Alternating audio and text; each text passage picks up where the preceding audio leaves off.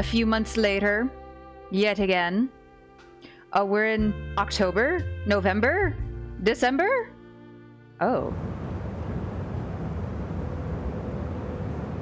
Oh, that's the bookshop. That's the bookshop above the speakeasy. Oh no. Please. Oh. No! No, no, no, no, no, no! Oh, please! Vincent did a whole redemption arc. We really like him now. We already lost Alina. Please, oh. I'm not ready for this. I'm not emotionally prepared.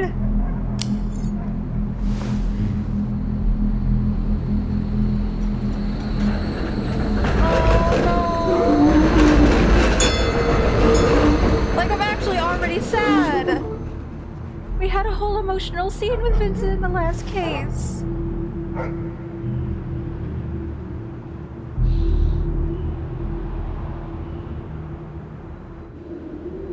I hate this. Vincent, run for your life, my guy. Run! What are you doing just standing there?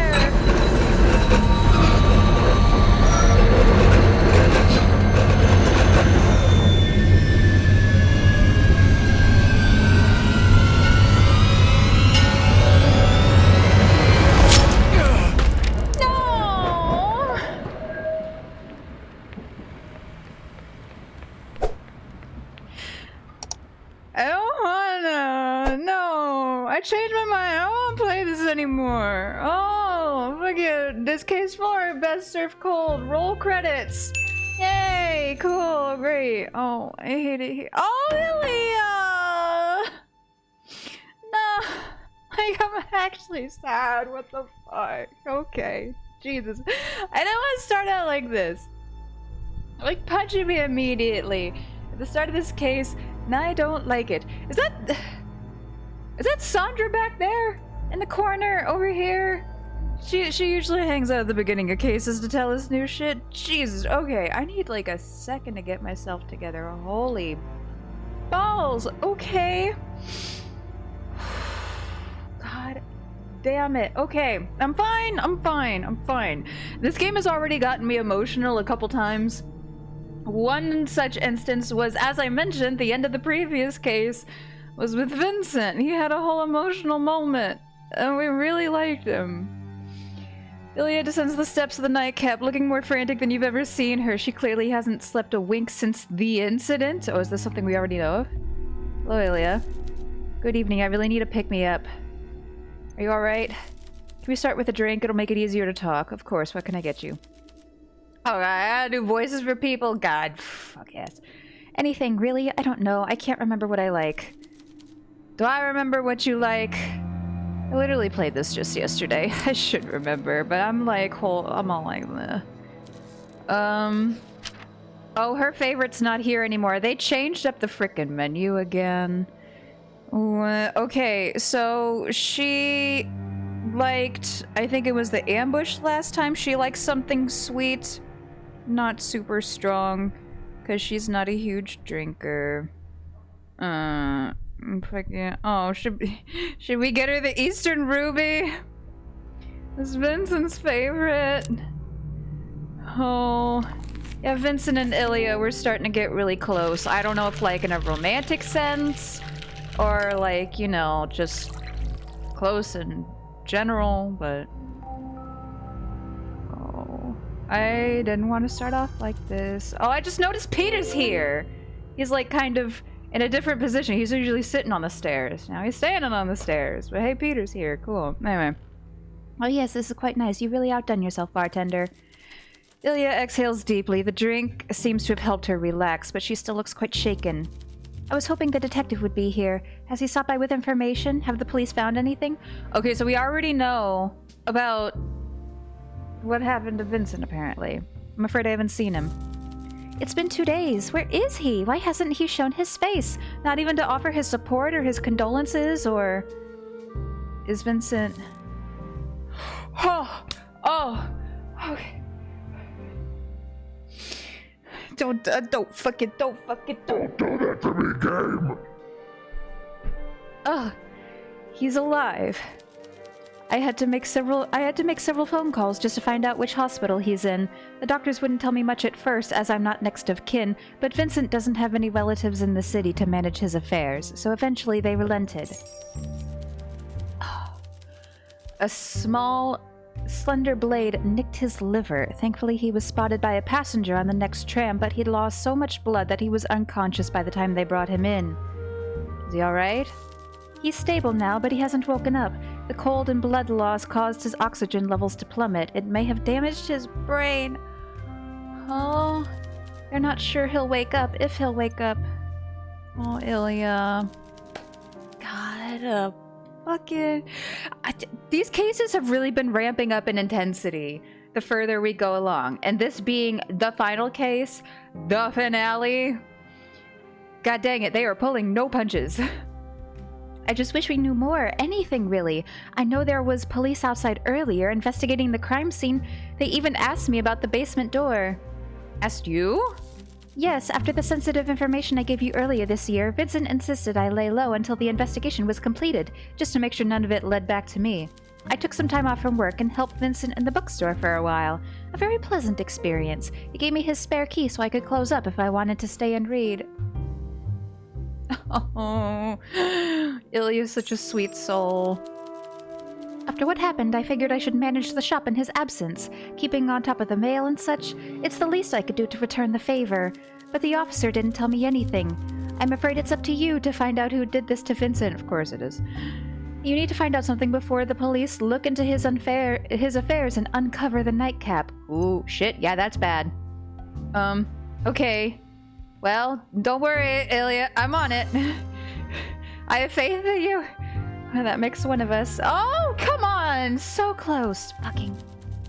Elena Ernest is a friend of Vincent's. We've seen her before.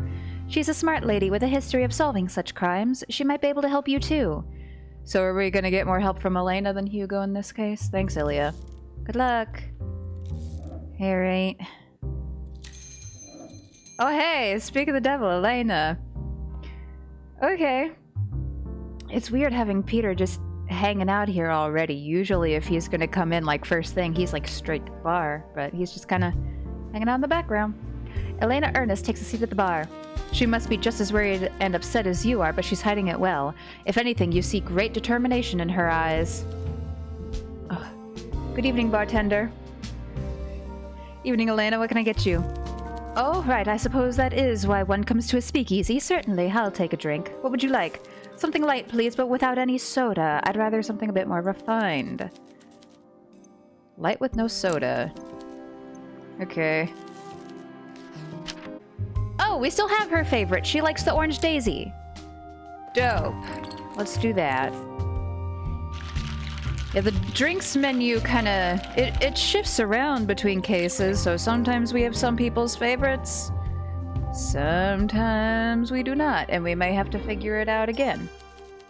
Magnificent, you really outdone yourself with this one.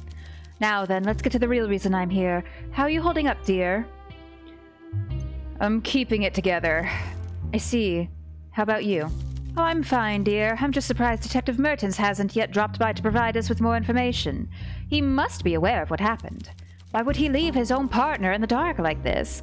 I hope there is something preventing him from making an appearance. Oh, God. Did Hugo get stabbed, too? I have to do this on my own for now. Oh, you're determined to find out who did it then, are you? I suspected as much. Well, yeah, we like Vincent. Will you help me? Of course, dear. You needn't ask. I'll do whatever it takes to see this culprit brought to justice, and there's nobody I'd rather have by my side than you. Yay. So where do we start? I've already been thinking about the crime, of course. Hard not to. Ever since I heard the news, it's been going through my mind. Who would do such a thing to Vincent? And why? The way I see it, based on my experience with similar cases in the past, there are two real possibilities here. One, this was a deliberate attack on Vincent by someone that wished him harm. And two, it was a simple mugging gone awry. Okay. Let's talk about a deliberate attack first.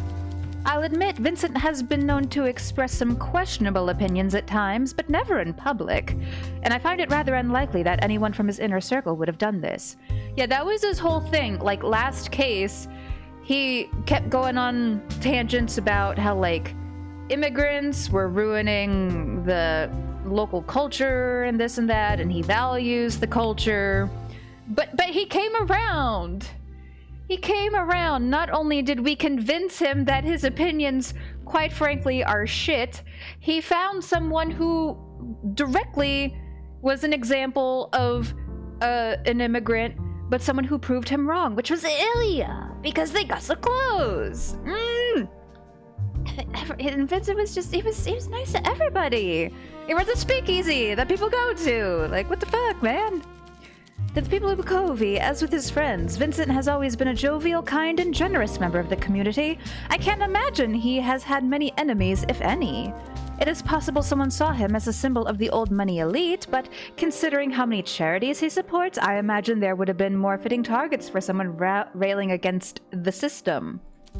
Therefore, I doubt this theory holds much water. What is your theory about a mugging? Vincent was a man of means, and visibly so. He carried many valuable items on his person, and probably a significant amount of lei as well. That's the currency in this alternate universe, UK, British area. What kind of items? His gold pocket watch and locket with Flora, his deceased wife's picture certainly stand out, and then there's his collar pin, cufflinks, and such.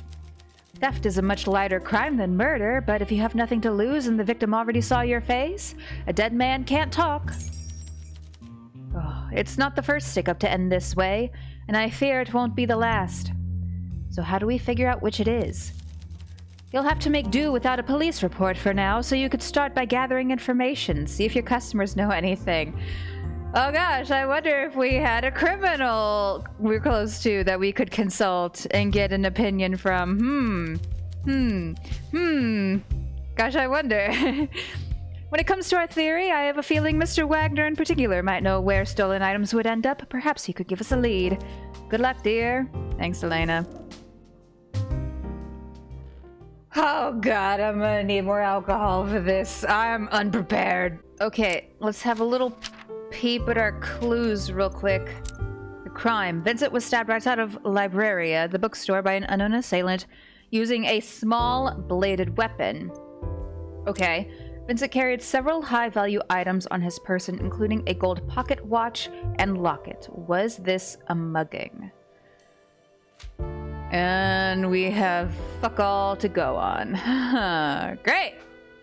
Cool. Hey, Peter. Oh, he looks upset. He's in a bad mood. Oh, no, baby. Okay, so off stream, here's the thing. When you end a case, and what I have been doing for stream and content purposes, I do use the calendar to skip to the end, so we don't, like, go through day by day that we have remaining when we've already solved the case. What I've been doing off stream, I meant to mention this before, I've been doing this for other cases, but especially the previous one, off stream I would just go through the days after submitting the case, wait for the deadline to come in when Hugo comes in and gives us the result. I've just been going through the days and giving people drinks. No new, like, dialogue or events or anything, but yeah, that's what I've been doing. And so, we have a decently high relationship with Peter now. And some other characters, you know, like characters I like Maria and Clara, especially from the last case. I gave them a bunch of drinks and stuff. Just, you know, yeah. Alright, Peter Wagner slumps into his seat at the bar. He stares blankly at the rows of bottles behind you. Good evening, Peter. Evening. I'll just take whatever you want to make today. I don't give a damn. You sure you don't have a preference? I don't know. Guess I could use some caffeine right now. Okay, what do we have? Pluck a clean glass from the tray and place it before Peter. How about a drink? You're not gonna make me beg, are ya? Oh, we have his favorite. Oh, yeah. Boy loves him some cold winter. So, I think we're pretty close to maximizing the relationship with Peter. Maybe like 1 or 2 drinks? Hopefully we'll do it. I hope. I don't know what happens when we get to max relationship with somebody.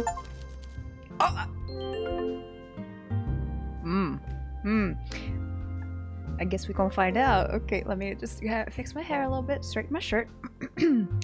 Oh, you're good. You've been doing your homework, haven't you? He's in a good mood now. You okay? Yeah, just a little tired is all, but I'm the one who should be asking that question, no? You heard about Vincent? Of course I did. I'd have dropped by earlier, but the pigs sniffing around here in the morning got me a little spooked. They'll take any excuse to book me right now. Sorry to hear about the old man, though. He's a pompous old windbag, but he didn't deserve that. Thank you, Peter. I'm sure he'll be just fine. A rich guy like that probably has all the best doctors working him over. Last time I got myself stabbed, a bloke called Mork sewed me up in the phone box. Oh god, Peter. Mork? Anyway, I noticed the weasel isn't around either. Be careful this place doesn't get busted, yeah? Or the pigs are looking into the old man's affairs. Worry about that too. Maybe we should start drinking out of teacups. Plausible deniability and all that. I'm gonna call it for now. See you around, bartender. No, don't go! Peter hesitates as he's getting up to leave. He turns back to you, speaking in a low voice. Oh, and you'd better be careful, you hear? This is no time to be letting your guard down. Not for anyone. Peter, do you know something you want to tell me? Okay. Well, I didn't get to ask him about nothing. Shit, okay. Let's talk to Sandra. Oh. She doesn't look so great. Sandra has been the character from the second case through now. She's usually popped up like just right at the beginning to give us like kind of act as a tutorial character. She gives us some new advice, some new information and mechanics that we can make use of throughout the case and all that. But she's never stuck around. And I think I mentioned at some point probably that I wonder if she was going to become more prominent eventually.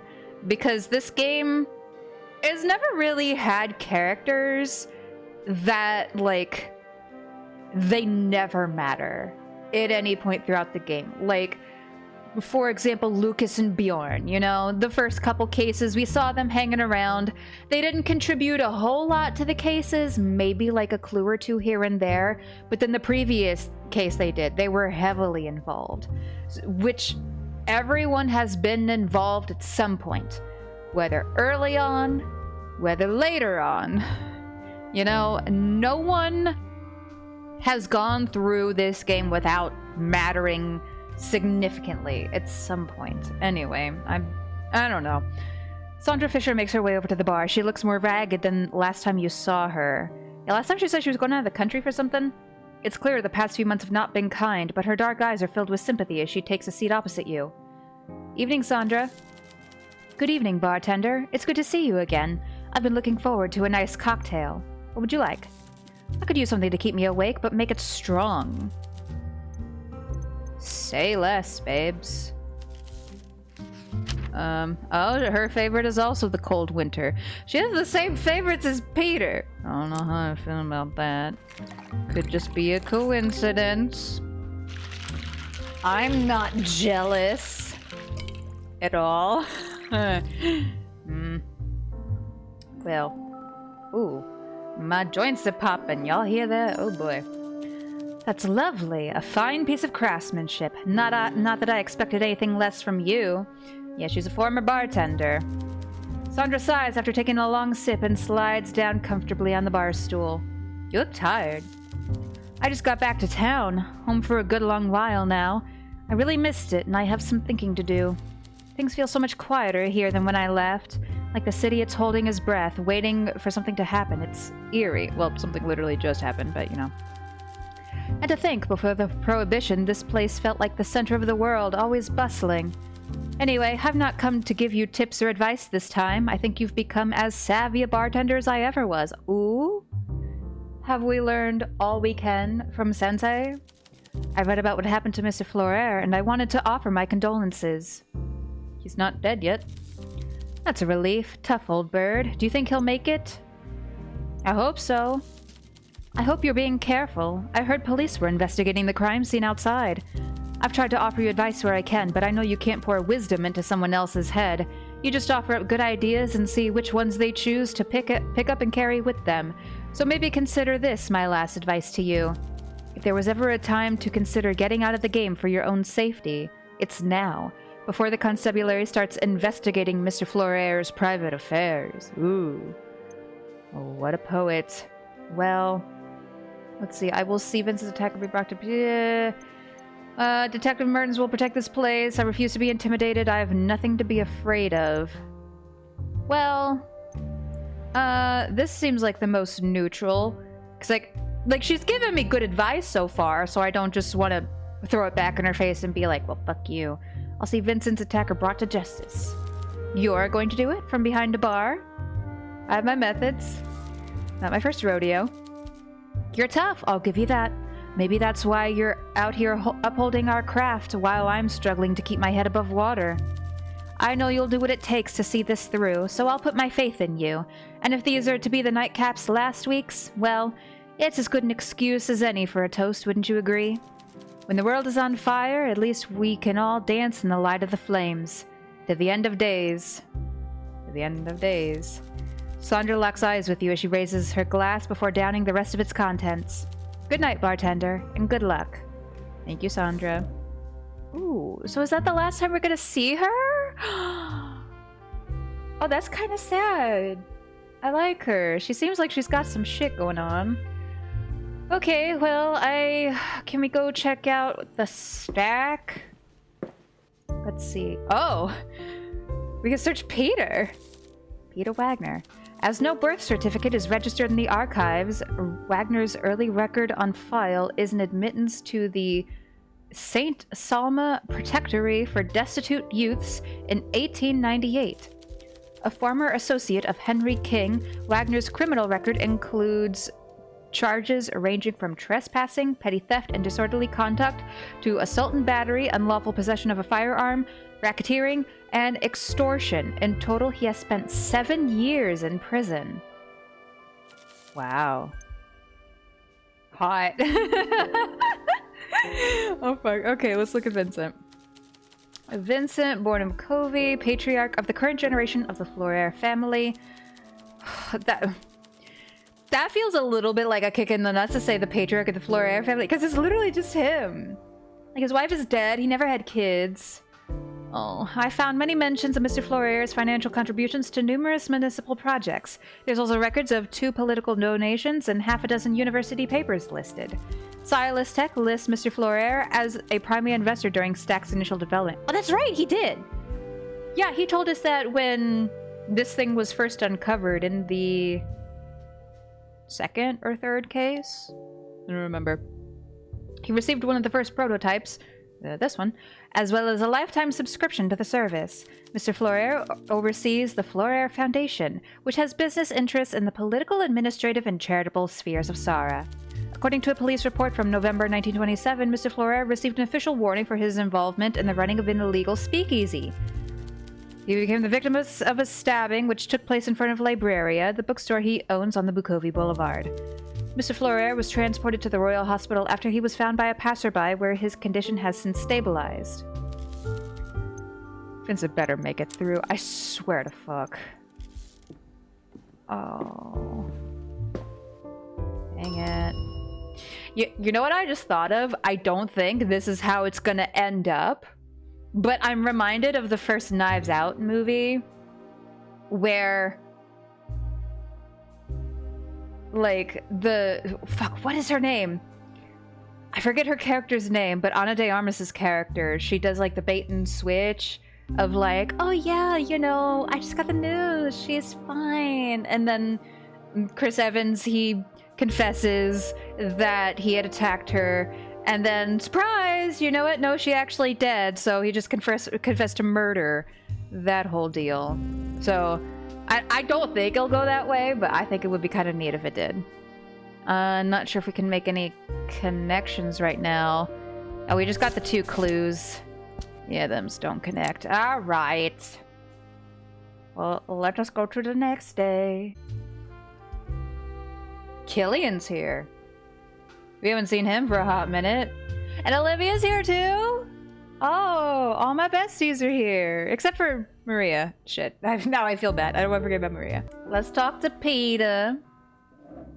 Oh, he's in a better mood.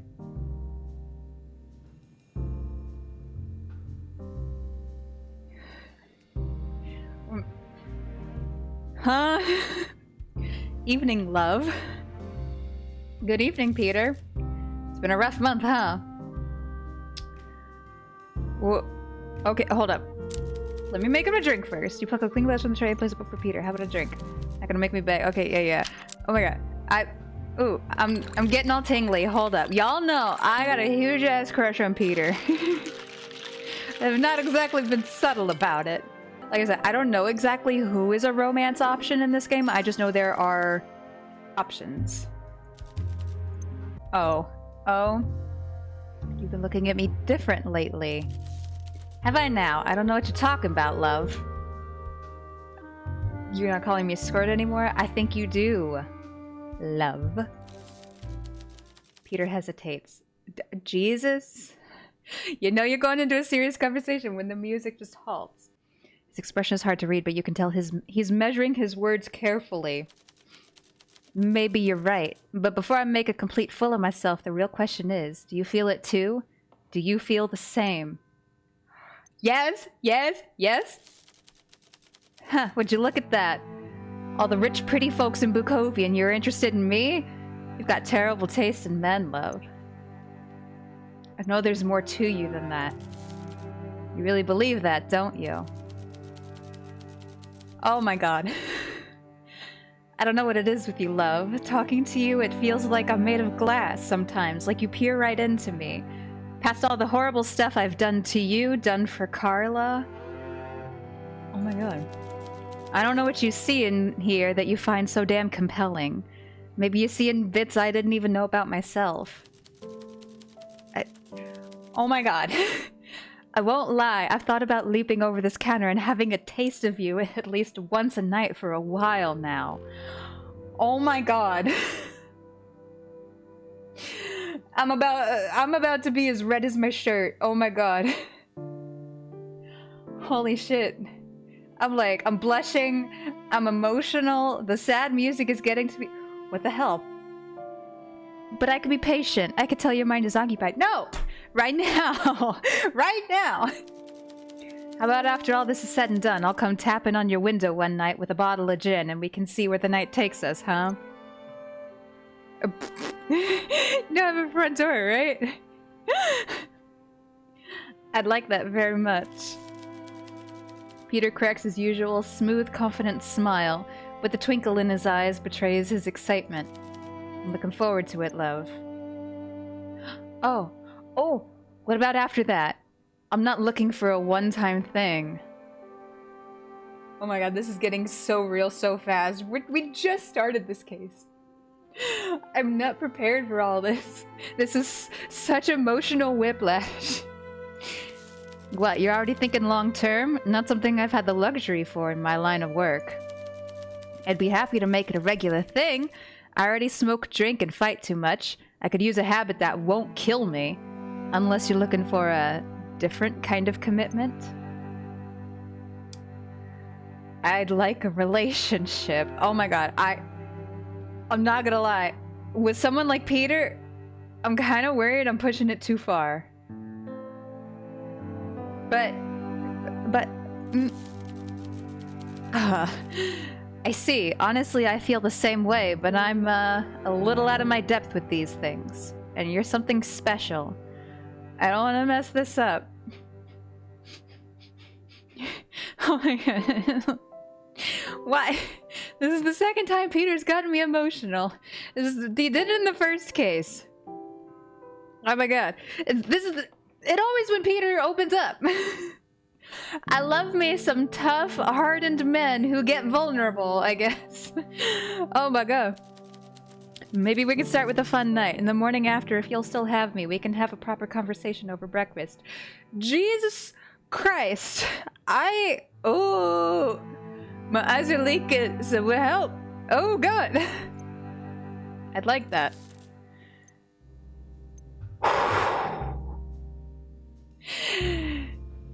Dang it, now I gotta figure out the logistics of getting into a relationship with a fictional animated guy. And I wonder if my husband would go for a polyamorous relationship with a fictional guy. I gotta figure out the logistics of that. We'll see how it goes. Okay. What sort of drinks do you like, Peter? You still gotta ask him, really. Just answer the question. Something with coffee, but not too sweet. You hear? Oh, God. I'm like... My hands are literally tingling. And I'm like... This is a real testament to the writers. Like, maybe it's because I personally quite enjoy, like I said, the trope of like a hardened, like serious, but kind of sometimes sarcastic and cocky dude who then like lets his walls down and becomes vulnerable and like, oh, I like that shit. I like that. Okay. Fuck. Okay, we got plenty of actions. I think we can exhaust all conversation topics. We do need to ask about some evidence though. Let's, is your family from Albany, Peter? Sure. What? Your last name, it's Almanian, right? Oh, huh. I never thought about that. I guess it is, huh? Nah, my family isn't from there, I don't think. And where did the thing come from? Damn, Squirt. In fact... Stop calling me Squirt. I keep answering questions like this, I'm gonna lose all of my mystery. I gotta keep some secrets to stay interesting. Oh, come on, please.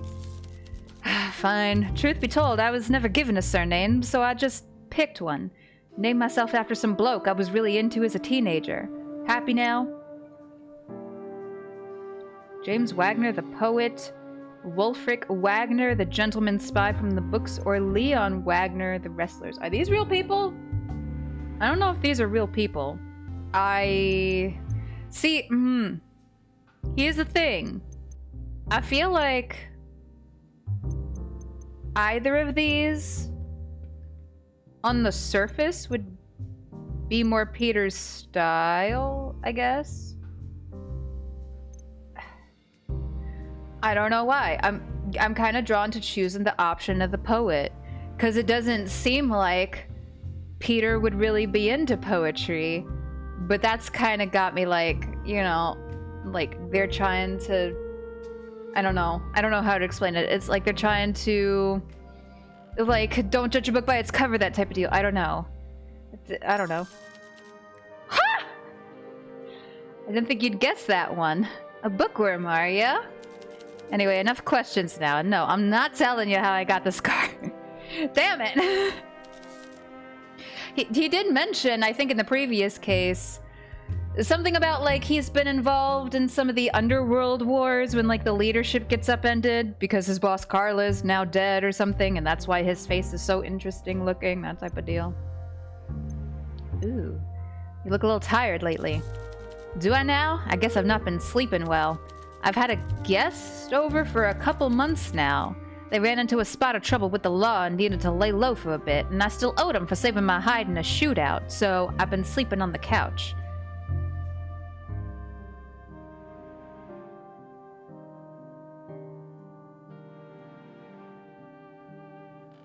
Okay. I'm not gonna lie.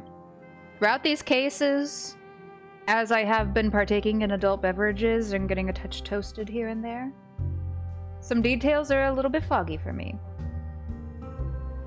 But I do distinctly remember in the first case, when we played as the first bartender, who was then betrayed and arrested by Hugo, the first bartender had a history with Peter because they were both involved in the criminal underground. They were like partners in that sense.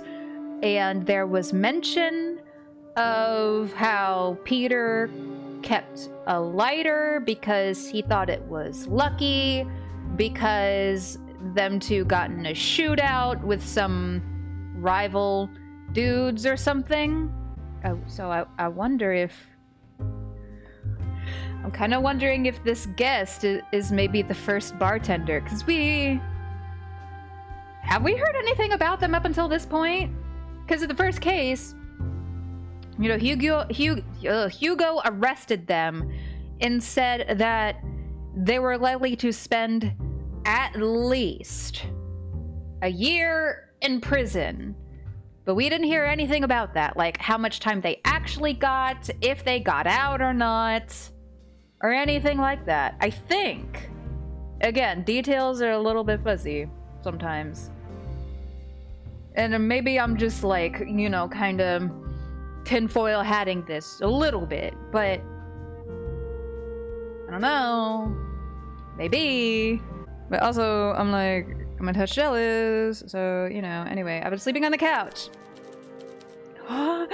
Or rather, my dog, Rudiger, has begrudgingly agreed to share his couch with me. He has a dog. Oh, I knew I loved him. That's kind of you. That's kind of him. That's kind of him. He takes after his dad, all right. Stop, Peter! Are they moving out soon? No clue, to tell you the truth. This rep spot has lasted longer than I thought it would, but I guess as long as they do chores and walk the dog, I can't complain too much. I don't think the cops are on their tail right now. So he said his guest is in a tough spot with the law. As in they committed a crime recently? Peter, you better not be harboring the murderer, I swear to balls. I just worry being kind to people is gonna land me in trouble one of these days. That includes you.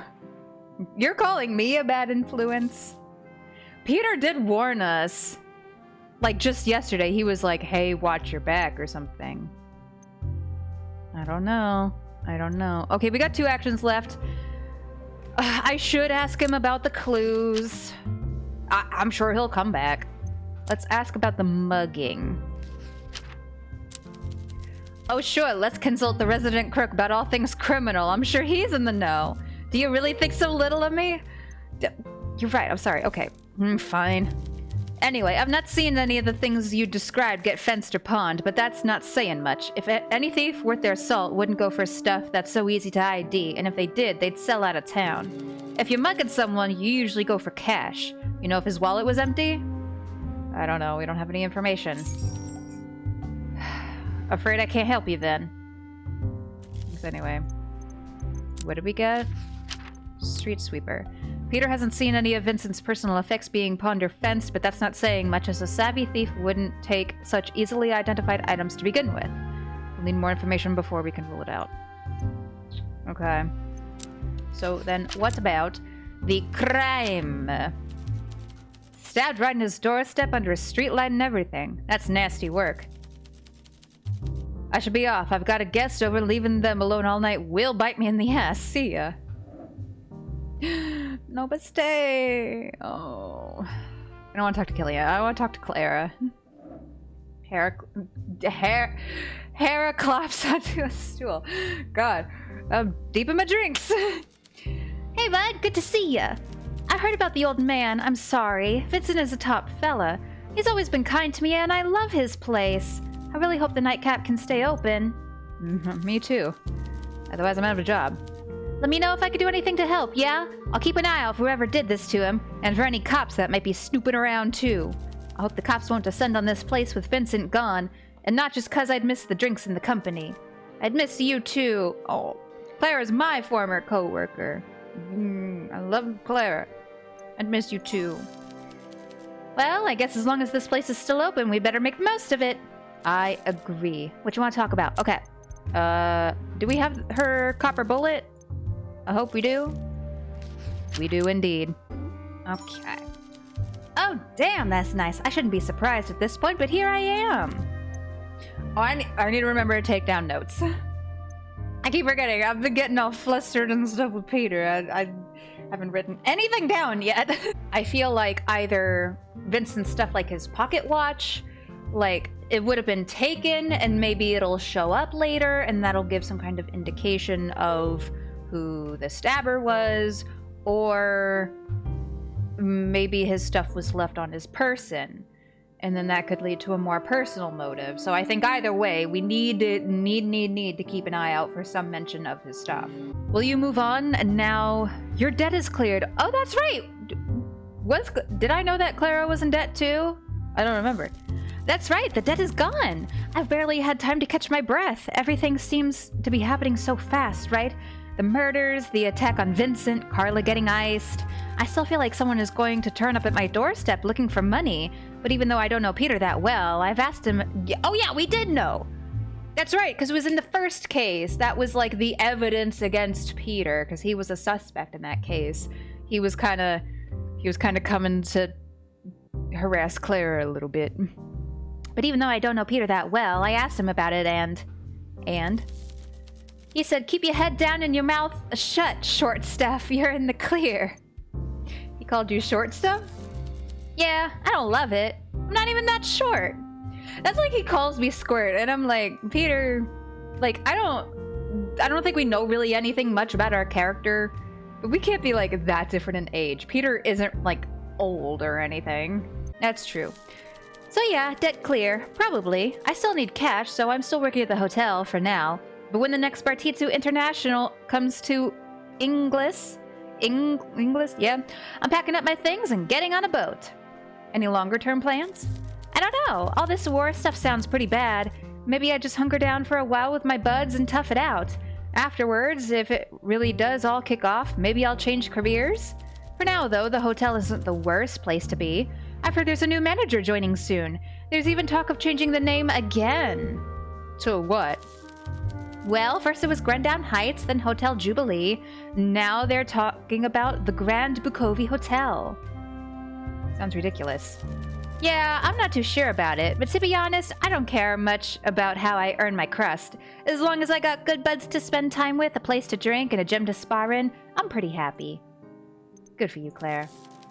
Hey, as the one serving me drinks, you're a big part of why I still love this city. Here's to you. So, I don't know if there's anything we can talk to Claire about. She probably knows diddly dick about any of these. Well, let's go ahead and end conversation. And we'll talk to... I guess we'll talk to Killian. Oh, that's right. We left off on kind of a higher relationship with him, didn't we? We didn't see him at all during the last case. Killian takes a seat at the bar. He looks tired and a little distracted as his eyes glide over the menu behind you, but he flashes you a smile when you call out to him. Evening, Killian. Good evening, bartender. I read about Vincent in the paper. Figured I should probably drop by to offer my support. That's what people do in these situations, isn't it? I'm sure he'll be back on his feet in no time, right as rain. Yeah, Killian, we really didn't like him at first. He's like a rich, pretty boy, trust fund baby with like super, super strict parents. But I think last time we saw him, not the previous case, but the case before that, he was kind of like starting to come into his own. Because that's like his big thing, is like he has lots of expectations to sort of follow in his parents' footsteps to success, but he never really found like his place or what he wanted to do. And he was just kind of starting to explore that with photography. And he bonded with one of the other characters in that case. So maybe we like him better now. Hopefully he is not as much of a shit. Thank you, Killian. That's sweet of you. I've not had a drink in a while, so I thought about what I was going to order while I was walking here. But now I've sat down, I've completely forgot what I decided. A lot on your mind? Yes, I suppose you could say that. Not all bad things. Actually, mostly good things, but it has been a lot. My mind usually isn't this occupied. Sounds like a cocktail is in order, then. I couldn't agree more. I could use a distraction. What can I get you? You know me. Something sparkly with a light rum. Okay. What do we have? His favors the Liberty. We don't have the mint punch. We'll go with this because it is marked as his favorite. Excellent. Marvelous. You have such a talent for this, bartender. Even if Prohibition ends, I can't imagine drinking anywhere else again. Bro, better not be getting all flirty with me. Things have changed a lot since the last time I was here. I'm still reeling from it. I've moved out, I've found work, I've even gone back to school? snaps for personal growth and development. We love to see it. Congratulations, Killian. Thank you. I didn't think I'd pull my socks up and give it another go, but I got there in the end. Oh god, is Killian gonna be a romance option too? I told you about doing a little photography over the summer. Well, after what you told me, I showed Reese some of my pictures and they liked them. Reese is canonically non-binary, so even for this period piece, even though it's, you know, probably not like historically accurate for people to be like openly non-binary, I don't give a shit. I love it. I love me some woke stuff. That's great. They said they were rough, overexposed, and amateurish, and salacious, whatever that means. But they also said I showed potential, and that meant a lot coming from them. They even asked me to take pictures of their work for their portfolio. I doubt the photos were any good, even if Reese was nice about it. If they're going to find work in advertisement, they're going to need a much better photographer than me to be their partner. But it did make me realize something. I want to be that photographer. I want to work with Reese. I want to take pictures of beautiful things and beautiful people. I want to see my pictures in galleries and magazines. So I signed up for photography classes in college.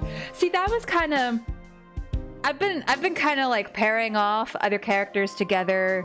Like, well, first it was Alina and Maria, but then Alina tragically got killed. R.I.P. F's in the chat for Alina. We love her, we miss her, she lives on forever in our hearts. But now it's Clara and Maria.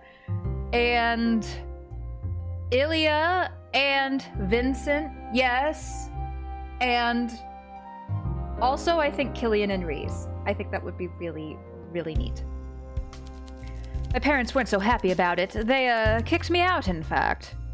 Oh, so you didn't move out, you got kicked out. But I managed to land on my feet for now. I found a roommate and Reese helped me find a job to keep me afloat. I'm sorry they did that to you, Killian.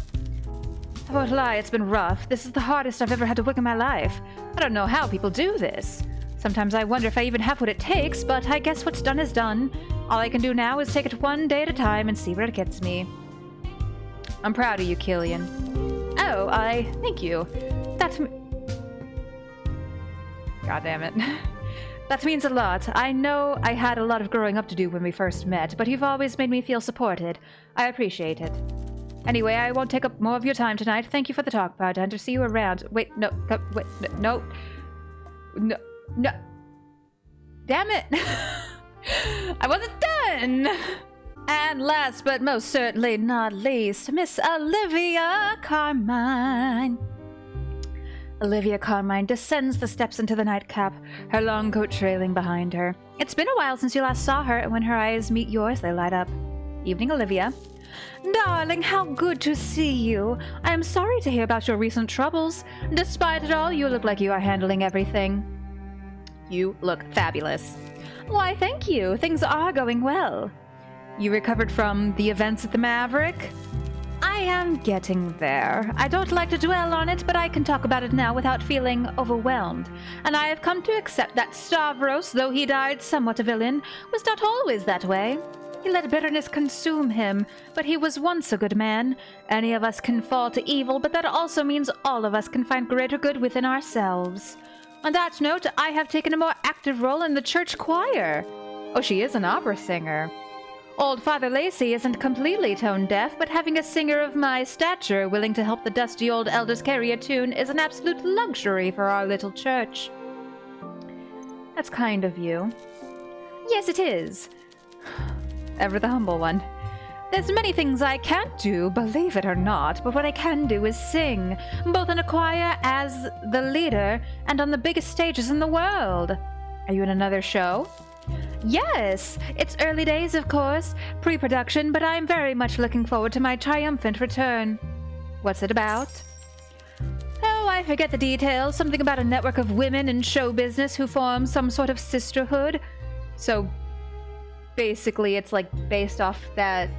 Was it the third case we did? Yeah, the third case. Yeah. It's all very highbrow and modern, but the point is I have the leading part, and finally my character is written by someone who understands my depth and range as a singer and actor. Is it being written by, what's-her-face, Effia? I hope so.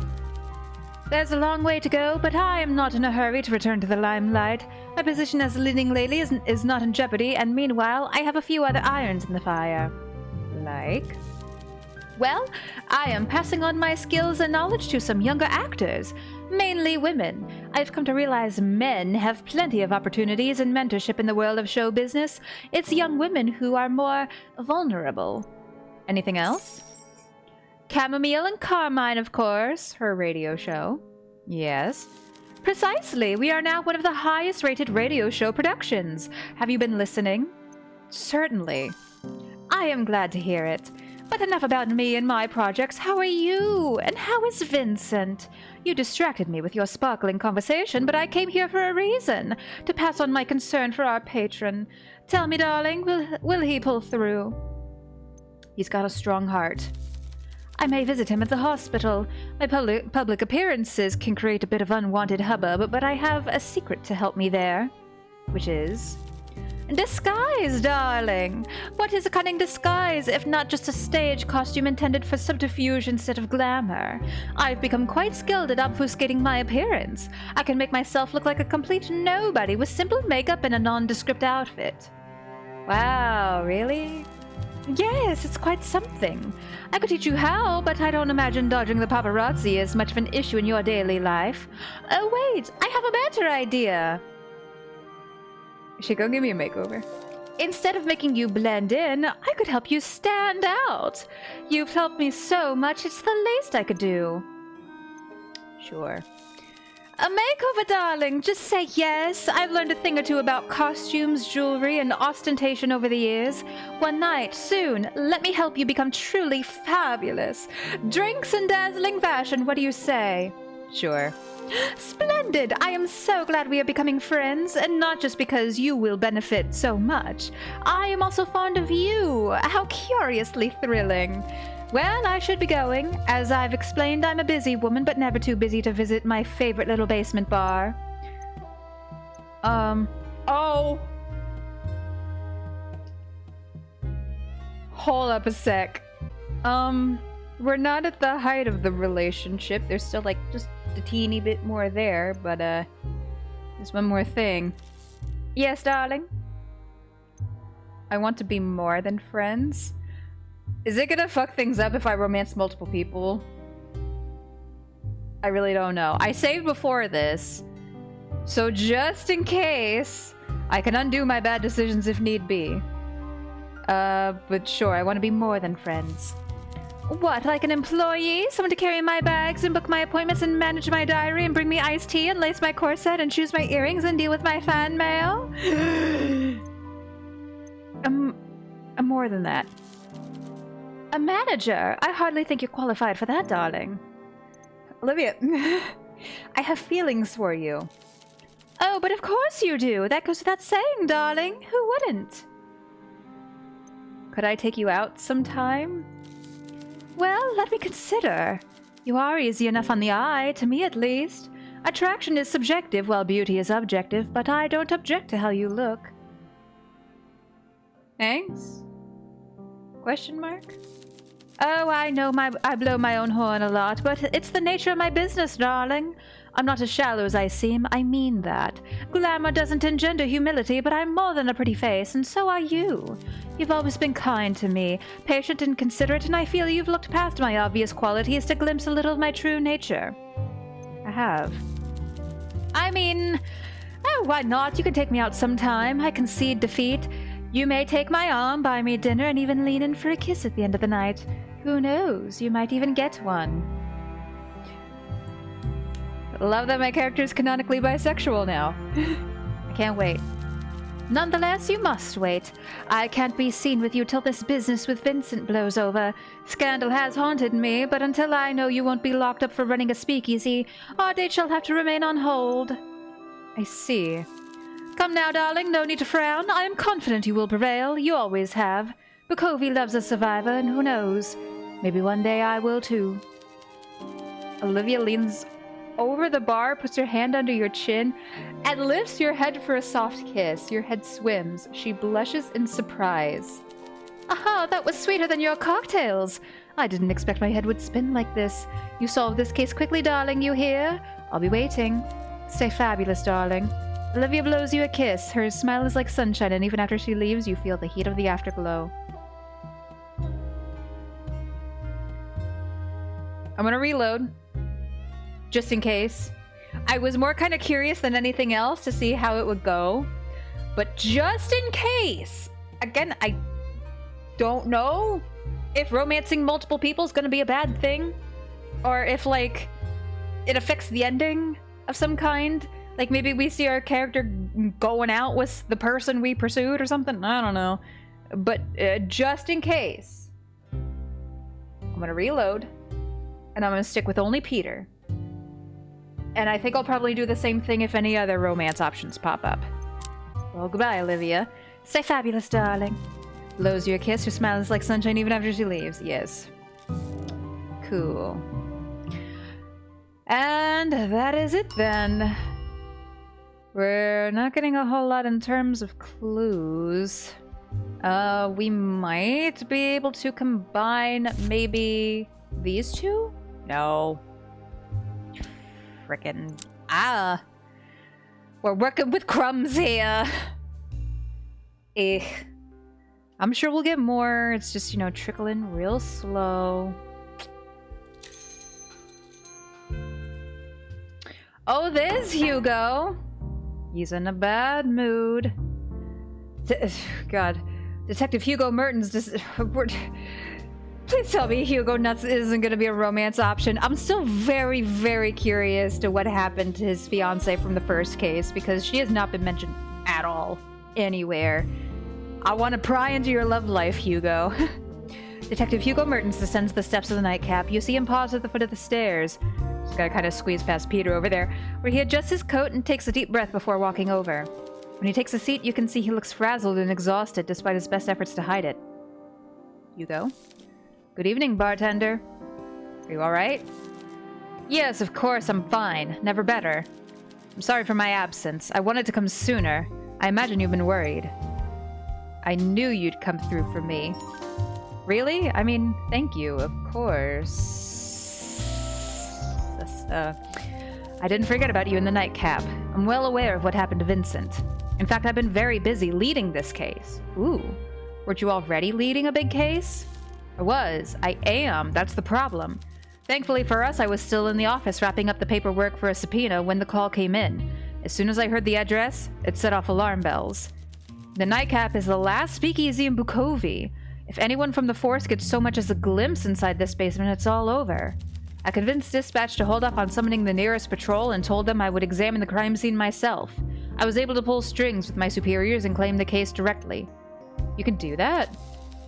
I had to cash in some favors I was really hoping to put to use elsewhere, but yes. It's not exactly standard procedure, though, nor is it particularly good form. Vincent is a known, dare I say, beloved figure in Bukovi, attacked right on his doorstep on the boulevard.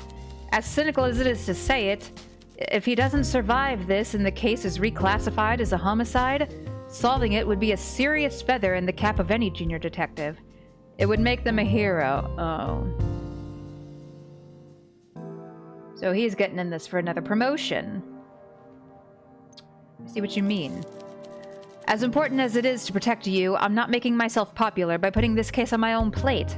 Not that I was very popular to begin with. Okay, I mean, I feel like Hugo has improved from the first case. You know, he, like, kind of blackmailed the bartender a little bit into helping with the case, and then betrayed them and arrested them anyway, even when they helped him solve it. So that's still kind of got a bitter taste in my mouth, but it seems like he's kind of getting a little better, maybe. I don't know. Hopefully. Imagine if this case ends in me being arrested. Like, the chief of police has made it quite clear that the case will be reassigned to one of my peers if I don't get results. We won't let that happen. You're right, not if we work together. I'm usually the last to complain about caseload, but the delicate nature of my main investigation demands a tremendous amount of time and dedication. I want you at my side because I need you, but also because you deserve control over your own destiny. I wouldn't take that away from you, not now. This is about your future, about your livelihood, about the life of your friend. It's only right for that to be in your hands. I'm very curious about this other case he's doing. Maybe it'll tie into our investigation at some point, maybe? So what do you say, partner? Once more under the breach? Sure. I'll try to be here as often as I can, but I admit the overtime I'm already doing is pushing me to my limits. Elena could help us. Elena. Of course she is trying to get involved. This is a police investigation. Vincent is her friend. Okay. Why do I even try saying no to you? Just hear her out at least. Fine, call her over. Oh. We doing a double? Elena walks over as soon as you wave hello and takes a seat on the stool beside Hugo. I was wondering when you'd call on me. I figured I'd let you two catch up first. You look awful, Hugo. You know sleep isn't optional, right? How can you work in this state? Why did I let you talk me into this, bartender? Because you're wise enough to avoid letting your pride get in the way of solving a case, detective. This time. Spare me your condescension. I have no idea what you have no idea what I'm dealing with right now. Au contraire, dear. I have a perfectly good idea of what you're dealing with, which is exactly why I want to help. Besides, I'll admit that case at the Opera House awakened something inside me that had been asleep for a long time. Retirement can wait. I feel my skills are needed once again. Evil has arrived on our doorstep, Hugo. What better time to get back in the saddle? I don't know, 40 years ago, perhaps? Dude. Hugo! Elena chuckles, seemingly undeterred by his snide comment. I understand you don't always appreciate my tone, but you know I do respect you and your work, don't you, detective? See, I also kind of ship these two together. I don't know if he would be into it because I feel like she is pretty older, but I don't know, maybe he's into that. I'm not here to yuck somebody's yum. I'm not the enemy, Hugo. I'm not competition for the affections of your partner either. I'm a just woman who wants justice for an old friend, who doesn't want to see everything he built here fall to ruin, and who believes she can help you two see this through to the end. Please listen to her. As you lock eyes with Hugo, you see his expression soften. All right. I can't be here every day and stay on top of my workload. You'll have to maintain backup during this investigation, Elena. You can do that? It would be my pleasure. Very well, then. Bartender, partner, you can ask Elena whenever you're unsure of something you found. Report your findings to her as well. You can go over your final conclusions together. Understood. Good. I'll stay in the bar a bit longer in case you have questions for me, but I'll leave you for now. Good night, bartender. Hugo rises from the bar stool. He hesitates for a moment. Unexpectedly, he reaches out a hand to Elena. Though she looks stunned at first, she reaches out and shakes it with a smile. Oh. Elena's back. Or I guess technically she didn't leave. So, the detective has agreed to play nice and share. I knew he'd listen to you.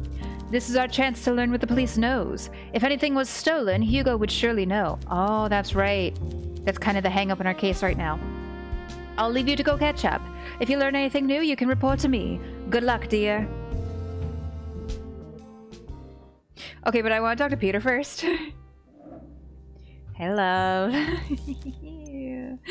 I'm not gonna get over that. Phew. Okay. So, how are things for you nowadays? I'm not gonna sugarcoat it, it's the pits. Breaking ties is tough. It has consequences. There's certain IOUs you have to honor, and even aside from that, I'm not exactly hireable. Wait! Is this the aftermath? Because in the previous case, when Carla died, we were given a decision on how we could advise him. We could tell him he could either, because at the time he was the only one that knew Carla was dead, he could either snatch Carla's throne for himself before anybody had time to figure out what was going on, or he could leave the criminal life and go straight. And we advised him to go straight.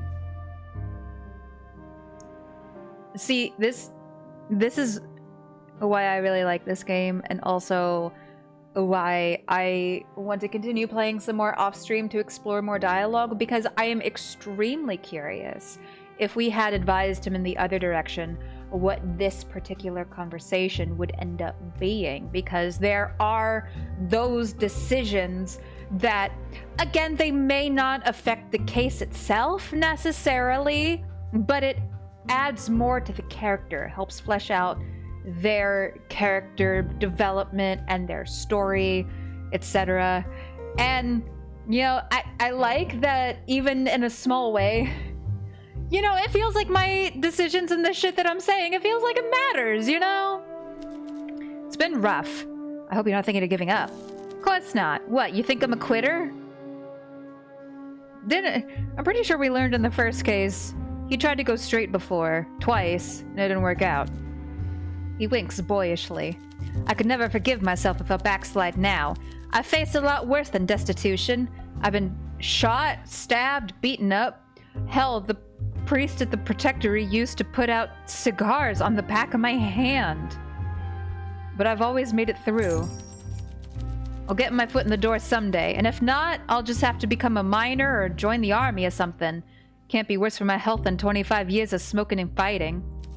Besides, it does help that I managed to fence Carla's fine art collection before I decided to go straight. Clever. Oh. Well, we've exhausted all conversations with our boy. We can't present him anything else. I guess unfortunately we're done with Peter for now. Hopefully we can talk to him again more soon. Shooing me off already? Fine, fine. Be seeing you. Well, I guess we should talk to Hugo. Good evening, bartender. It's been a long day. What do you wish to discuss? Sort of drinks do you like, Hugo? I'm not supposed to. Oh, whatever. Just give me something with coffee, please. Anything to keep me awake. I got you, fam. Place a glass on the counter. A drink, detective? Please. I think... He said something with coffee. I think before he liked the wake-up call? Okay. This is excellent. To think I'd been missing out on these for so long. Ah, and he's in a good mood now. Alright. Let's talk about the crime. We have unlimited actions, fortunately. We've learned little so far, unfortunately. At first glance, it seems a typical case of pointless violence. Hundreds just like it in Bukovi each month. But something about this feels wrong. It was over in a single strike. No fumbling, no struggle. There was nothing left at the scene. And despite occurring close to a tramway line, there were no witnesses either. The attacker acted swiftly and efficiently and struck like a viper. Whoever they are, they were lying in wait. This was planned. Not a lot to go on. Indeed. It's going to be a frustrating investigation, I just know it. My day was already going so well. Are they gonna do this thing where they, like... Now that's the final case, they give us, like, the most minimum of clues to work with? Dang. What do you mean? I found a rather interesting piece of fan mail in my letterbox this morning. Look at this. Hugo pulls a brown envelope out of his coat pocket. There's a note inside, handwritten on plain cardstock. The detective clears his throat for dramatic effect and begins to read. It's very nicely written. Soon you will get what's coming to you, and you'll have deserved every second of it. Get your affairs in order. Wow. Lovely, isn't it? And such good penmanship. Maybe I'll hang it on the fridge. It's been a long day, okay. You seem unfazed about receiving a death threat. I'm not popular with the worst kinds of people in the city. It's to be expected. I've heard this kind of thing on duty, usually with more expletives involved. Seeing it written in neat cursive hardly makes it feel more immediate, even if they went to the effort of finding my address. I made a report and moved on with my life. I have enough on my mind. This doesn't seem like the time to be flippant about this sort of thing. Vincent just got stabbed. Sure, but I don't imagine he got a death threat in the mail. What if he did? And we just need to find it. You're not sure? Well, I haven't exactly checked. I don't have access to Vincent's mail, but it seems unlikely to me. I bet he did. So you're not at all worried? Even if I was, what would that change? Should I request police protection? I am police protection. I stay vigilant, I keep my doors locked. I'm armed. If someone decides to come for me, I'll stand a better chance than your average civilian. And if they succeed, so be it. Oh, damn, Hugo. I've made a lot of sacrifices to get to where I am. There's not a lot of people that would mourn me. I would. I was afraid you'd say that, but thank you. That means something. Oh! Oh! Is there nobody waiting for you at home? That's a rather personal question. Oh!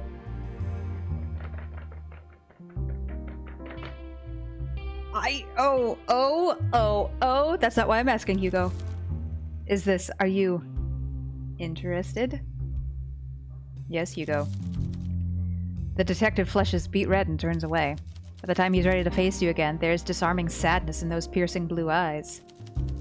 I'll admit I have come to care for you a great deal, both professionally and as a friend. Oh no, am I about to get friend-zoned? And aesthetically as well. I respect you deeply, and I can't deny you have had an impact on my life, for the better. But as much as I want to reciprocate, I must warn you that this is probably a bad idea. I'm a bad idea. Being a good partner is a skill I've never learned. It's too easy for me to get lost, to lose track of what matters. Oh, did he lose his fiancé? You deserve better than that. Well, it's never too late to change, Hugo. You deserve to be happy. I'm touched you believe in me that much. Maybe I should have faith in your judgment. It's never failed me so far. I'll help you. Isn't that what a partner's for? You really are persuasive. No wonder you get such results. Very well. I suppose we've already had plenty of drinks. So, if you'd do me the honor after all of this is over, how about I take you out for dinner instead? I'm in. Oh! And now we reload. I kind of like him a little bit, but not like that. Okay, hold on. So, wait, that's a rather personal question.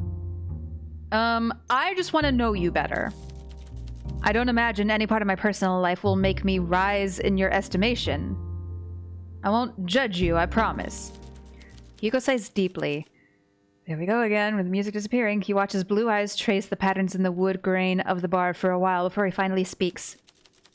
I've fallen in love only once in my life. It's not something that comes easy to me, and I'm sure that won't come as a surprise. Her name is Laura. She was my fiancé. Oh. I won't bore you with the details of our relationship. There wasn't a meet cute or anything like that.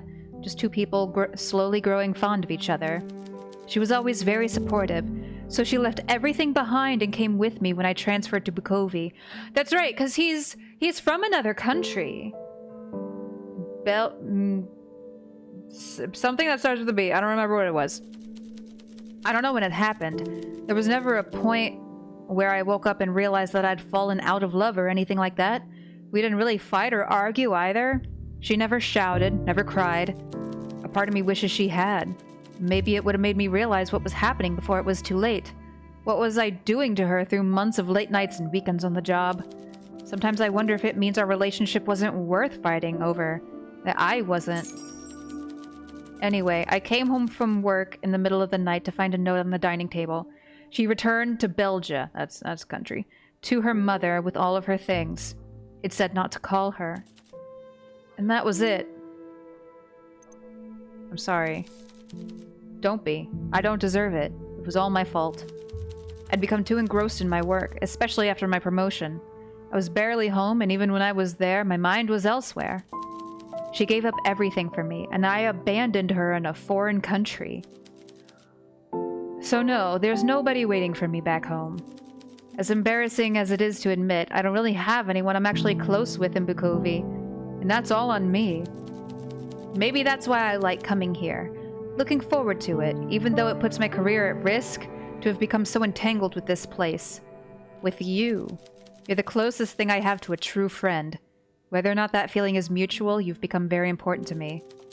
I realize I've not given you much of a choice, but thank you for sticking with me, partner.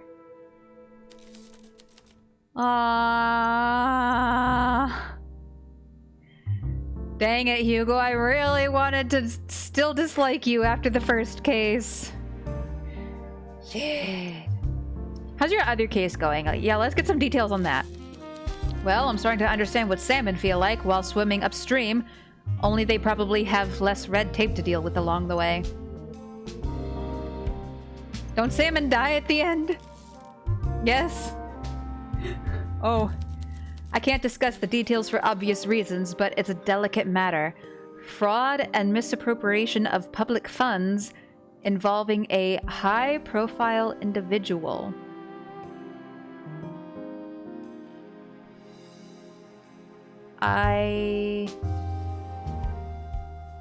There was something kind of like that in the previous case, but the guy who was doing that ended up dead. So, a public figure that's more heavily embedded in Saran politics than I realized before taking on this case. Half of my work right now is trying to tease out just how many pockets this guy's hands have been in. Considering the amount of inexplicable bureaucratic hurdles I've had to jump, I suspect more than a few of my superiors are involved. That sounds rough. It is. But patience, secrecy, and delicate paperwork like this are my forte. And if I pull it off, this case could be huge. It could blow this viper's nest of corruption wide open. And if you fail, I would not only fumble the best chance I've ever had at making a real difference in this town, I would also lose my job and my reputation. Actually, it could probably end a lot worse than that, but I'm sure you get the picture. Yeah, the politician dude I mentioned in the previous case, you know, the higher-up politicians did literally send a hitman after him. Is there anything I could do? Fortunately for you, none of the people involved are customers of yours, but even if they were, I need to get my own house in order. I'm not dragging you into this. I get the distinct feeling I'm gonna be dragged into this. Thank you, though. I appreciate it. Best of luck, Detective. Well, would you say we've made a good team so far? What are your plans for the future? We'll go with that. Honestly, I've been thinking about returning to Belgia. Bukovi has never really felt like a home to me, more like a place I'm surviving. I thought I could make a difference here, but I've only become more jaded. I don't know if leaving is the solution, though. Maybe this job is just making me cynical. I've come to realize how many of my peers turn a blind eye to what really goes on in this city, usually for a fat payoff. I don't know if I'm fixing anything, railing against the system like that. Can it even be fixed? Maybe I should just walk away, refuse to contribute further. Ooh, I get to make a decision here. He talked about in the last case how, like, you know, like being the one person who can potentially stop all the corruption. Because if he leaves, then it's just left there to fester, unchecked. So, and you know, I kind of agree with that. I think he should stay. Perhaps you're right. Thank you, bartender. It seems I have a lot of thinking to do. Okay, let's present some clues. The crime. Yes, yes. We've learned oh. Yeah, we asked about this. Yeah, that was a conversation topic already. Oopsies. Yeah, no. Oh, good God. Damn it. Fuck, what have I done? No. Let's ask about the mugging. A mugging? A solid theory, but I don't think it's correct. All of the items you mentioned were accounted for, as was his wallet, which still had an absurd amount of cash in it. Ooh. Only one thing was conspicuously absent. Vincent's ring of keys, including those for his home, the bar, and the shop. Someone stole his keys. That does not give me good feelings. I sent a junior officer to his home to check for any signs of theft. Thankfully, his residence was undisturbed. I checked Liberia myself before coming here. I didn't want to risk the safety of the nightcap by letting someone else snoop around there unsupervised. Was anything stolen? I don't know yet. I was going to ask Ilya to check the register, but perhaps you could do it? I'd rather not frighten her, and you have a more delicate touch. Okay. I think we can also ask him about Street Sweeper? He did already confirm that his stuff hasn't been pawned. Are you trying to justify keeping Wagner around, bartender? Because it's not really working on me. I don't give a fuck. Peter can stay here as long as he wants. I'll kick you out before I kick Peter out. It was good information. Goddess, you're like a child begging to keep a stray puppy. I'll make sure he behaves. He my puppy.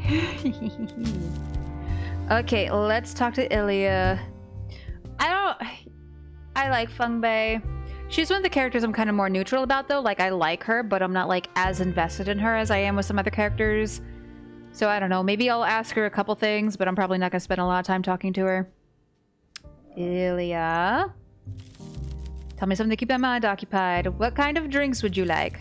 Sorry about not remembering before I was so frazzled. I rather enjoyed the poison drop, I believe it's called. Good to know. Thank you for the direct information. Yes. Well, this is quite nice. You've really outdone yourself. Oh, Jesus balls. We're really trying to fuck everybody here. I mean, we're not that high in the relationship, but considering this is the final case, I don't know how much opportunity we're gonna get. Anyway, you have feelings for me? Do I have feelings for you? Yes. I have a lot of feelings about a lot of people. I have a lot of feelings about Peter, but also Ilya, I'm gonna stop you right there. You better choose your next words carefully. Because I'm a jealous bitch. I have feelings of fear about Peter, but also kind of interest. And I have feelings of concern and affection for Hugo, despite my feelings of confusion about some of his old-fashioned values. About your feelings for me? Well, yes, there are feelings for sure. What kind of feelings? Well, first of all, I did not think you had feelings for me. I mean, do you? I should probably check that first before I speak about anything else, so... Do you have feelings for me? Yes. Well, that's something... That's something. I didn't really expect this, but I have to say, I do find you fascinating, and I would not be averse to exploring my fascination further. Picnic in the park? Yes, I'd like that. Then from there, let's see what happens. I'm not really too experienced with romance and relationships, I have to tell you. Me neither. Well, if there's anyone I want to try this with, it's you. I feel there's some kind of connection, I guess. Let's schedule something. After I come back from my upcoming trip, I would like it if we spent some time together. Me too. I feel like I'm blushing a little, but from the looks of things, maybe you are too? Or maybe that's just the color of your cheeks. Either way, I'm really looking forward to it. Me too, I guess. Reload. It's probably because of our affection level. You know, it only has to be like halfway in order to bring up that dialogue prompt. So her response isn't as intense, we'll say, as like Olivia's, and especially not Peter's. Like, holy shit. Just... I'm not gonna lie, thinking about that line of his, like, wanting to leap over the bar and have a taste of da-da-da. Oh, he gets my heart all aflutter. Anyway, you've been managing the shop? Yes, I'm happy to do it, really. I couldn't focus on my work at Silas Tech right now, even if I wanted to. My mind is too preoccupied for the level of care and attention my work requires. I would only make mistakes and let myself down. And the clients, I suppose. Have you been enjoying it? Surprisingly, yes. I'm no saleswoman, nor am I as socially adept as Vincent is, but I've enjoyed getting to share my knowledge and recommendations with readers of all ages and backgrounds. I also like to stay after closing and thumb through the old journals and photo albums Vincent keeps in the back. He must have hundreds, many collected from auctions, sales, and antique shops across Bukovi, one man's effort to preserve the Sara of his youth in whatever way he can. It's a treasure trove, that's the only way I can describe it, and until Vincent returns, I'll be its guardian. Yeah, I like her better with Vincent. Again, it's another one of those situations where, like, I don't know if it's ever outright stated how young she is, or how old Vincent is, but I don't know. As long as everybody's a consenting adult, I guess. He'll appreciate that. So I do want to ask her about this. None of Vincent's money or possessions was stolen except his key rings, including keys to the library and the nightcap. That's bad news. The culprit must have realized the cash register at Libraria was a bigger prize than the contents of Vincent's wallet. Was any money stolen from the shop? No, but that's not saying much. The crime must have drawn too much attention for them to grab the cash. After that point, I was there during the day and you during the night. They might still be biding their time. I should go empty the register later. Sadly, I don't think I can have the locks changed without proof of ownership. Ooh, shit. Good idea. Okay. Let's see. You have plans for the future? In times like these, it seems unwise to make plans. Who knows what the world will look like this time next year? So very true, especially because people keep mentioning a war that's like just on the horizon. What would you like to do? Well, I still haven't seen as much of the world as I would like. Not enough to know where I want to settle. Vincent told me he would take me out traveling.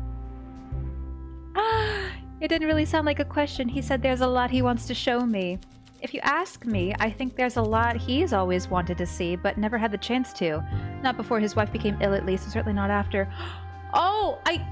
I could be wrong, but I think there was a mention, like, multiple cases ago, where Vincent, he was talking about how he and his wife always wanted to travel, and they were planning to, but then she got sick. Oh. He's done a good job convincing himself he's too old for it now, so I'm more than happy to be his excuse to finally get out the door. It'll be good for him. And after that, who knows? Perhaps I'll return to Bukovi. Perhaps a nice small town will catch my eye. Perhaps I'll buy a cottage with a personal library and 10 cats. Who's to say? Live your dreams, bestie. The world is your oyster. Well, I think that'll do it for now. We'll check in with Miss Feng Bei. See if she's got anything to talk about. Feng Bei has a seat at the bar. She looks worried but greets you with a smile. Good evening, Miss Bei. Good evening. Are you holding up okay? I'm alright, just worried about Vincent. Me too, dear. I brought him fresh flowers this morning. The bedside table was overflowing with cards. Hard to imagine anyone could hurt a man so beloved. It's awful seeing him like that. He's normally so animated, and he'd finally gotten back to his usual jolly self after that spot of trouble in spring. Can I cheer you up with a drink? Oh yes, a fine suggestion. What are you in the mood for? I'd like something simple and light, perhaps with a hint of orange. Okay, let's see. One cocktail with a hint of orange. Oh yeah, the orange daisy. She likes that. La la la la la la la la. I imagine she's probably not going to be very involved with this case. I could be wrong. Maybe she saw something at some point, but have to see what her conversation topics are. Oh, the blend of flavors is just perfect. You've truly mastered your craft. That was sorely needed. I assume you're hard at work sorting out this mess. Yes, of course. I wish you the best of luck. Not that I doubt you. You're clever. I'm sure you'll get to the bottom of this. I'll have to, or the nightcap's days are numbered. Oh dear. I'm sorry I can't really offer any assistance. I don't know anything. Nor can I be around much to offer moral support these days. It's getting very busy at the tea terrace. Busier than before Prohibition even. You know what? I'm so happy to hear that for you, babes. Especially after a murder was committed there that can, you know, could easily tank business. But none of that matters to me. I'm so happy that Maria has returned to the tea house. Yeah, she's like a ray of sunshine peeking through the clouds even when the days are getting darker. She liked the new color of the walls, but I have a sneaking suspicion I have you to thank for giving her the last push to come visit. I did! Yes, I did, perhaps. I know it wasn't easy for her after what happened, but it brings a smile to my face to see her there, especially when I see her chatting away or playing chess with her new friends. Such a resilient girl. I've noticed a lot of new faces lately, too, including, to my delight, Father Lacey's. Is he getting off the bottle? Oh my god. At a tea house? Oh yes, speaking to people and everything. Or, well, mostly being spoken to, but still. Now that the weekly choir rehearsals happen in the back room at the terrace, quite a few members of the congregation have started gathering there to socialize during the week. I convinced him it was a good opportunity to connect with his flock. I'm sure it does him good to get out of that dark old rectory more often. But to be entirely honest, I also feel it might do my guests at the terrace some good to feel the presence of faith. Goddess knows we can all use a bit more of that these days. You know, you're always welcome there too, no matter what happens. I know what it would mean for you if this place was discovered, especially without Vincent here to shield you, but I also know you won't go down without a fight. Isn't that right? I'm not quitting. I knew it. I admire your spirit. It reminds me of myself when I was younger, standing up for your community, even if it means throwing caution to the wind. Not to mention the law. Just remember, we're here for you, dear, the way you were here for us when we needed a listening ear and a stiff drink. I must get going, but I'll pray for you and the nightcap, and for Vincent. May the goddess watch over us all. And I sang. Song.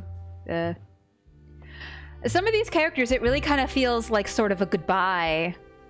Like, it kind of feels like we said goodbye to Olivia and Killian, Now Feng Bei. We're really wrapping this shit up, huh? So, I want to ask Peter if he has any opinions about the keys, because I'm gonna take any excuse to talk to Peter. Oh, and the letter, right. Yeah, also that. Hugo received a threatening letter. You're not getting riled up over a bit of fan mail, are you? Look at it. It's cursive. I'm sure whoever penned this is all bark and no bite. I hope so. Alright. Key thief. Stealing keys? It's unusual, but not unheard of. You better tell that waif running the shop to start emptying the cash drawer, and she should change the locks, too. I don't think she can without proof of ownership. Right, I do know a lad that's a locksmith, or well, he's a jewel thief, actually, but same difference. He might be in the clink, though. Thanks anyway.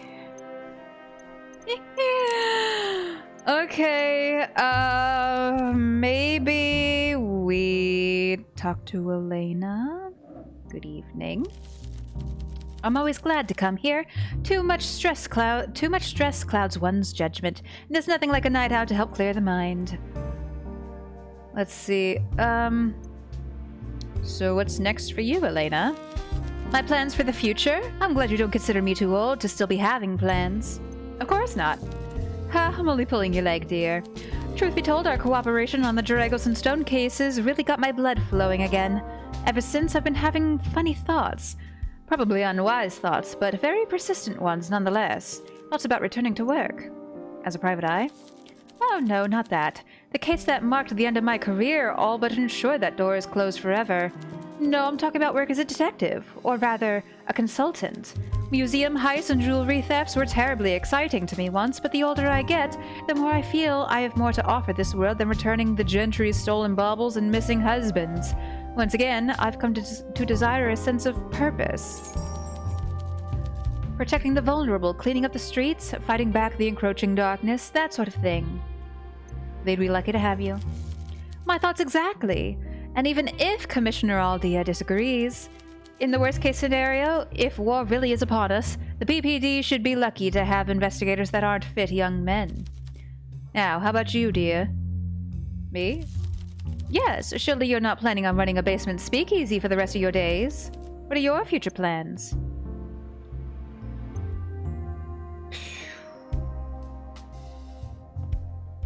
I haven't decided yet.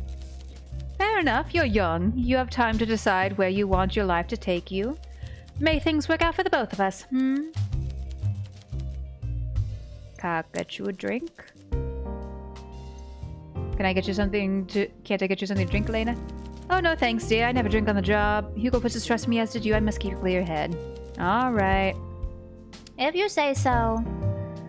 Let's ask... Ooh, let's tell her about Hugo's letter. How can he be so cavalier about these things, I'll never understand.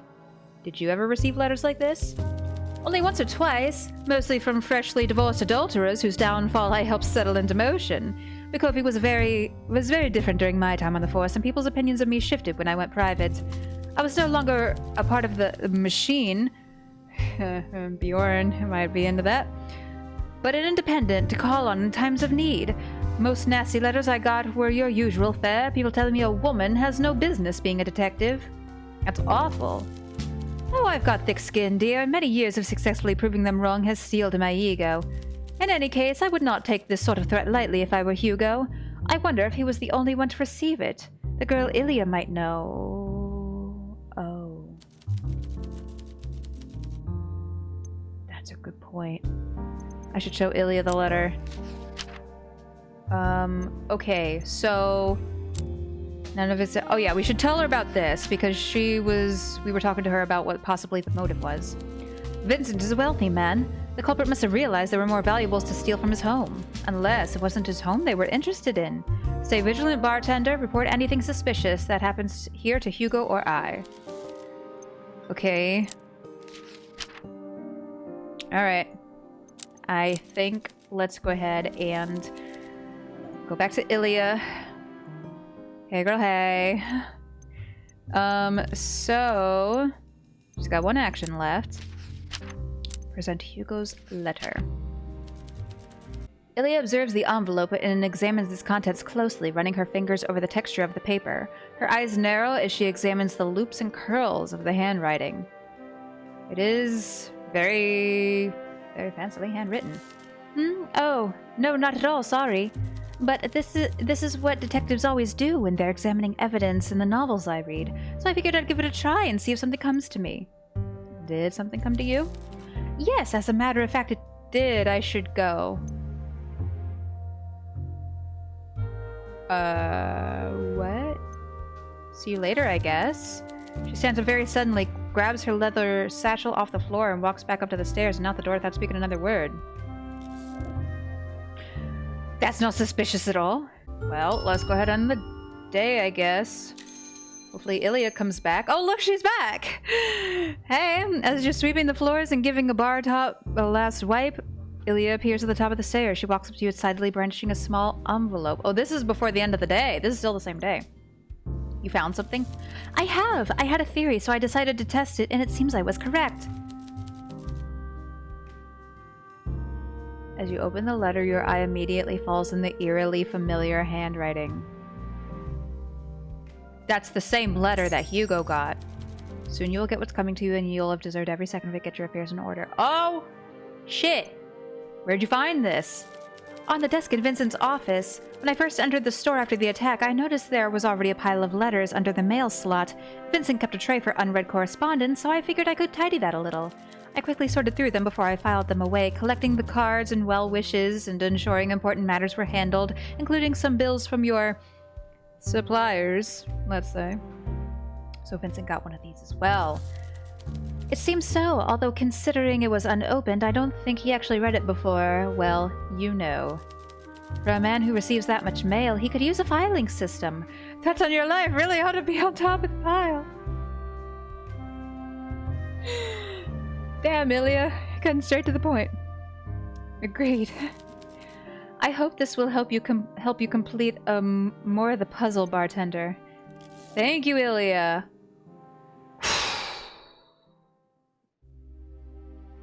So Vincent did in fact receive a threat. Okay. Can we do... Whew! Oh, bitch. Both Hugo's home and Libraria received threatening letters. Is there something that links Hugo and Vincent together? Oh my god. I had a thought. This is pure speculation. Nobody tell me if I'm correct or incorrect about this. This is strictly me, like, theorizing, verbalizing my thought process. But Peter had mentioned he has a guest who he owed a favor because they saved his hide in a shootout or something. I was like, oh, haha, I wonder if it's the first bartender from the prologue. Wouldn't that be interesting? And they're also, like, currently on the run from the law. The only thing I can think of that links Hugo and Vincent together is that they both did the first bartender real dirty. Because Hugo betrayed and arrested them, and then Vincent threw them under the bus to save his own skin. Again, nobody tell me if I am correct or incorrect. No hints, no clues, no nothing, please. I want to figure this out on my own. That's the only thing I can think of. And if it turns out the very first bartender who we played as is the culprit for the final case, that is going to be one hell of a twist. And I kind of hope I'm right because, oh my god, that would be exciting. And I don't think anything else could live up to it. Ooh. We still don't have a ton to work with, but slowly but surely, we're making our way through. Go ahead and... Oh, nope, gotta pet the kitty. We gotta pet a little croissant.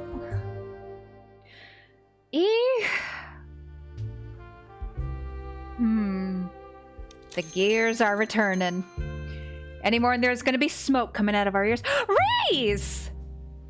Oh my gosh, I didn't think we'd see Reese again! Reese Kenrid steps gingerly down the stairs and has a seat on the stool opposite you. They stare at you in silence, waiting for you to greet them. Good evening, Reese. Is it indeed? Good evening, I mean.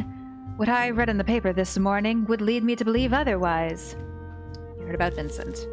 Naturally, and so I am here.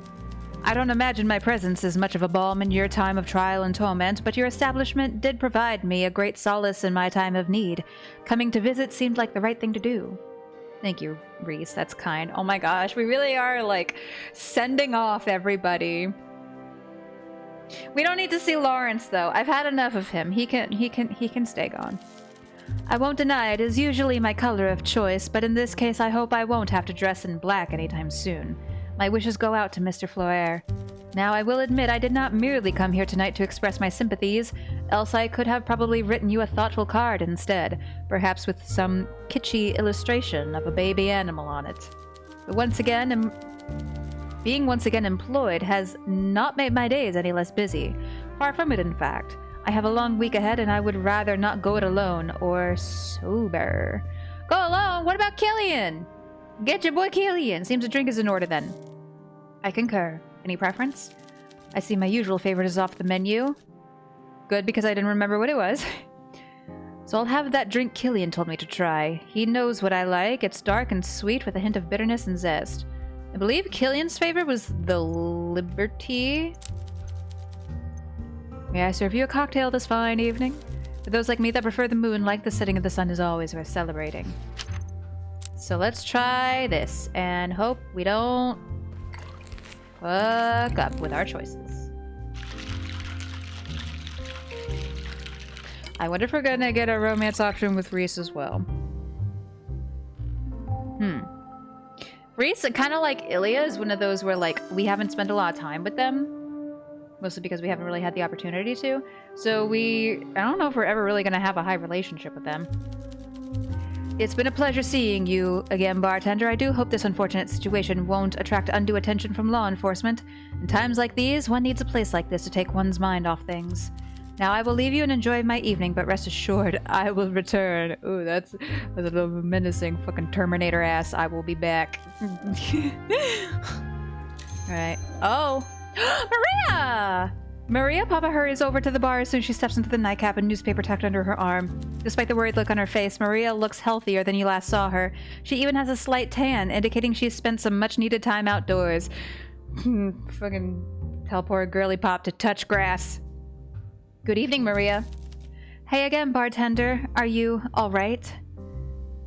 All things considered. Oh, thank goodness. I'm sorry I didn't come sooner. I'd been out of the country for a while. I just saw this.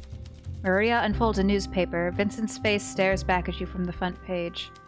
Beloved Bukovi bookseller brutalized on Boulevard. God, loving me some alliteration. On Monday evening around 10:30 p.m., 57-year-old Vincent Floer, a lifetime resident of Bukovi and beloved member of the community, was brutally attacked just outside of his bookstore Libraria on the Bukovi Boulevard. I don't know if it's important to note down the time. It was kind of important in the previous case, sort of, kind of, so, you know, might as well. I always say, like, especially when it comes to mystery games like this, I would rather have too much information on hand than not enough, because you never know what tiny little itty-bitty inconspicuous detail is going to be important.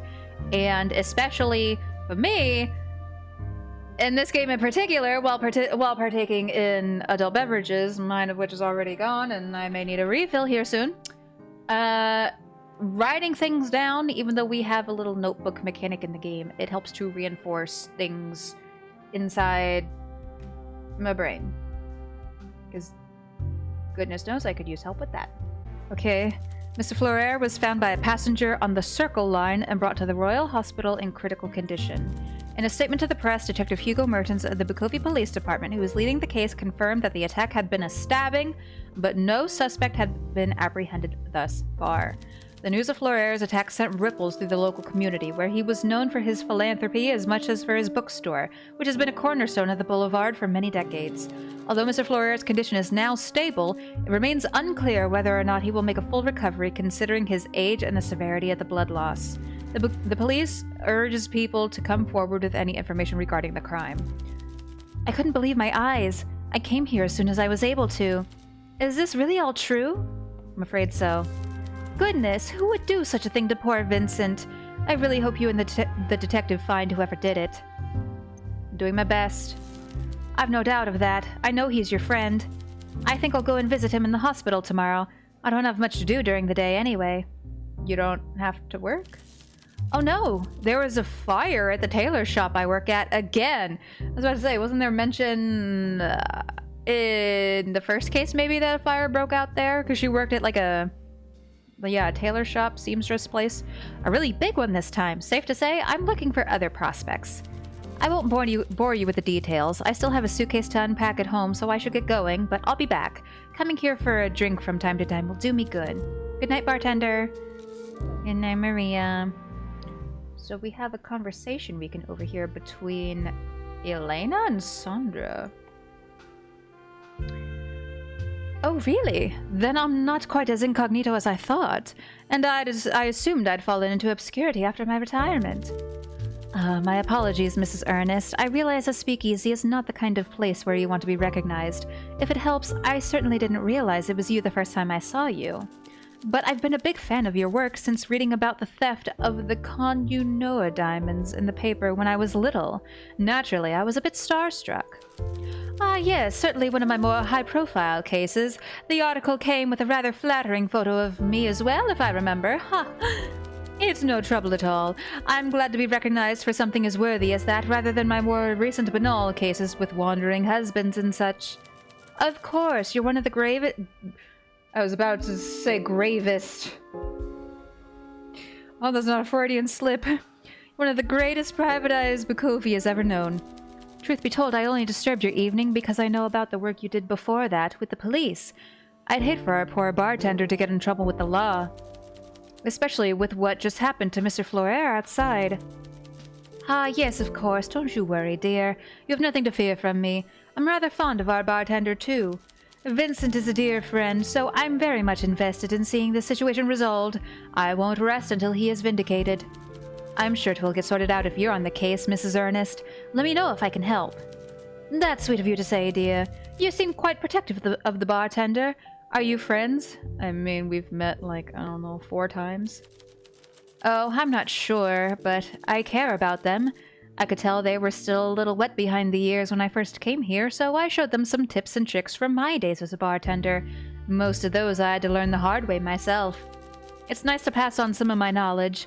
I have no kids to teach. I can barely afford to feed my cat.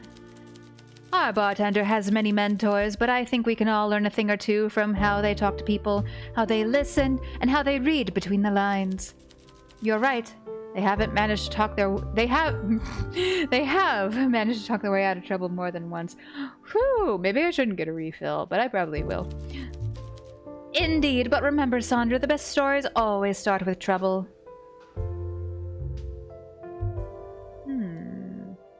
So Sandra is back here.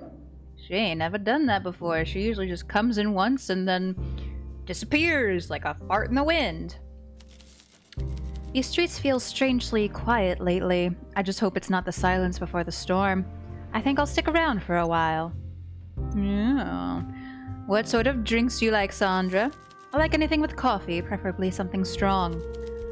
Did we figure out her favorite before? I think we did. Yeah? Show me what you got. Okay.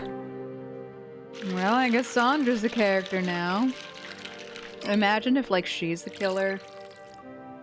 Because she's been, like, kind of sort of in the background a little bit the whole time, and now she's getting involved. I don't know if she is. Nobody tell me if she is or isn't.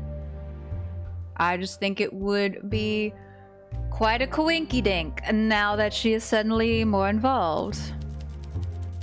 Alright, let's see. Do you know Vincent? Of course I do. I've lived in Bukovie my whole life. I've bought my books at Libraria since I was a little girl. I always loved coming here and browsing the shelves, smelling the pages on the old books. My mother let me come and pick out a book for my birthday every year before she got sick. I always looked forward to it. By the time I was a teenager, I'd often go there and nestle away in the corner in the back behind the shelf of the encyclopedias where I'd read the reference books. Looking back, I obviously wasn't as stealthy as I thought. Vincent must have known all along, but he decided not to say anything. Maybe he didn't want to interrupt me. There's a mix of sadness and nostalgia in her eyes, seemingly lost in the memories, but then she collects herself and the spell is broken. I'm sorry about what happened to him. Lisa, okay. What are your plans for the future? Bold of you to assume I have any. You seem a sensible woman to me. Sandra breaks into laughter. It's warm and pleasant and slightly husky, just like her voice. You don't get the feeling she lets it out very often. For a moment, she simply studies your face. There's a twinkle in her eye when she speaks. Truth be told, I'm a little lost. Maybe I could use some advice from a friendly bartender. Ooh, I'll give her advice now. Oh, damn. Lay it on me. Very well. I currently find myself at crossroads, one where every path will take me away from something I love. But I can't just stay in this limbo of indecision any longer. I held out hope for a long time that the Prohibition Act would be repealed, that peace would be reestablished, and this rationing and overreach would come to an end. That hope is over. Every day it seems more likely that war is on our doorstep. All of this talk about diplomacy was just that. Talk. I'm not getting my old life back anytime soon. Or ever. I think it's time to move on. It's time to make a decision about what my future will look like. Do I hold on to my craft, my passion? The bartending skills I've honed for so many years? I don't have your guts. I'm defying the law. Excuse me. I would have to move abroad. I'd have to leave Bukovi, my home. Alternatively, I could stay here, but give up the dream and start a new career. No more odd jobs and temporary contracts. I leave my passion behind and make a new life for myself. Quite the conundrum. It is, so what do you say, bartender? What should I do? Well,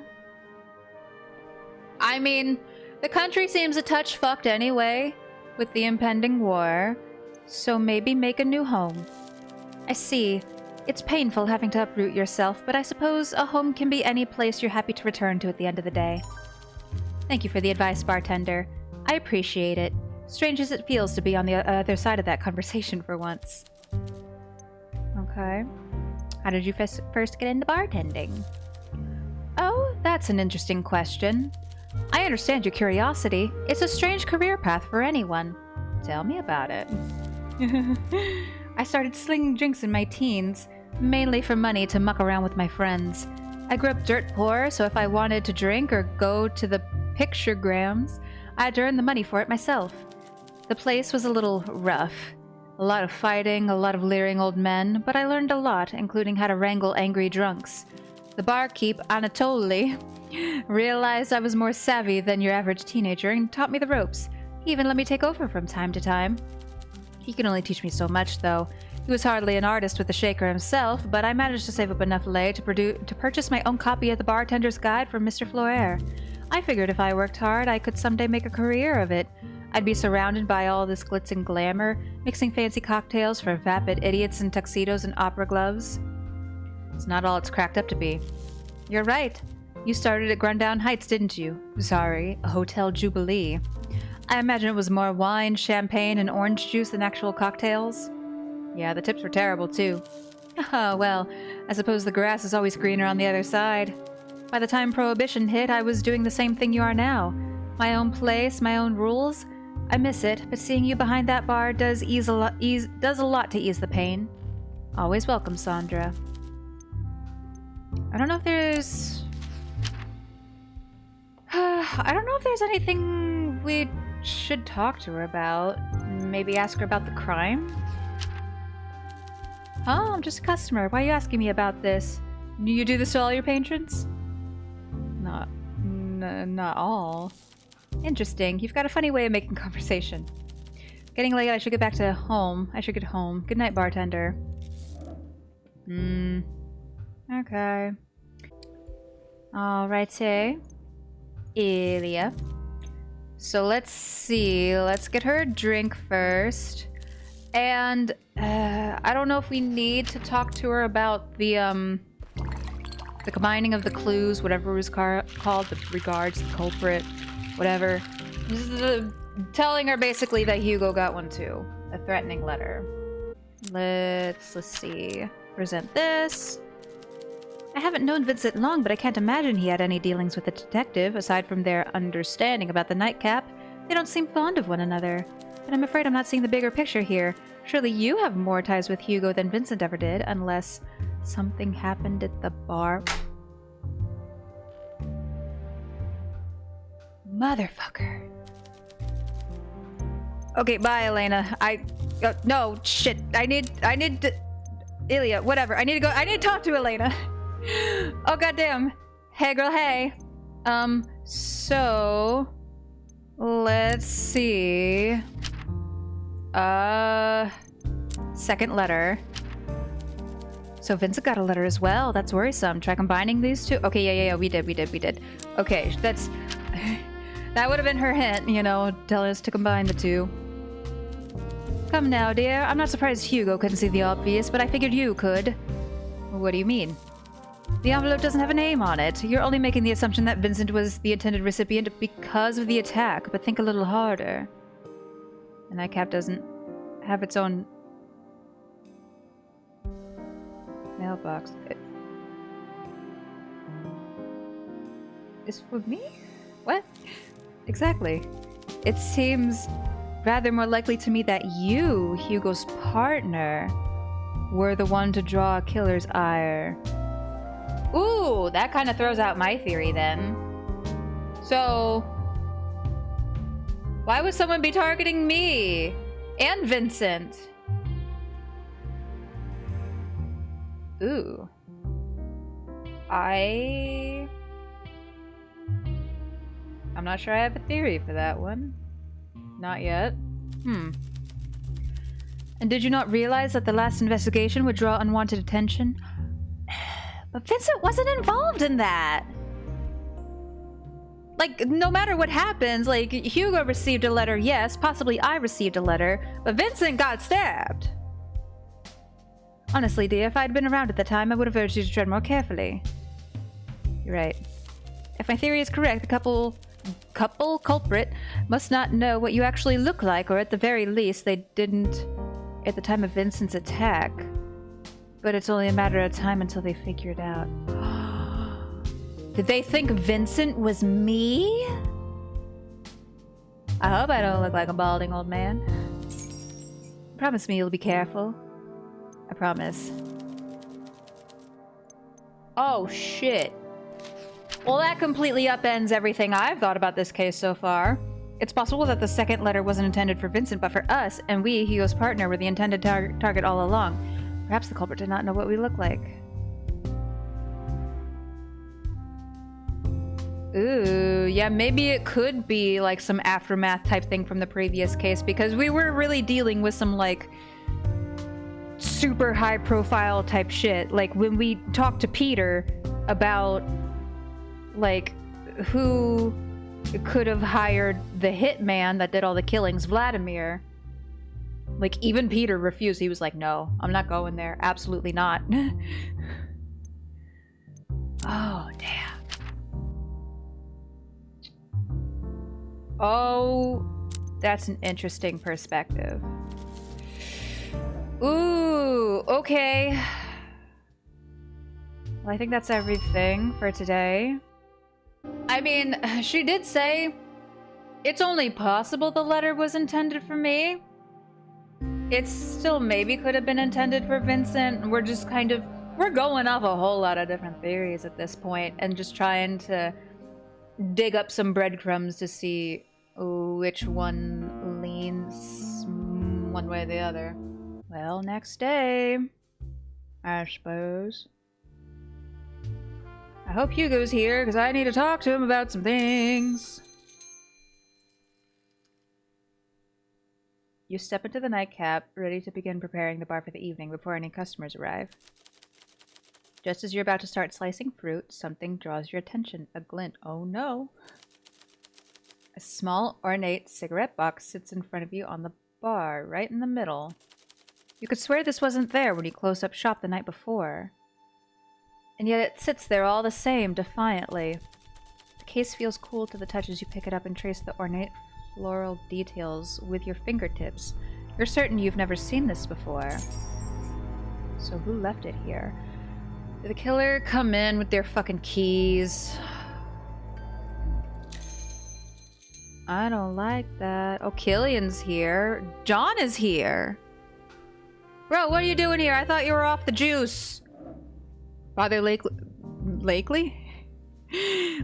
steps into the room and takes a deep breath, eyes closed, before he gathers himself and walks up to the bar.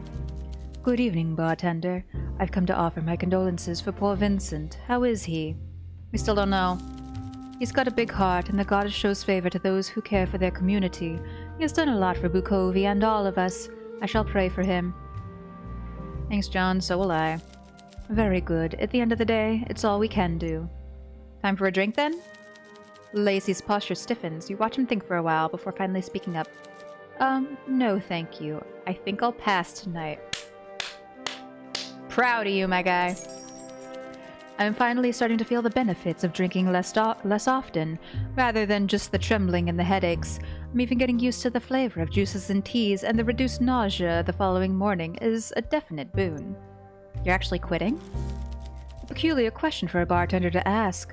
Who benefits more from my drinking than you? I ask because I care about you, John. Yes, of course. Forgive me if I'm a little snippy. I realize your question comes from concern rather than intrusiveness. My temper has been somewhat shorter, but my overall clarity and focus has thankfully improved. Proud of you, John. I appreciate your support. How tiresome it is that good advice is always so frightfully dull and obvious. I stopped partaking of the depressant and I became less depressed. Somewhat. What made you cut back? It was Feng Bei's doing. She inquired after my well-being with such genuine, pure concern that I could not help but be moved by her kindness. She said it simply and plainly. Said what? John, you drink too much. Got right to the point. She's very blunt. Yes, it was what I needed to hear, but it was not all she said. She also told me I had to be kinder to myself. She said I have to extend the same grace to myself that I do to my congregation. Will you? I am trying. In my head I can hear Father telling me how weak I must seem right now. I used to make that voice recede by drowning it out with wine. And now? Now I just remember he was an old fool with not a single friend as decent as Miss Bay, or Vincent, or Olivia even, and he was a terrible choir conductor. Meanwhile, I am passable. You have a choir? Of course, every congregation should have one. Our attendance was poor until Feng offered us the tea terrace as a practice space. It turns out that if you invite singers to a warm place without draughts or rats, which has complimentary tea, they are far more willing to set time aside to praise the goddess with their well-lubricated voices. Other than the choir, what have you been up to? Well, after that old ordeal with the murderer at confession, I was shaken up, of course. Although I did my best to help Bjorn, I did break my vows by breaking the seal of confession for you, even if it was for a good cause. My congregation encouraged me to seek guidance, so I took a brief trip back to visit Proctor Haroldson at the Northern Priory for spiritual guidance. Who's he? He offers realignment for priests who feel their connection with the goddess has faltered. His role is pastoral for priests, but also disciplinary if need be. And for you? He said I had no atonement to make. I remember his words well. What were they? You were frightened, John. You did what you had to. That's fair. Yes, well, he was much less hard on me than I am on myself, and the proctor has invited me to return to him once a month for further guidance and support. I plan to take him up on that. With the support of my friends, I'm trying to be kinder to myself. On some days, I succeed. Good. It has been a struggle, but I've had a lot of support from friends, including, well, you. Stop. Just a friend? I could be more than that. Well, your presence has been a particularly notable source of solace to me. So much is true. I find myself drawn to you, and not just because of the libations you pour, although you are very adept at that. It is safe to say my feelings for you run deeper than the love I feel for my flock. I've grappled with that knowledge for a while now. But I can't act on those feelings, no matter how much I want to. Because of your faith? It's not that. The goddess does not forbid us from forming bonds of an intimate nature. If anything, acts of love and passion can be a show of devotion. They represent all she stands for. No, it's me. I've not felt all that deserving of love for a while now, and even if I was, although I was usually quick to deny it, a part of me has always been aware of the grip alcohol has had on me, had on all the men in my family. Would it be healthy to become close to a bartender? Wouldn't it make everything harder? You're stronger than you think, John. I appreciate that, really I do. And knowing my feelings are reciprocated means more to me than words can express. I promise you now, I am not closing this door forever. You've given me all the more motivation to overcome my weakness and vice. The next time I see you, I'll hopefully be a stronger man, one who deserves to ask you out for coffee. Look forward to it. As do I. This has been diverting. Conversing with a clearer head is a pleasant experience. I don't think I will see you here often, but I hope you will come to church or at least speak with... reload. I'm staying loyal to Peter. I'm a little curious is all. Anyway, glad I could help. Here. I don't think I will see you here often, but I hope you'll come to church or at least speak with me when we pass in the street. You have done good things for this community. I will not forget that. Good luck with both your business here and with your future plans. Thank you, John. So I'm a little bit surprised that Killian is here, I'm not gonna lie. It almost felt like the last time we talked to him was a little bit of a send-off. Good evening, bartender. Evening, Killian. What a month it has been. I feel like I've been put through the ringer a few times. Okay, let's get this boy all liquored up first. Oh dear, here we go again. Gosh, we really trying to fuck everybody here. And so far, Peter's, like, really has been the most intense. Like, he had the sad music and, like, the intense, like, yearning dialogue and everything. The writers really want us to get it on with Peter. Alright. Well, Killian, do you have feelings for me? Feelings? Well, perhaps. I mean, I think you're splendid. Attractive, clever, sharp, much sharper than me. And you're good with people, too. It's kind of you to say. But I must politely decline your offer. Why? I may have feelings for someone else. Or rather, I'm pretty sure they have feelings for me, Reese. And I'm not entirely sure yet if they are reciprocated or not. It's not something I thought about before. They're not the type of person I'm usually, well, never mind that. The point is, I want to give this some space to see where it could go. And I'd never want to break their heart, even if I really like you, bartender. I understand. I'm glad you do. I really do value our friendship. You treated me well, even when I was acting a fool. You treated me like the man I'm trying to become, and I appreciate that. I really do. I may be a fool, but I'm a fool who's trying to do better. If someone as brilliant as you feels affection for me, well, then I must be doing something right. You know what? I don't hate that. I'm still gonna reload. But I'm, like, genuinely kind of impressed by this growth from Killian. Alright, so... I don't think Killian's all that involved with this case. What are your plans for the future? I haven't really thought about it.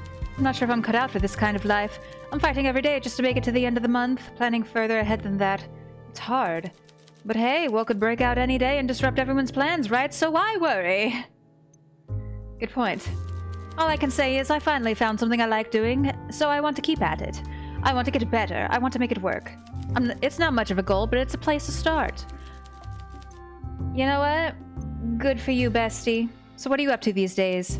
Oh, a lot. Probably a bit too much. I've been combining work and classes. Gosh, I'm so into my second drink. And I've been submitting some of my work to magazines. Ooh. Oh, God. I'm not gonna lie. I don't want to talk to Killian all that much. I like him. Don't get me wrong, but I don't think he's relevant to this case. And I don't like him enough to sit here and yap to him for an hour. Yes, it's all been rather exhausting, but satisfying as well. It makes me feel like I'm actually doing something with my time on Earth, you know? Happy for you. Okay, bye! Gotta go back to work. Gotta go talk to my man. Hey, Phil. Hey. Ooh. Hold up, drink first. Drink first, drink first. Hey. Okay, so, did you know that letter was from me, Peter? What? What are you talking about? You warned me well before Ilya found that threat. Oh, that? That was just general advice. Curiosity killed the cat, you know, and you're nothing if not nosy. I'm not buying it. You know something, don't you? Damn it, Squirt, don't make me regret looking out for you. That may as well have been a yes, but Peter seems unwilling to tell you more. Alcohol might lower his guard. Ah! Fine. How about... That feels like it's kinda... It's in line with the conversation we just had. Let's maybe try the second letter. You think whoever stuck him was nice enough to send a heads up in the mail? It's a little theatrical, isn't it? You're not saying it's a coincidence, are you? Probably not, but who knows? He could have been getting threats for a while. Considering his wealth and his opinions on foreigners, I'm sure the guy has rubbed more than a few people the wrong way. What about this? Damn, if these were sent by the same bloke, your little beagle might still have it coming. Thanks, Peter. What do you want me to say? I'm sure he'll be fine, love. Don't you worry. Any idea why someone would target Hugo and Vincent? Sorry, haven't the foggiest. We have one action left. Let's talk about the cigarette case, maybe? Could be a forgotten trinket, but if it isn't, that's a warning if I've ever seen one. Any idea who this might belong to? And it does look vaguely familiar, but then I spend a lot of time around smokers. Really couldn't say. Okay. Let's talk to Elena. I want to ask her about some things. The cigarette case. Maybe she knows something? There's no chance this was a mere forgotten trinket. It's a sign, and I think we both know who it might be from. Our culprit is sending a message. But how did they access the nightcap without your presence? If you have any evidence if you have any evidence that the culprit would have been capable of that, it's time to put the pieces together. So we need to link the keys with the cigarette case. Yeah. Gotcha. Man, it's so sad seeing Killian sit alone without all his friends. Elena's dead, Wendy's in prison. He and Maria were never really friends, but maybe Reese will come by and they can hang out. Let's talk to Sandra. Hey girl, hey. Let me get you a drink. Maybe ask her about the cigarette case as well. Just might as well ask everybody, I guess, except for Killian? Excuse me? I guess maybe we could ask Killian. He kind of smokes more in secret, though. I really get the feeling he's not gonna be involved with this case all that much. Although you never know. There have been some characters who, like, their sole role in a case is to hang around and produce, like, one clue, maybe. Are you seeing... God damn it! Are you seeing anyone, Sandra? Sandra smiles knowingly, deviously. What a perfectly casual question, and how would it make you feel if I said yes, I wonder? I'd be a little sad. Oh, only a little? Well, maybe a lot. Oh, you poor dear. Well, I suppose you're in luck then. To answer your question, I'm not really seeing someone right now, no. Not really? It's a bit cliché to say it's complicated, isn't it? And probably not really satisfying either. I've had flings now and then, and entanglements with someone I care about, someone that's been good to me. But sometimes two people bring out the worst in each other. A trauma bond is a bad foundation for a healthy relationship. No amount of attraction can change that. We're just no good for one another. Besides, I think my heart has been set on someone else for a while now anyway. Someone like me? Would you like it to be, considering everything you know about me? Yes, I want that. I see. That is quite unfortunate. I'd hoped to avoid this. You matter a lot to me, bartender. It's taken me a long time to see that, to admit it to myself. Maybe too long. Maybe things could have been different if... Well, it doesn't matter. It's too late now. I'm afraid I have to disappoint you. It wouldn't work between us. My life is too complicated. I see. I'm glad you understand. Hurting you's the last thing I'd ever want to do.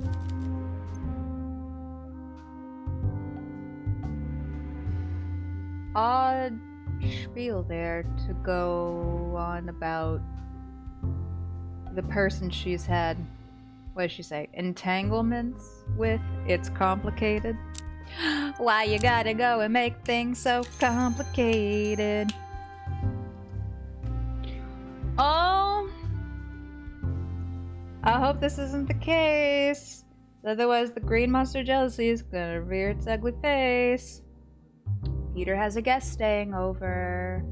And Sandra is suddenly now actually staying in town. I hope not. I hope that's not the case. I'm gonna be real upsetty spaghetti if that turns out to be the thing. Again, nobody tell me. Nobody tell me whether I'm correct or incorrect. Fucking baloney. Straight up Oscar Mayer shit there. Alright, do you recognize the cigarette case? That sounds dangerous. I hope you're being careful. These streets feel... yeah, okay, that's not very helpful. Alright. We could go ahead and ask Killian, maybe, while he's here. Hey, Killian, do you recognize this? I wouldn't know anything about it. Not much of a smoker. Okay. Bye, then! Your usefulness to me has ended, maybe, probably. Okay, let's go. We know we got a connection we can make on the corkboard. So we have the cigarette case connected to Key Thief, the culprit's gift. The cigarette case must have been left by the culprit who has access to the bar after stealing Vincent's keys. Should this mean something to me? Fucking, I don't know. I have no idea. Well, I'm sure we will find out. Is Hugo here today? Please be here today. Oh, thank fuck Hugo's here today. Lucas! Hey, buddy! Lucas scoots over to the bar. You can't tell if he's having a good day or a bad one, but you know one thing, he needs a drink. Welcome back, Lucas. Hello, good to see this place is still open. The mood seems a little somber, though. Poor Vincent. Oh, God! I just noticed behind him, Hugo and Peter are sitting together. Oh, that's interesting. Yeah. Yeah, like, I'm totally paying attention to this conversation, but I'm also, like, trying to, you know, maybe hear their conversation. Anyway. Well, during his convalescence, we can drink to his health of spending money here in his bar and remember our fond times with him. Could I have something to drink to toast to our friend? What kind of flavor would you like? You know me, anything with coffee. I got you, fam. Cocktail, then? We got... Ooh, he has two favorites? Let's go with the wake-up call. Ah, yes, very good. You're a real maestro, you know that? Here's to Vincent. May he recover fully and remind us all why we come to a little basement below a bookshop. For friendship. I hope you are well too, bartender. I was talking with many of your guests. We all feel the same way. How's that? We hope Vincent's absence does not threaten the nightcap. Or you. We need you. Bjorn feels the same too. We were talking about you before he left on his trip to Scotia. Why is he there? He took this whole situation with the police very hard, as you can imagine. He's a sensitive soul. I think he needed to go home to his family for a while to heal. Meanwhile, I paid the fine for his involvement in Petru's money laundering, and I'm looking after his plants. He has plants. How do you feel about all this? I miss him very much, but he is where he needs to be right now, and when he gets back, I'll be here to help him get back on his feet and find his place in Bukovy once more. Anyway, I will try and find a friend to talk with, so I miss Bjorn less. I will fail, but I will try. Pray for gay. Oh! Mr. Wagner, come to brighten my evening, I'm sure. You've got some gall showing your face here week after week, pig. Interesting, I was about to say the same thing before you cut me off. Great minds. You little... I'll cut off something else if you don't watch it. I don't know where you get off talking back to me like this, especially after the way I mopped the floor with you last time. They've been in a scuffle before. I'm not in the mood to spar with you, Wagner. Don't you have trouble to get into someplace else? I'm not a constable anymore. Unless you've decided to bump someone off, it's no longer my business to babysit you. And I think we both know wet work is not your style, so just leave me to my drink, okay? Oh, you want me to leave? That's rich. This is a speakeasy. It's a place where people like me come to relax. We don't need more pigs like you sniffing around, putting people on edge. Can we cut this bullshit already? People like me, my ass. I know you were threatening the bartender for Carla just a few months ago. The only reason you're still here is because they allowed you to stay. That goes for both of us. I fought tooth and nail to keep the rest of the pigs out of here, and I'll continue to do so despite your hostility because the bartender is my friend. So get off my back. Well, I'm really glad I didn't try to romance both Peter and Hugo, or this would be hella awkward. Peter's anger seems to cool. You see him crack a smile as he leans back in the chair, taking a swig of Hugo's drink. Look at you, a whole new man, with a backbone and everything. Oh, spare me, Peter. I'm too tired to deal with your pithy comments tonight. You're no fun like this, Blue. I'm sure it's a wild concept to a hedonist like you, but my life isn't really about fun. It's about doing my job. There's scarier things out there than you, Peter. I know we both want to keep this place up and running. I could really use you in my corner right about now. What, you asking me for help? I wasn't even done yelling at you yet. It always has to be a dance with you, doesn't it? Trust me, I know your record back to front. We've had our differences, but you're the only guy in this bar I would trust to keep an eye on the bartender. Hell, you'd probably be more competent at it than me. Man, you're gonna take the fun out of ribbing on you with that kind of pathetic sincerity. You're not drunk enough to be getting this sentimental on me, Blue. I'll keep an eye out, all right? What do you think I've been doing? Zero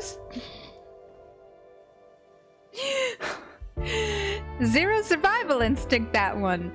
Ow. Not unlike you. Hey, what's the matter with you anyway? You look like a wet rag hung out to dry. That's how I feel, too. Seems you need this more than I do, then. Cheers. Cheers.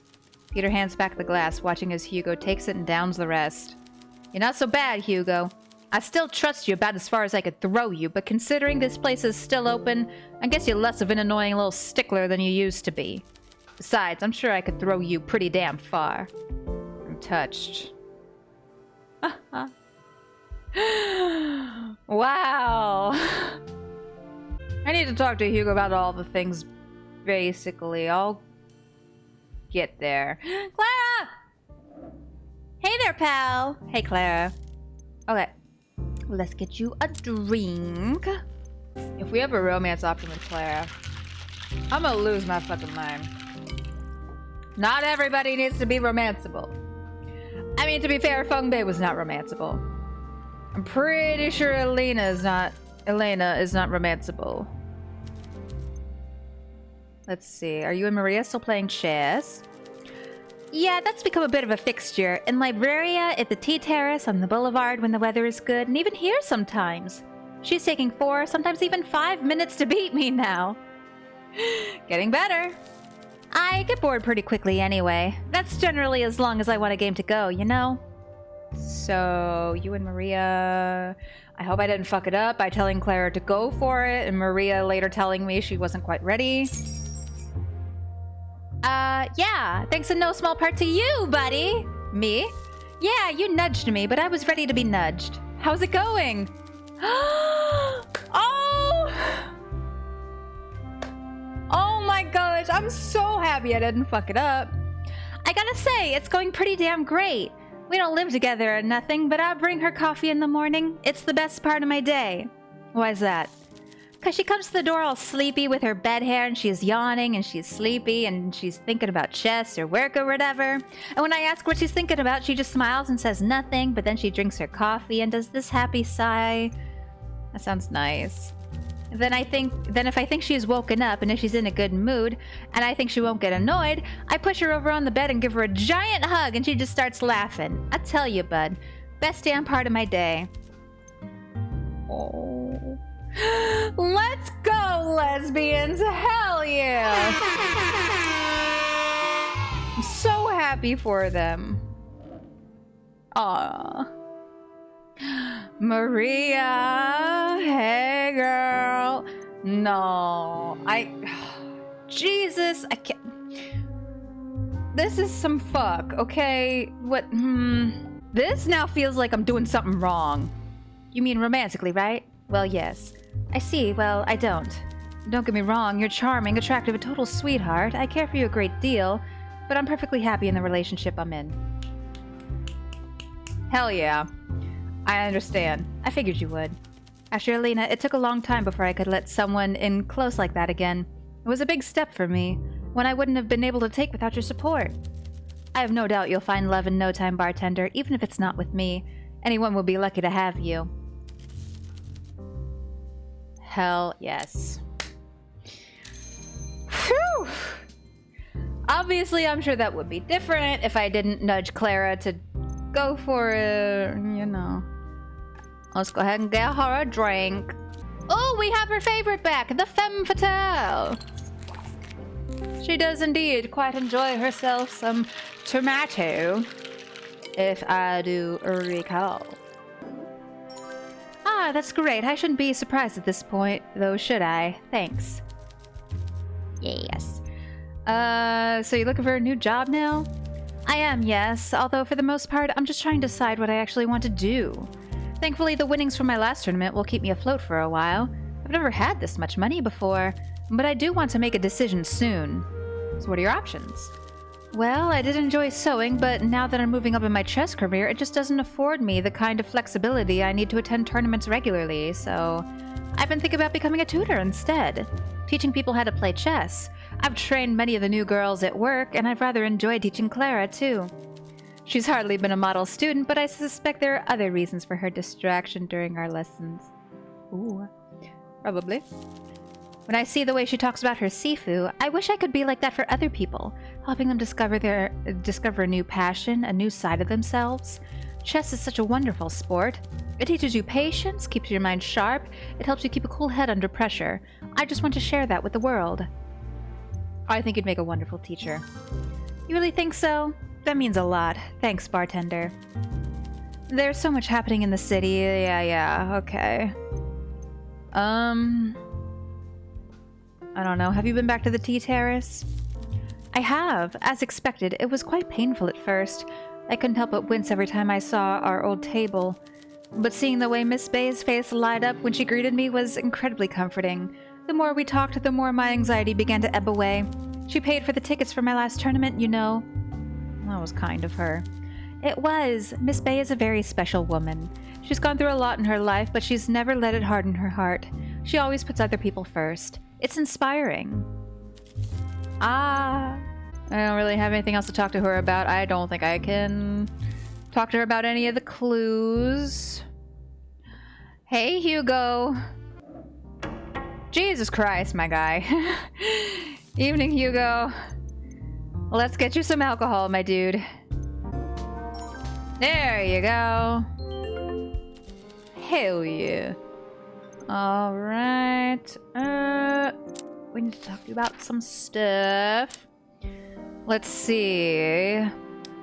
Both Hugo and Vincent received the same letter. So it is the same handwriting. Considering what happened to Vincent, it seems those weren't just idle threats after all. So you're in danger. I can take care of myself. Don't worry about me. This doesn't add up. Why Vincent of all people? You're right, there's nothing connecting us besides this bar, unless there's something about him you and I are not aware of. I don't know about that. Ilya is here, though, so maybe I could ask her. Alright, let's see. And perhaps the letter was for me! For some reason. I don't know. Oh. I'll admit, I did consider this possibility, but I hoped it wasn't true. I'm sorry, bartender. I should never have dragged you into this. I'm your partner. We're in this together. Right, of course. I wish there was more I could do, but all measures of police protection I could offer would put the nightcap at risk of discovery. I'll try to be here as often as I can, but in the meantime, all we can do is try to catch this twisted individual. Let's see, what else? Cigarette case? A forgotten cigarette case hardly seems the cause for alarm. You must have quite a few smokers among your clientele. It was left for me on the bar. That's a little dramatic. Okay, we probably gotta show them the thing where it's like the culprit left it. You know. Seems like you found it while cleaning up. No. Look more closely. Hugo seems unwilling to consider your words, but you can tell something has put him on edge. Okay, yeah, the thing with the keys. So the keys belong to the culprit. You know something, don't you? I'm sorry, I really can't take this right now. Not when I'm having a good night for once. Hugo's being avoidant. Whatever he knows, it's a painful topic. Thankfully, everyone talks when they're angry and drunk, even the detective. He's gotta be in a bad mood. Damn it, we already served him. He doesn't come by that often. Motherfuck ass. Okay. Well... Okay, get the fuck out of here then. Go, shoo. Useless ass. Reese? Let me try and fail to romance you, maybe. Okay. I don't know for certain if Reese was technically the person that Killian meant when he said he was, like, interested in someone, but I hope. I really, really hope, because I love the idea of them two together. Yay. Okay. You have feelings. Can you be more specific? Hard as it may be to believe, I have many feelings. Currently, I feel mild confusion and a hint of impatience. Romantic feelings, Reese. Right. Reese squirms in their seat. You realize this is the first time you've ever seen them uncomfortable. I don't usually have those. Not until recently. For Killian? It took me a while to realize it, too. Romance novels don't usually mention the awkwardness and frustration. I've yet to feel any butterflies in my stomach either. Mostly I just want to scream into my pillow a lot, but I guess that's what love is. I'm flattered? Huh? Oh, I wasn't talking about you. Thank fuck. Oh. Don't misunderstand me. I like you a great deal. There's not a lot of people I would say that about. But there's someone else I've become unexpectedly, frustratingly attached to. Who is it? Alas, this is a burden I must bear alone. You'd pity me if you knew, but I'm glad to have your friendship for moral support. It's gotta be Killian. It's gotta be. I'm gonna reload anyway, even though that was a hard fail. Which, you know, for the best, but, you know. Well, do you have any plans for the future? We're asking everybody about the future. It's almost like this is the end of the game. Making concrete plans for the future seems a waste with the way things are going in the political sphere, but I do retain my aspirations, yes. I still hope to join the world of advertisement. Getting in is tough, but we have been making strides. The last pictures we sent him were well received, and I have established some connections. We? Killian and I. He respects me and my work, and has proven a most obliging photography partner, and very eager to improve as well. I could tell his work had potential right away, even if it lacked technique and featured far too many scantily clad blondes for my liking. Even in those grainy shots, he managed to capture true beauty and life. I told him as much. I asked him to take pictures of my work, and by the end of the day, he had signed up for a photography course. I suspect he is not often on the receiving end of genuine compliments. Of course, in return for this commitment, I must pose for a lot of his assignments. I've been dragged along on more than a few excursions to go perch on some mossy rock or drape myself on the dunes. It's all a bit tedious, but he claims I have a good side profile, so who am I to argue? I've got a ways to go, but I'm allowing myself a measure of cautious optimism. I love them together. I'm gonna get back to work. Let's see. Let's talk to Elena. Yeah, the culprit's gift. So it is as I thought. Our nemesis is toying with us. We're trying to intimidate you somehow. A cigarette case isn't much of a threat. You're right. It's possible they merely want to keep you on your toes. However, I suspect they think it will mean something to you. Or to the detective, perhaps. We need to... That's our current roadblock. Okay. Sure. Ilya? Hey, girly pop. Let's see. Let's get you a drink. There we go. Okay, so I don't know if we need to talk about everything. Let's ask her about this. The case itself must be some sort of message the culprit intended for you to receive. There must be more to it. Perhaps it's a puzzle?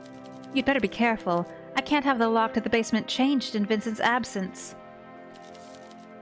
Okay. What about just the cigarette case by itself? I don't know anything about that box, but this means someone was able to enter the bar without you being here, doesn't it? Did Vincent have any spares of the basement key? Only one, yours. The other he kept to himself. I only have the spare for Libraria. Alright. Well, our current roadblock is getting Hugo in a bad mood. Wait, did we talk to Peter? Oh fuck, I think we didn't talk to Peter! F. Well, oh, Peter's hanging over with Sandra. Oh, Effia is here! Oh, shit. And you're sure this is a true story? Absolutely, 100%. As incredible as it sounds, the book was based on a series of real tragedies that befell the Rothers family. Even the part where the oldest son dies from heartbreak right after kissing his true love goodbye? I'll admit, that part did sound a little unrealistic. I've realized that since Alina died, I have not had an excuse to bring out my southern accent, so I kind of want to give it to Effia. Yes, that actually happened. I believe she... Well, bad accent. Y'all know the drill. I believe she wore a lipstick made with peanut oil to which he was deathly allergic. My, how perfectly macabre. Agreed. What about the part where his ghost is still seen haunting the moors to this day? I suppose that part may have been added for dramatic effect. Really? Misty Moors are a prime haunting location, so that's the one part I didn't doubt, personally. The part where the youngest daughter's fiance is a shameless philanderer and she still agrees to marry him, though. I'm not sure if ghosts are real, Reese. They are. You learn something new every day. I certainly try to make a habit of that, though I'm not sure if this counts. Interesting. Well. Hey, Peter, what you doing hanging out with Sandra? Oh, we need to get him drunk. That's right. I totally forgot about that. And he's got a decently high alcohol tolerance. Ooh, okay. So, night count it is. Alright, buddy. Spill your fucking guts. It's different. Not sure if I love it or hate it. Guess I'll keep drinking. Yeah, so... Ooh. Did you know that letter was meant for me? What are you talking about? You warned me well before Ilya found the threat. There's general advice. Yeah, you know something, don't you? Oh, for crying out loud. Peter looks around as if... Music disappearing. As if trying to ensure nobody's listening before leaning in conspiratorially. Someone's been following you, watching you. Probably for a couple days now. What makes you say that? I found a pile of cigarettes in the alley behind your apartment, below your window. Hold up, before we get to that, you know, like the, you know, threats on my life and all that, more importantly, what were you doing there, Peter? Someone's been standing there recently. So what were you doing out there? Well, I mean, I followed you, obviously. Someone's gotta watch your back. You've got the survival instinct of a baby rabbit. When did you start doing this? Just a couple months back. I decided to check in again when I heard about Floer.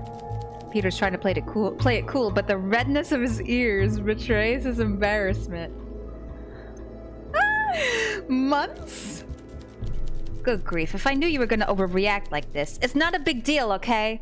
Don't start feeling too self-important. I'm not watching you sleep or nothing. I ain't like no glittery vampires you read in young adult romance novels. I'm just looking out for you, that's all. Especially since your boss got stuck like a pig on his own doorstep. Now, do you want to hear about these cigarettes or not? Yes, and thanks for looking out. Sure, whatever, it's nothing. Here, they're Ilex, a foreign brand from Rusalka, I think? I don't know, but I've never seen them sold here. Thanks, Peter. Interesting. I see you've been talking to Sandra. Do I need to be concerned? Sure have. You blame me? The broad's all legs. I don't like that. Don't be crass. Relax, I'm kidding. We know each other. She made a mean cocktail back in the day. Didn't expect to see her here, though. She's been coming here for a while now. Has she now? No wonder you're so crafty, having a veteran around for help. I figured I'd butter her up before she remembers I never paid my tab when Prohibition kicked in. Wish me luck. Good luck.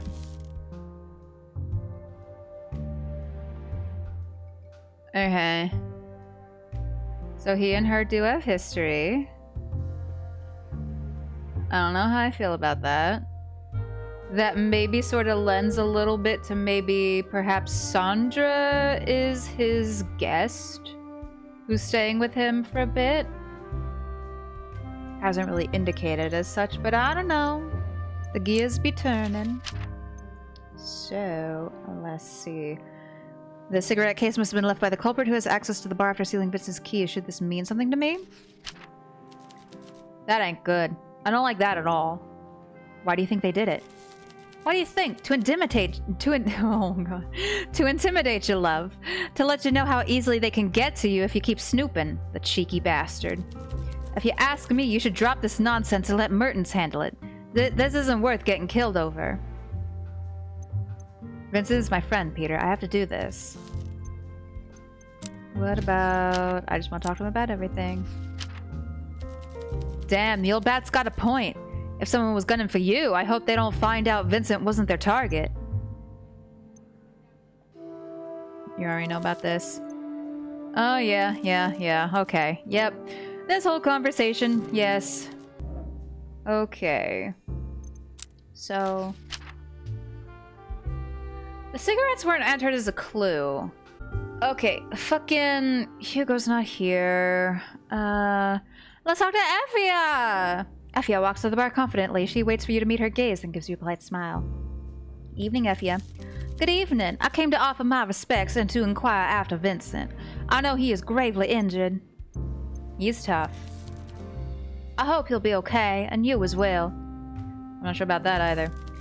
Well, from one survivor to another, no matter what happens, you will find a way through this. I believe that. Thanks, Effia.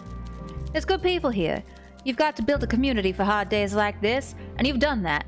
Lean on them when you need to. The people who care about you will pick you back up when the world knocks you down. How about you mix me a drink so I can toast us both? A couple of survivors. I'm a survivor. I'm not gonna give up. Do we have her favorite? We do have her favorite. Oh, she likes a femme fatale just like a Maria. Dear Maria, count me in. Clearly, I just take any opportunity to burst into song. And I knew, though. I do that even when I'm sober. I knew you were good, but I still didn't expect this. That's the best cocktail I've ever tasted. I'm glad this place is still busy, even if I probably won't be able to visit often. Too much writing to do these days. Which reminds me, I need to talk to Lawrence. What about? He wanted me to work with him again, but I politely declined. I hope I didn't hurt his feelings, but I think creatively.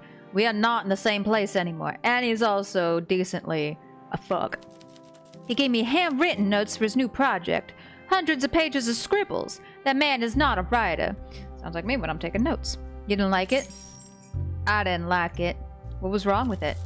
Lawrence was a great director and producer, but he's an old man now. His ideas don't fit the modern theater audience, and he was never great at writing his ideas down. He rambles. Oh boy, yes, I know that. I swear his notes are the most verbose thing I've ever read. Really? Really, if that man wrote a grocery list, it would include every individual item. I can picture it now. Soup, bread, lemon juice, a grape, another grape, another grape, another grape. Who will you work with instead? There's plenty of producers and directors, but I'm mostly hoping to work with Olivia again especially. We've had our differences, but she's undoubtedly talented. I might even ask her to mentor some younger actors. Give something back, as she would put it. She is doing that. Are you working on anything else? Indeed I am. I'm writing a book, a memoir of sorts about my experience of working in theater. It's also a bit of an expose on how women are treated in our business, and after the incident at the Maverick, we all learned a lot about the dark side of show business. I hope to shine a light on it. That's brave of you. Thank you, bartender, for your efforts back then, too. They didn't go unnoticed. I should get moving. The deadlines won't end till I'm dead. That sounds grim, doesn't it? I swear it's not actually that bad. The truth is, I love writing. I made up a little person. Oh no, they're in trouble. What a wild job I have. I should probably get back to it, but I'm glad I got to see you again. We have like the most minimum of relationship for a romance. Well, perhaps we could see each other more often? Oh? You know I'm very busy these days, but I'll admit I do like the sound of that. We haven't known each other for very long, but I've come to really enjoy your company. It's been a comfort. I kind of miss you, actually, before coming here today. I feel the same way. Effia smiles warmly. I'm glad. I had a feeling you did. I'd like for us to get to know each other better. I'm happy to clear out my schedule for that any day. Maybe we could stop by going out for coffee sometime soon.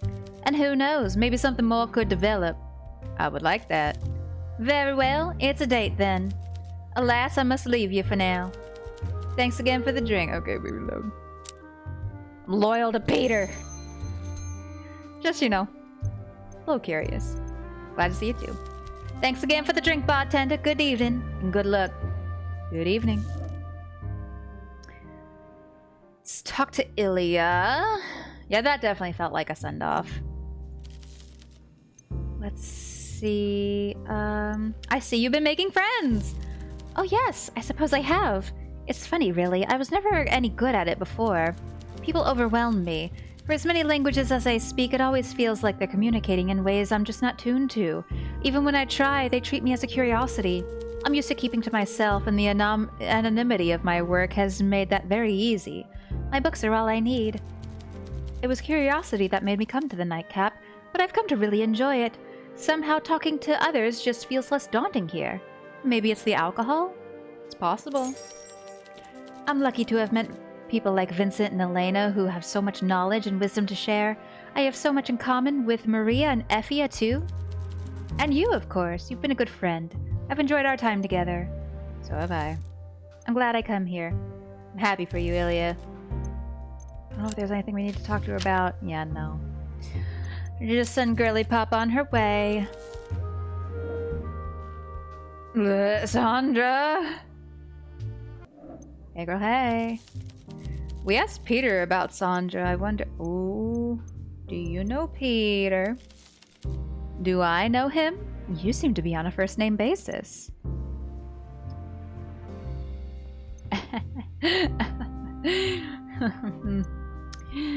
It's complicated. Same thing she said! Oh, shit! She probably is involved with Peter. Sandra smiles impishly and raises an eyebrow. I see. I do know him, yes. I also know his reputation.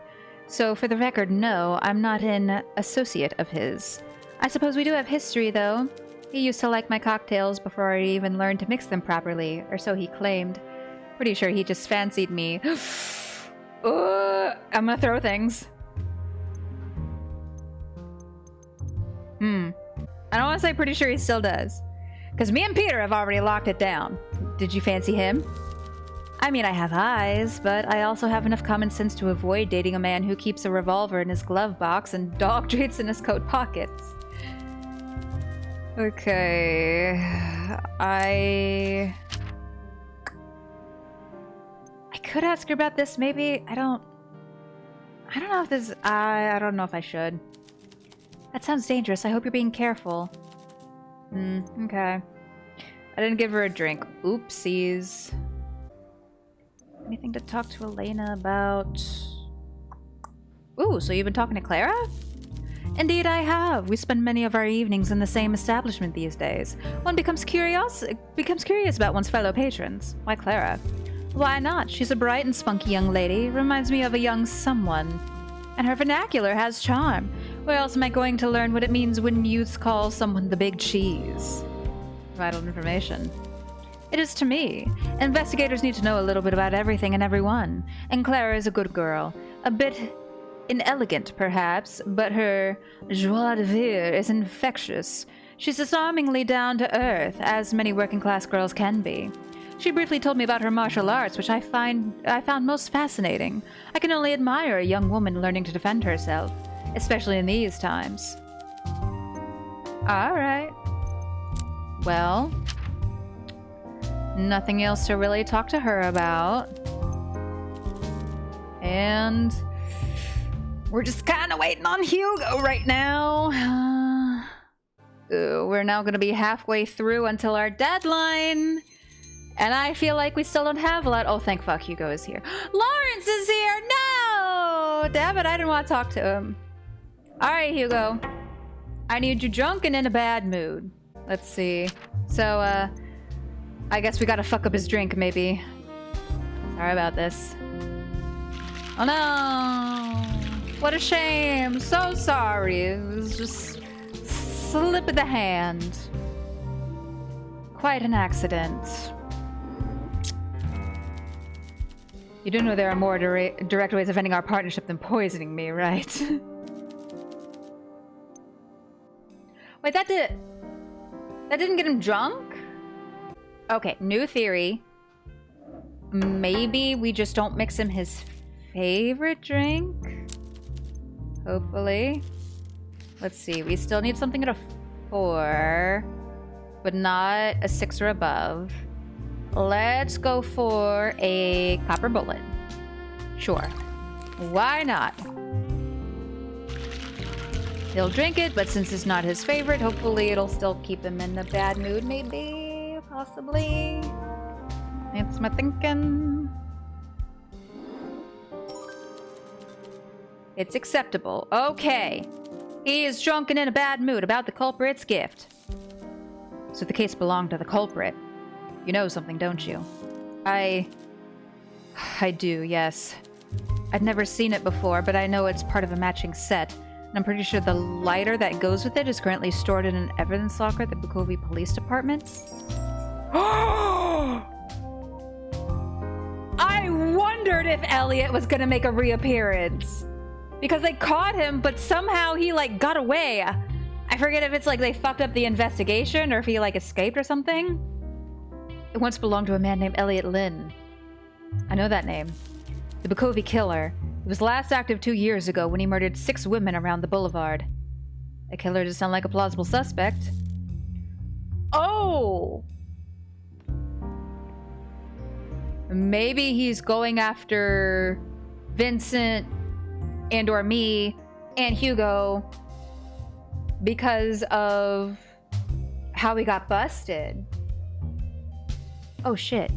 I agree. Why attack Vincent and why threaten you? I couldn't tell you. Perhaps he thought Vincent was my new partner, not you. Hugo's brow furrows. You can tell his thoughts are racing, but he remains silent. Is there more he's not telling you? Uh-huh. These cigarettes were found below my window. What? You're saying someone's been watching you out there? It looks that way. That's concerning. You're not a public figure, so they likely followed you to find out where you live. So far, they've not actually done anything, have they? Any signs of a break-in, vandalism, threats? No, but my clue board is by the window. Your clue board? You thought he might be angry, but Hugo sounds intrigued. I didn't realize you were taking this so seriously, bartender. Of course I am! I won't lie, I'm a little impressed. I do like organization. I realize this means our mystery smoker has been able to follow the investigation thus far. We should assume they know we're onto them. Tell me, I should maybe take all this stuff down then? Tell me, how did you even find out about this? When did you first notice the cigarettes were there? I didn't. Peter told me. What? Wagner? Why does he know where you live? I guess he followed me. You know how I feel about him, but I respect you enough to spare you the lecture. Let's just see what we can learn, shall we? Hugo takes one of the cigarette butts in his hands and studies it. His brow furrows. It's the same brand as the one in Lynn's cigarette case. I just got chills. He must be our mystery smoker. I don't like this, bartender. Stay on your guard, all right? And keep that window locked. I will. Oh no! Oh no! Oh no! Elliot's fucking back. Oh! Shit balls! Okay, great. Love that for me. This is so great. It's so swell. Ooh, Killian and Maria are talking? Whoa, I didn't see that one coming. Really, you didn't? Well, no, that's a lie. I knew your parents were sort of intense. And that's certainly one way of putting it. I just can't believe becoming a photographer was the straw that broke the camel's back, you know? After all after all of the other stuff you've pulled, I mean. Remember when you first joined me and Alina at the lounge, one of the girls at the bar warned me you stole a bottle of champagne. While out on a date with her friend, you bolted without paying the bill. Killian shifts awkwardly in his seat, his cheeks as salmon pink as his suit. I think it was just a Prosecco. And Vincent told me you ran over a bunch of people's mailboxes on Strada Luica with your dad's radio car? Just the one measly mailbox, and maybe a small sapling. And didn't you get into a scuffle with a waiter at the Grand Bellagio for staining your dinner jacket? He dropped a bread roll in my gazpacho! Hey, let's just change the topic, okay? All right. At least if it embarrasses you now, that means you've grown out of these kinds of antics. Of course, I'm mortified. Goddess, no wonder you hate me so much if you know all of this. I never hated you, Killian. I mean, I'll admit, I thought you were a bit of a bonehead at first, and a peacock. I'm afraid not even Reese would argue with you on that. I was just protective of Alina, maybe a little possessive too. I didn't want her to end up in a bad match, that's all. I'm sorry if I was a bit hostile at times. It's alright, it's all in the past. I'm sure we can put it behind us and focus on more positive things. Miss Bay told me about your big tournament. I never understood much about chess, despite Alina's best efforts to explain it, but I know how much this must mean to you. To both of you, so congratulations. I'm sure Alina is proud of you. Thanks, Killian. You could be really sweet, you know that. I was glad to hear you found the right thing for you in the end. Even if it wasn't chess, or medicine. I really like the photos you showed me. You have a good eye. And I'm glad you're taking pictures of more than just blonde girls these days. Your portraits of Reese are stunning. Huh? Well, yes, thanks, Maria. I'm so glad they made up. Fine, I'll talk to Lawrence. Lawrence Sullivan IV steps down to the bar, his expression serene. When he spots you, he gives you a brief nod and heads over. Good evening, bartender. I won't be stopping long. I just wanted to offer my thoughts and prayers to Vincent and let you know that everyone at the theater is hoping he'll pull through. Thanks, Lawrence. Poor Vincent has been through a lot. Did you know I was friends with both him and his wife when we were young things? I had no idea. Yes, Flora was a charming lady. Vincent doted on her. Back in their youth, he was quite smitten. She loved scarves, you know, bright and colorful ones. A warm-hearted lady who always felt it was too cold in Sara. She wanted to move abroad with Vincent, but she was never quite well enough. I see. Back when he worked at his father's central offices as a young man, the shopkeepers on the boulevard would put all their most colorful scarves on display in the window. Oh. They knew if Vincent saw them, he would buy them for Flora, no hesitation. When she passed away, I invited myself over for dinner one evening. We weren't close friends, but I was concerned for his well-being. I've never seen a human being so hollowed out. A hammer fell on his heart and smashed it to shards. He was a shell of a man. I remember looking for a clean glass to pour some wine and opening a cupboard to find boxes upon boxes of unopened scarves. He had simply never gotten around to giving them to her. Vincent loved deeply. When he lost Flora, that love did not go away. Instead, it went out into the community in a million ways. He gave generously to everyone he could. Of course, he is not perfect. No one is, but still the community he fostered cares deeply for him, as do his friends, old and new.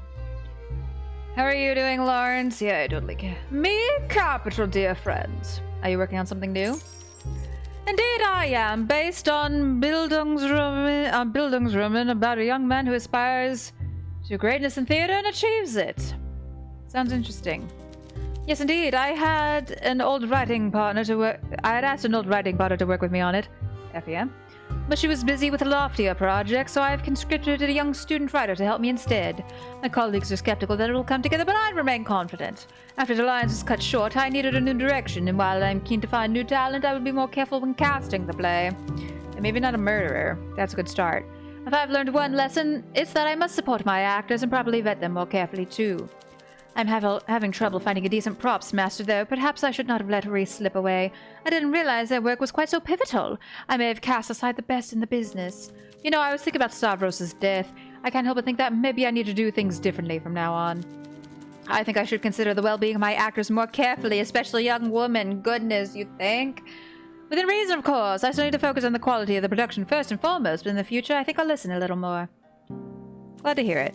Anyway, I should be going. I don't expect to be back until Vincent returns. I wouldn't like to be caught up in any scandal this place might experience, but I do hope it doesn't come to that.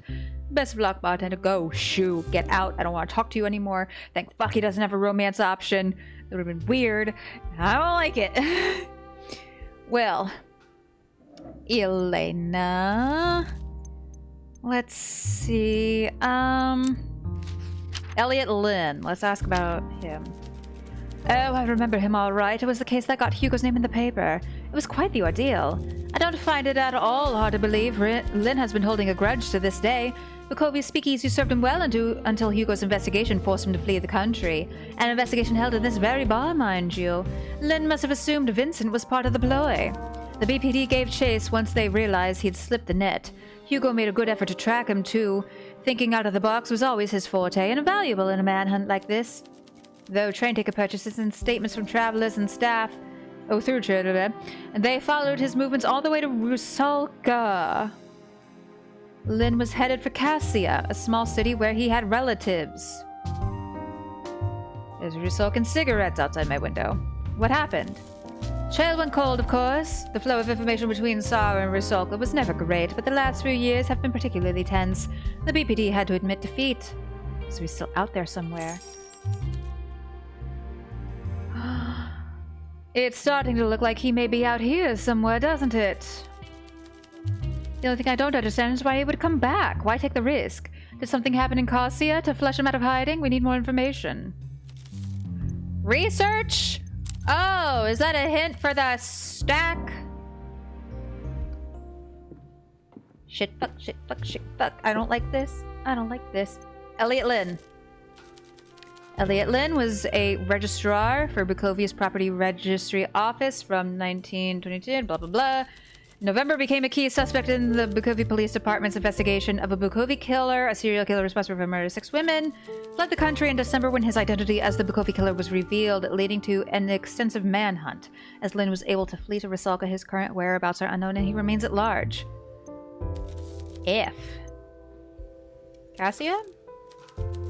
Rural locality and the administrative center of the Tabarov district in northern Rusalka. Oh, fuck. I don't know. Population size. According to the census, population is 2,000. Okay. History. Founded by early settlers, village was burned to the ground by Gothan invaders, were rebuilt in 4 years. First church. Burned after struck by lightning, rebuilt in stone. Rusalkan Revolution, the church was burned to the ground by radicals. Rebuilding efforts were halted due to lack of funding. Okay, this seems like a whole lot of nothing. This is your backup operator, Eliza Clips. While our archives do contain articles pertaining to this locality, the majority are from Rusalkan sources and have never been requested for translation. Our member of staff responsible for Rusalkan translations is currently unavailable. Unfortunately, I can't say with certainty when she will be back to process your request. Oh, did she talk about Ilya? I don't remember where Ilya said she was from. Where is Ilya from? Ilya. She is Rusalkan. Oh, we need to ask Ilya. Okay. I can, however, give you this. The Stax printer spits out a stream of paper containing a series of articles all written in Cyrillic. Seems like you'll have to find your own translator. Ooh. Okay. Dope. I like cigarettes. Rusalkan brand. Their nicotine content is above the threshold on Sara. Sale is banned across the country. Okay. So they're only sold in Rusalka. Got it. Signs seem to point that perhaps Elliot might be here, which is extraordinarily unnerving, but I can't imagine he's the only suspect we're gonna get. Let's maybe ask Hugo about Elliot's motive. Let's see, Elliot was forced to flee the country. Yeah. Hugo sighs in frustration, but it seems he's too tired to stay angry at you. You never take no for an answer, do you? Always digging. I can't solve this if you're not honest with me. You're right, I'm sorry. I was indeed on the Elliot Ling case when he fled to escape arrest. I first hunted him at the Nightcap. Safe to say the letter was indeed for Vincent. Lynn always stuck around at speakeasies. He must have believed the bar was a honeypot and Vincent was complicit in setting him up. The one thing I don't get is, why come back? He got away. He was probably safe in Cassia. Our relationship with Rusalka was tense even then, and it's only gotten worse. Why return to Bukovi? Maybe he wasn't safe anymore. Ooh, we're gonna find out more when Ilya gets in here, but it does definitely kind of seem to lean more towards that.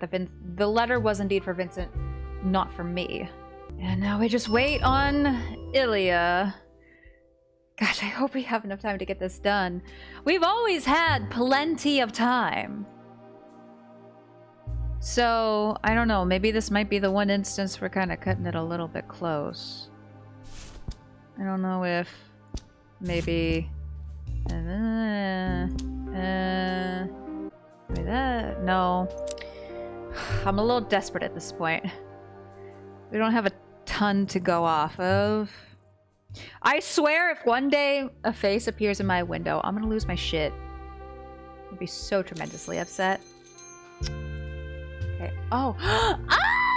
My favorite gaze! Lucas catches your eye. When he sees you're not busy, he tugs on Bjorn's sleeve and they both walk over to you with matching smiles. Hey, pal. Me and Lucas were just talking about you. Oh, yeah? All good, I hope. Oh, yeah. Oh, yes, definitely. We owe you a lot, and that's why we wanted you to be the first to hear our news. Oh, yes, yes, yes, yes, yes. What news? We're leaving. You're leaving! Bjorn, there's a lot more to it than that. Please tell our friend why we're leaving, where we're going, and most importantly, why they are invited to join us? Ah, right, so me and Lucas, Lucas and I, have been talking about our plans for the future. We like the city fine, but well, we both love the countryside too. You see, when I was on my last trip to Scotia, I found this really nice wee cabin next to a lake. It was on the border, and well, it's not exactly home. Bjorn, our friend doesn't need the whole backstory. Skip to the important part. Right, aye, so this cabin is in a gorgeous wee spot. And there's a real variety of finches, sparrows, even some kestrels that nest in the hills near the lake. A cottage! Bjorn and I have plans to move to a cottage near the Nevis Hills. I have some savings and Bjorn is handy. We found the most perfect little property, run down but with lots of potential. It's still too expensive to my mind, Lucas. You let me worry about that, after all, when we get to the cottage. The cabin. When we get to the cottage, and it is a cottage because we will fill it with blankets, rugs, nice crockery, vases for flowers, and a proper fireplace. I'll be the one sitting by the window sipping coffee while I watch you chop firewood and renovate the whole place.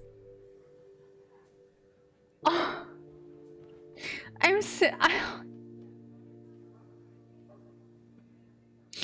damn it. Like, I'm not sad. I'm so happy for them. Oh. I suppose fair is fair. We have made it a proper home. We will have guests, and among the first... fuck, my eyes are aching. And when we have made it a proper home, we will have guests, and amongst the first will be you, our dear friend, who made almost every part of our dream possible. Oh, thank you. Listen, pal, if it weren't for you, we wouldn't be together, and I'd be in prison. Lucas is letting you off the hook too easy, as usual. Will not be taking no for an answer. When that place is set up, there's a guest room for you, and anytime you need a cozy bed and two good friends, well, our home is your home. I can't wait. It's an open invite, my friend. Anytime you need to escape the city, escape to us. We'll even try to mix you a drink. Lucas can do that bit. I don't know much about mixing drinks, but I'll fry you up a proper Scotian meal. I hope you like deep fried food. I love it. Oh, I love them. Okay, Ilya. No more fun and happy times. Get her a drink first, yeah. Sure. I gotta remember to do that before jumping straight into conversations with people. Okay, so, yeah, could you translate this, please? Oh, well, you've certainly come to the right person with this. Let me have a look. Ilya pushes up her glasses and begins poring over the printouts, whispering under her breath as she scans through the articles. Gradually, her expression darkens. What is it? Is there anything relevant? I'm afraid so. There were 6 murders in Cassia over the past year, an unusually high number for a city of that size. That's more than double the number of incidents recorded in the year prior. Is Ilya to work again? 2 are believed to be gang-related, but 3 were local women between the ages of 25 and 35. Whole bunch of names I'm probably gonna mispronounce. All 3 were blonde, all died of poisoning. The last murder was a foreigner, found dead from a stab to the abdomen. His name was Elliot Lynn. He's dead. It says in the article that he was found in a ditch by the road just outside the city after a passerby spotted his parked radio car. His wallet was untouched, but a letter was found tucked inside his waistcoat. Ha! What? Get your affairs in order? That's Elliot's defense. It seems he chose to run instead, and it wasn't a wise choice. I need to tell Hugo about this.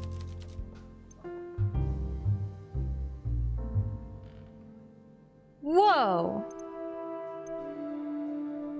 So the culprit here, it sounds like, went to go kill Elliot. It's gotta be the first bartender.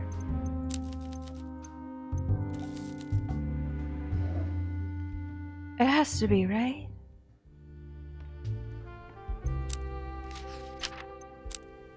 Elliot Lynn was found dead in Casio Rusalka, having been stabbed in the abdomen. A letter was found on his body reading, "You will get what you deserve."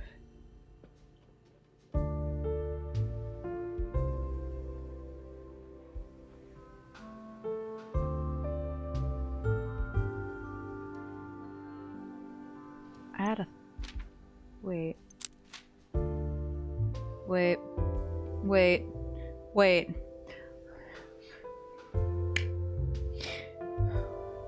Wait a minute. Again, nobody tell me if I'm correct or incorrect.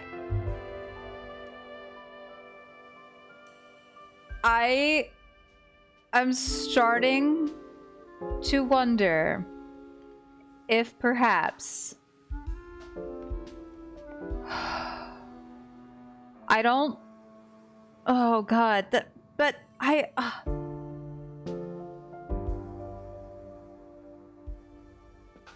Is Sandra the first bartender? And she is the culprit here now? It kind of lines up maybe with some of the things that have been said.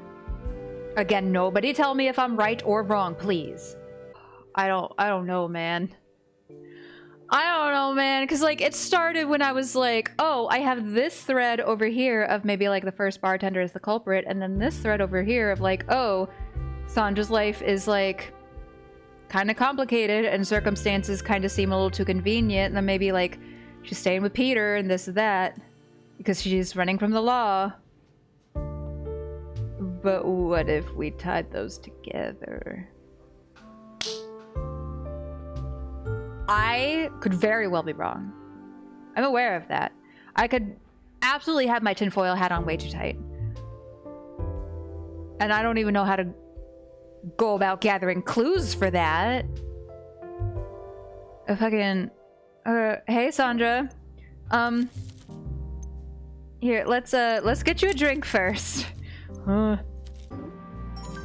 Okay, so, did you...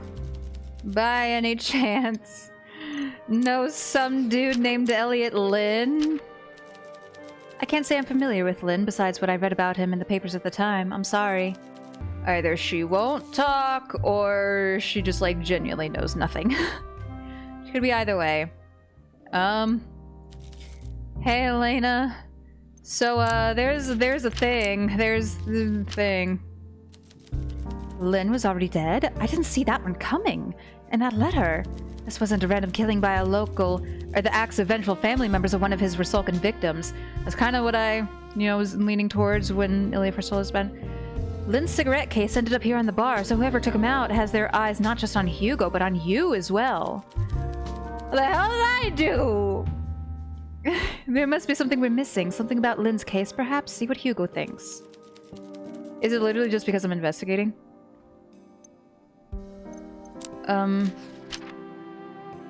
Forced to flee the country. Yeah, okay, so she told us about that. Okay. Whoo. Peter! Peter, help! Oh no, drink. Gotta make him a drink. I always forget the drink. I'm gonna limit myself on how much conversation I can have. Okay, yep. A rough month, indeed, huh? You know anything about this? He's dead? Well, I'm glad someone gave that sack of shit what he deserved. Whoever did it probably saved more innocent broads than the cops ever did. That's it. Shit. Okay. I really don't think we can or even should really talk to Claire about the case. Oh. On second thought, have you ever heard about Elliot Lynn? That creep? What about him? He might be back on the scene. Good. Good? You heard me. I'm not running away this time. I'm ready for that weirdo if he shows up again. And if Elena or one of you smart detective types don't catch him, he makes a move on me, I'll beat the crud out of him. Be careful, Claire. I will. Thanks for the concern, but I have some big news. I got my purple belt. Congratulations. It's the 3rd highest ranking in Bartitsu. Sifu says I'm the first woman in this district to reach grade 7. Can you believe that? Well done, Claire. And I won't be the last woman who reaches that grade. I'm now a class assistant, and I even have my own student. And you won't believe who it is. Tell me. Maria! I got tired of her kicking my butt at chess, so now I can kick her butt for real. She really respects how I don't give up, ever, so she asked if we could do something else together besides chess. Good for you two. She loves it, and she has good balance and decent technique. I mean, she ends up on her back an awful lot when she goes up against me. Oh. Anyway. I bet neither of you mind that. Huh? Oh, come on, bartender. Give me a break. I'm going red here. Don't tease me, alright? And Elliot? Look, I ain't gonna lie. That creep scares me real bad. But men like that, they're weak. They're bullies. All I can do is make myself a hard target, keep my wits about me, and stay strong enough to defend myself and the people I love. Sifu says the strongest branch bends in the wind but doesn't break. I don't need to be the best fighter or the best chess player or the best anything to be happy and protect my friends. I just gotta be able to move with the wind. Does that make sense, or am I mixing up my metaphors again? There's a good idea in there, right? Somewhere? Sounds very wise to me, Claire. Wise? Not a compliment I get that often, but I'll take it. Yeah, so, about that, Broski kinda... He caught a touch of the death. He's dead? You okay, Claire? I'm fine. He was an evil man who hurt a lot of innocent girls. I'm glad he's gone. I wish I could have confronted him myself. Maybe that's foolish. I understand. Alright. Oh, I didn't give her a drink. I forget to give people drinks. Oh, okay. Waiting for Hugo. I'm still waiting. If a face appears in that window, I'm gonna be so very upset. Oh, thank fuck Hugo's here. Alright, buddy. Before I make you a drink, just in case I need to make you be in a bad mood or good mood or whatever the fuck. There we go. What? But that was our only lead. If it wasn't Lynn, then who was doing this? I don't know. I need to think. Hugo's keeping it together, but you can tell his nerves are frayed. A strong drink might make him open up about his real feelings. You need to be drunk? Coming up. Let's see. Yeah, his favorite gets him toasted. Alright, good drink this time. Alright, if it wasn't Lynn, then who's doing this? I don't know. Whoever's doing this, I think they're punishing me. It was my fault that Lynn slipped the net. I messed up the Natalia Reed case. And then he killed again. All of those women. Goddess, it's all my fault. We got so close. I had him in my sights, but it just wasn't enough. He caught on before I could gather enough evidence to close the case. I was an arrogant fool. Whoever's doing this, they want to see me suffer because they know. And they want to make sure you know, too. Leaving that stupid case on the bar, It's not enough for them to taunt me with all the skeletons in my closet. They want an audience. I bet this was never about Vincent. Stabbing an innocent man right on the doorstep, sending the police here. It will destroy both of us. Who would want to do this to you, Hugo? Hugo looks down, avoiding your gaze. I suppose there is one person I can think of. Oh my god, is this it? The truth is, you're not the first civilian I've asked for help. There was another, your predecessor here at the Nightcap. They helped me on the Natalia Reed case. It's only thanks to their efforts that I knew Lynn was the culprit. But when it came time to close the case, I was too ambitious. I wanted not just to apprehend the Bukovi killer, but to shut down the speakeasy as well. I wanted to be the hero. And more than anything, I wanted that promotion. Arrogantly, I thought I could handle it all myself. I shut down the Nightcap as soon as I believed I had my culprit, but it took me too long to get everything in order for the arrest. Of course, Lynn skipped town as soon as he smelled trouble. We chased him, but to no avail. Flushing out a serial killer and shutting down a speakeasy was still enough to net me the promotion. But your predecessor went to prison. She refused to reveal our cooperation to the authorities. If she had, it could have softened her punishment. But with a criminal background like hers, she had her own moral code. No snitching. I certainly didn't break that silence for her. Who was she? One of King's old enforcers, a clever and adaptable woman from the stacks. I think her name was Sandra Fisher.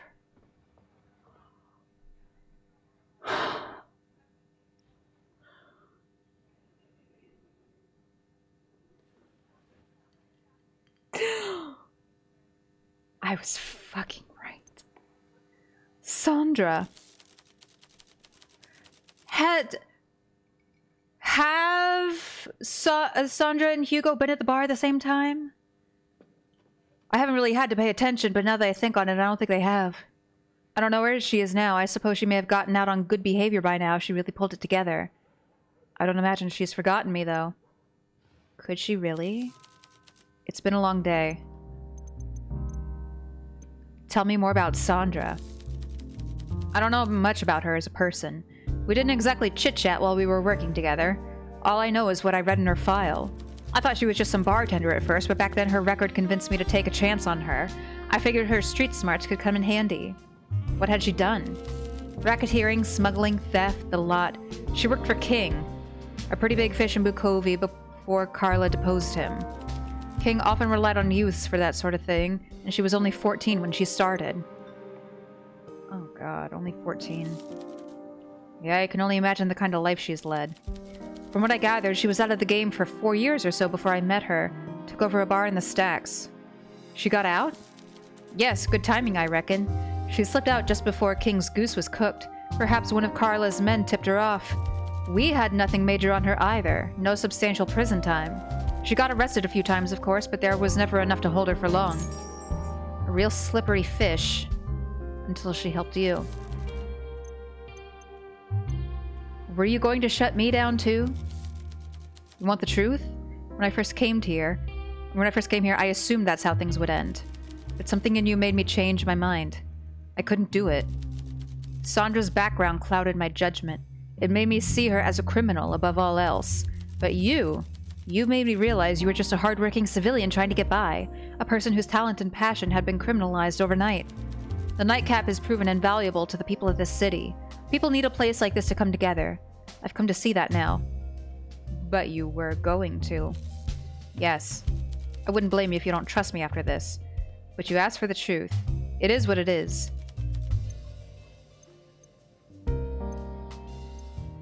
Wow.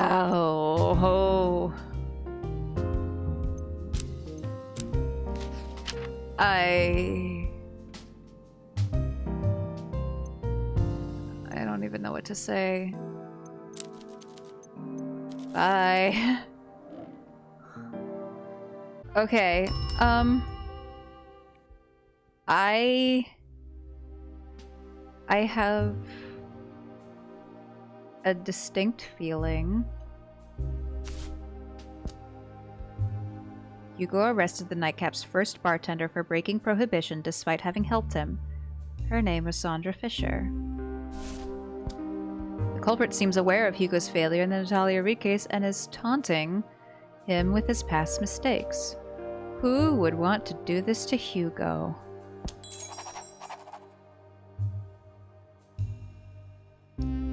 Could Sandra, the nightcap's previous owner, be the culprit? She would have good reason to dislike Hugo, but why would she attack Vincent? He threw her under the bus! He told us that! I should talk about this with Elena. Okay. Oh my gosh. Holy moly. Oh. It's all coming together. Oh dear. Oh, Bjorn! Hey, buddy! Bjorn sits down in the chair with a contented sigh. He looks over his shoulder at the entrance, tenses up, and then slightly relaxes again. Evening, Bjorn. Hello, pal. I heard about Vincent. Well, it seems like you might be in a spot of bother with him out of the picture. It's a worrying time. Well, it seems like a lot of people had gave up on me. You stuck by me. That meant a lot. I'll do the same for you. Anything you need, just let me know. Thanks, Bjorn. Hey, bartender, before you mix my drink, I have to tell you something important. Thank you, pal. Thank you. It was a long month. I was feeling really low, proper gloomy. I thought the system was out to get me. I lost all hope. If our places were reversed, I don't know if I would have the gumption to do what you did for me. I owe you. I'm glad you made it, Bjorn. I am in one piece, and I only got a few more gray hairs from the stress. How are you doing? My brief trip back home helped. Scotia always finds a new way to show me why I love her, and I think about her all the time. How's your family? Scotia's a quiet place for now, and though the rumblings of war are there too, they seem more distant. That's dangerous. Makes the place feel safer than it really is. I tried to explain that to my mother. She doesn't quite get it, but she listens. And she's doing well, considering. She tries to stay cheerful, but I don't think she would have made it if I was in prison now. She relies on me to keep my brothers in line. It feels like a full-time job. How are they? Well, Anstrom left Scotia when I was returning from my trip. He's shipped himself off to the colonies to start a new life and dodge the draft. I'm happy to see him setting off on a new adventure, and he's got some grand plans to set up a homestead in the West Plains. Might be pie in the sky stuff, but at least he's brawling less and dreaming more. Caleb is breeding dogs. I think he likes them better than people. Sometimes I think I do too. It seems like he's off the demon drink for now, at least. The dogs need feed and watered and chased up about the hills, and that's keeping him in the fresh air and out of the pub. And best of all, Danbo is getting married to his fiancée, Lydia. It'll be a simple affair, but loads of drinking and dancing and making merry. I'm not sure what Lucas will make of it all, but I can't wait to show him a proper Scotian wedding. How are you two doing? Couldn't be better, thanks for asking, pal. We're dead happy. I still can't believe it chose me, but I'm glad he did. Anyway, I'll get a drink and sit myself down. Something strong might be good. I'm a bit nervous being here. I feel like people are staring at me, you know? Normal to feel nervous after everything you've been through. Aye, what you're saying makes a lot of sense. I'm sure I'll shake it off eventually. Time for a drink, then? Aye, good thinking. What are you in the mood for? I could go for something refreshing, something with mint. We don't have the mint punch anymore. Oh, here we go. Duh. I'm blind. Don't mind me. Mostly just drunk. That was hair on your chest. Fantastic work, pal. I should probably be off by now, but it's good to see you. I'll drop by again sometime. Thank you, Bjorn. Bjorn. Elena, I need to talk to you. Hey, Elena. Yeah, so, here's that.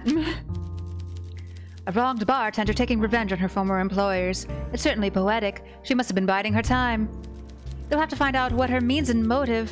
You'll have to find out her means and motive, same as any other suspect, although I feel she was more aware of that, what we're doing, than any we've chased before. How do I find her motive? Getting a concrete motive for her attack on Vincent might prove more difficult. I think I already know. Vincent broke his promise to her. Oh, Vincent, he has done some truly foolish things, but letting a young woman take the fall for him, that was a low moment. Gosh, I'm really deep in my drinks right now. I can barely talk. No wonder he came to regret it. If only she knew.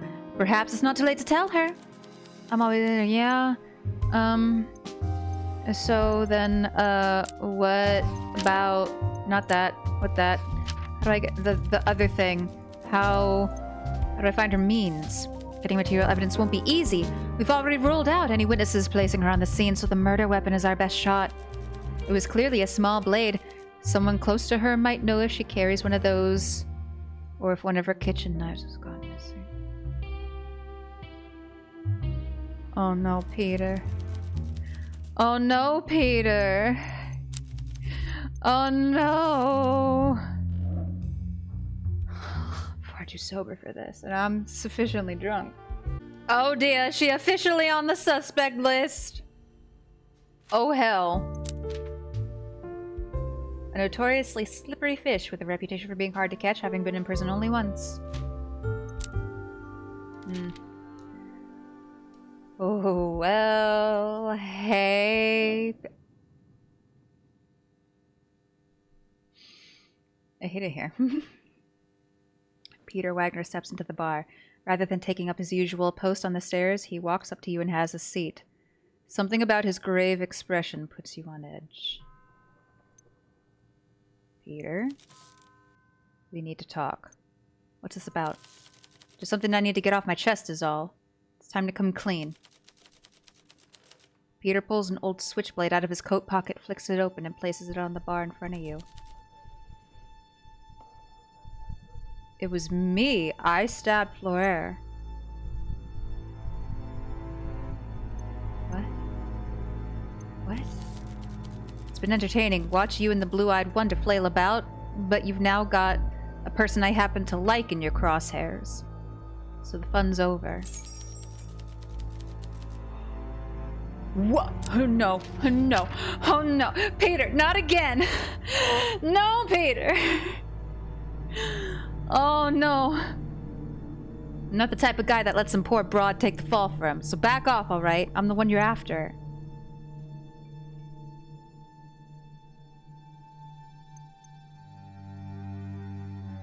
I don't believe you. You'd better believe it. Why would I lie? You're trying to protect Sandra. What's wrong with you? Do you know what the Bukovi Police Department would give for a confession from me, and you're turning your nose up? Yeah, I'm not buying it. Fine, be that way. I'm not sure your little detective will be so cavalier about it. We'll see. Been a rough month, huh? Hold up, let's give my man a drink. You just confessed to murder, my guy.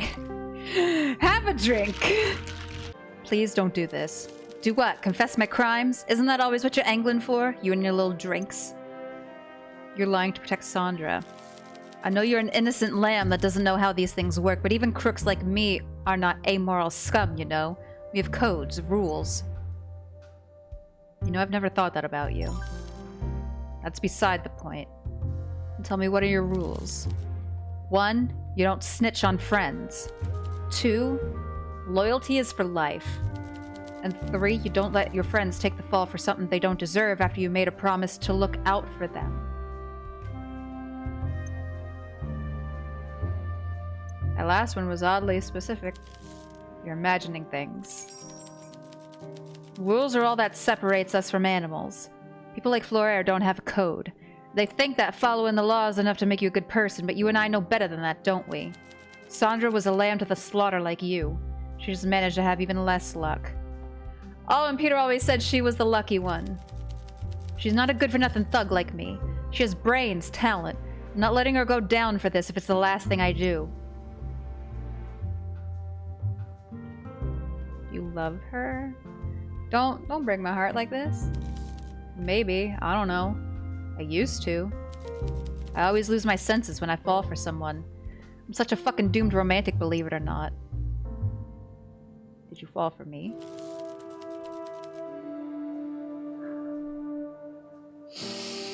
Of course I did, since the first time you smiled at me. I thought that much was obvious by now. But you'd do well to forget about that and leave me to my pining. It'd only bring you grief. It seems Peter's mind is made up. As long as he remains a suspect, there can be nothing between you. Sandra's not the person she used to be. The world has chewed her up and spat her back out, and it's changed her. But a rule is a rule. Loyalty is for life. I'm sure she wouldn't want to see you go to prison for her, and neither do I. God damn it, bartender, you and your damn sentiment. Can't you just let me do something good for someone for once in my life? I'll give her a chance. Peter sighs deeply as he considers your words. While he thinks, you notice him fidgeting with an old disposable lighter, seemingly unused but well cared for. He still has the lighter. 6 years I kept this on me. My good luck charm. I pinched it off her. Figured it would keep me safe. And I guess it has. I thought I could return the favor, protect her, but I've already messed that up, haven't I? The jig is up. You're the only one I can trust to do right by her now. I told her not to do anything stupid. I told her. I never should have gone out that night. It's not your fault, Peter. It's not her fault either. What the fuck? She's gone off the deep end lately, that's all. Things have been tough. The money's getting tight. She seems a bit unstable. She slept with a switchblade on her ever since she got out of prison. It never leaves her side. Things are not looking good for her. I know, okay. I know. But before you go and have Merton slap the cuffs on her, just talk to her. Please. That's what you do best, isn't it? Because I'm warning you, she's a slippery fish, that one. Always has been. And she is one catch you do not want to mess up, for your own sake. Maybe it's not too late. Maybe you could talk some sense into her before she does something stupid again. If anyone's gonna get through to her now, it's gonna be you. She's not a bad person, you know. She was a bit like you once, before she was stabbed in the back by Florer and that blue-eyed rat. Vincent let her down when she needed him most. So you already know, huh? Did you talk to her? Vincent told me he deeply regretted it. He did? Damn it, if only she'd talked to him. I think she'd seen Hugo's betrayal coming. He's a cop after all, but Florer's really messed her up. She'd managed to get out of the game years prior and even landed a clean gig at a cafe after losing her bar in the stacks. He lured her back in with the promise of a lucrative shared venture. When it blew up in their face, he dropped her like a piece of trash. She lost everything. So I'm begging you, bartender, please talk to her before you make a move. Give her that chance. Alright, I will. Good. Just show her a little respect and she'll listen to you. I'm sure of it. Good luck. I don't know, might as well ask. Don't go around spreading nonsense like that. I thought you were above this sort of slander. You don't think she could have done it? Of course she didn't do it. Are you off your head? You've met her. She would never— You just told me she did. Peter's jaw is clenched. You've never seen him this upset. I know you care about her, Peter. I just want the truth. Oh, damn it. We're— okay. Oops. I keep accidentally getting to myself into repeat conversations. I'm sorry. I didn't mean to. What about your predecessor? Ooh. Yeah, he screwed her over all right. Thankless bastard. Can you imagine throwing a woman like that in the slammer? Do you think she may have wanted to take revenge? I don't think I like what you're implying, bartender. It'd be wise to cut that out right now. Skeletons in the closet. How the hell should I know? Who in the city wouldn't want to jump that little weasel? The way he flubbed that case was an embarrassment. That grubby little freak got 6 women, and he managed to let him slip the net. You're right, he messed up. Glad you're seeing reason. Got a guest over, leaving them alone all night will bite me in the ass. Your guest is here. I'm just saying. Hey, Sandra. Ooh. Let's get her a drink, I guess. Get her a... Do we want to give something stronger just in case we need to get her drunk? I don't know if we need to. Let's go with this. I don't know if I need to get her drunk. Might as well, just in case, because we're kind of running out of days here. So just in case that's some kind of prerequisites. I can't even speak. I'm gonna go ahead and get a touch toasted. Just in case. Maybe I'm surprised that I like it. Ooh, ah, ooh. So, you were the last bartender here. Huh, so you found out about that, did you? And I thought I was sly. Yeah, I was the bartender. After Prohibition, I was working in a cafe when Vincent spotted me. He was never a patron in my old bar in the stacks, the Blackbriar? We interrupt Best of Cold to bring you Skyrim? Ultimate modded Skyrim, specifically. Usually on Sundays. But he sure remembered selling me the bartender's guide. I'll be honest, it seemed a foolish idea even while he was proposing it, but the smell of alcohol and cigarettes, the crackling of the record player over the evening dim, the cheerful clinking of ice cubes in the glass, The same old patrons shuffling in to tell you about their day and being able to soak it all up. I missed it, all of it. I still do, so I agreed. And then, of course, it all went to shit as soon as that dirtbag weasel darkened my doorstep. Hugo. I should have been smarter than to believe a cop. Hugo gave me a good spiel about justice and protecting my community and all that. I was really taken in. I believed I could make it work, keep this place going. I think what stings the most is that I really did try my best. I gathered evidence, I kept an eye out for my regulars, I sat face to face with a serial killer. And for what? This is still, like, just blowing my mind. That we are sitting across the bar from the first character we played as. We don't even know it the whole time. And for what? Hugo was so busy plunging the knife in my back that he let Lynn get away. And what was my reward for being a good citizen? A year in prison and a black mark on my records.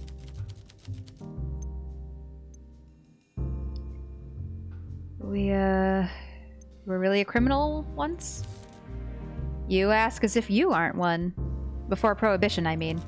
Right, of course. Because all crimes are serious, except the ones that happen to apply to your livelihood.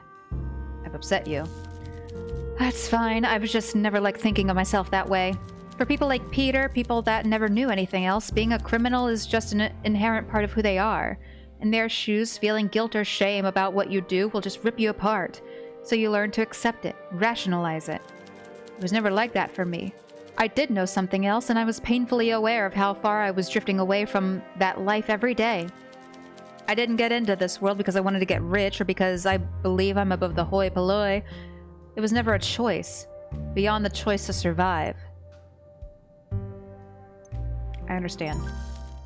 Yes, I thought you might. I was a teenager when my mother got sick. It was just the two of us, so I had to find a way to put food on the table.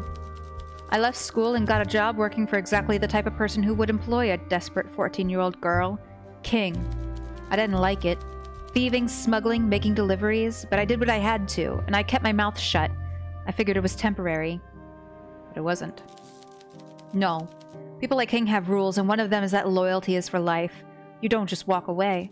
The closest I got to a peaceful life was when I managed to land a job at a bar run by one of his lieutenants. But even then, there was always some gangster on my doorstep looking for a favor, and bullets would be whizzing past my ears again. But you did get out. Yes, a couple years back. Peter had jumped ship to Carla months prior, so he was technically the enemy, but he dropped me a note one night saying she was planning something big. So I left town. I'll spare you the details, but he wasn't lying. Peter told us about that. By the time I got back to the bar, I had to mop up what was left of my boss. Oh, whoa. It was gruesome, but I couldn't help but feel relief. With all of King's men gone, I was free.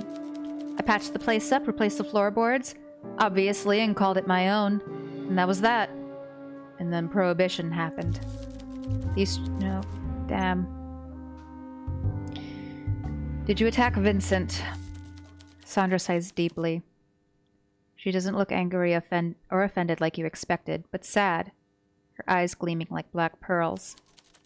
Quite the accusation. I figured Hugo had dragged you into his detective work the same way he'd once done to me.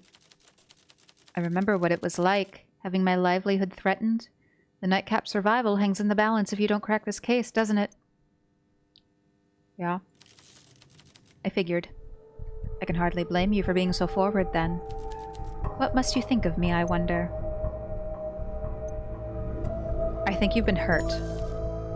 I figured you'd understand. And what if I give you a confession? You'll toss me in prison, case closed. Oh, she angy. I just want to hear your side of the story. Peter said to listen. I see. Fine. Yes, I did it. I stabbed Vincent. I'm sure you have questions, so go on. Do what you need to do. Oh. Why? I don't want to get into this. It will only ruin my day, and your memory of him. It doesn't matter anyway. What's done is done. It's okay, Sandra. I think I know. You do? He broke his promise when you needed him most. Vincent told me. He told you? He regrets it deeply. Sandra looked stunned. She looks down at her hands, processing your words. I never even considered. I was so furious, so hurt. If only I'd talked to him. People can change, Sandra. That includes you. It's never too late. Maybe you're right. I need to think about this. I'm sure you have questions, yeah.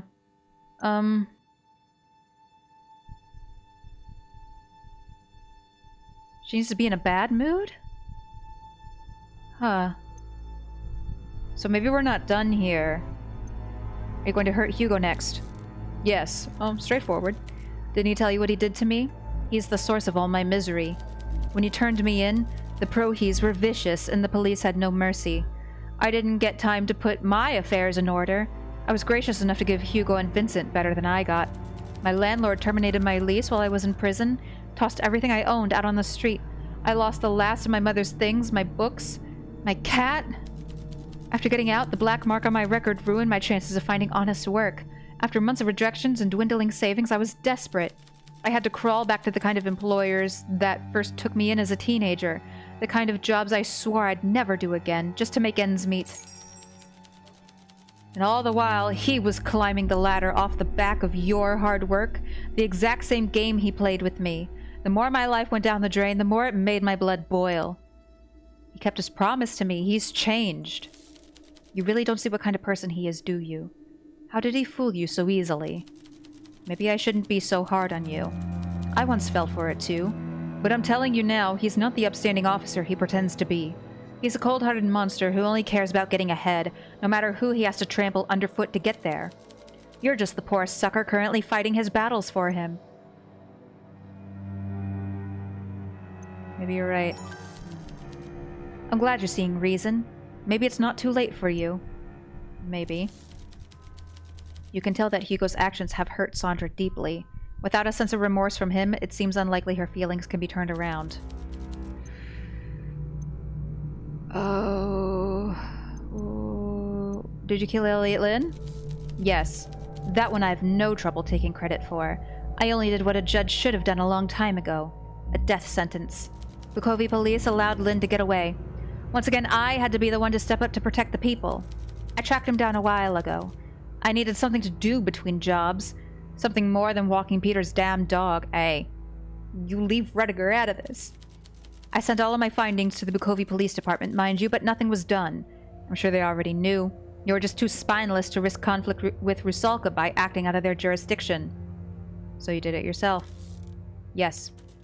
As a smart man once told me, I will not pussyfoot like the rest. Wasn't that Elliot? That was a whole thing where he said pussyfoot a whole bunch of times in one sentence. It was surprisingly easy. He wasn't a man, he was a beast that needed slaughtering. My first murder, and I had no hesitation. You did the right thing. I'm glad you see that too. What did you attack him with?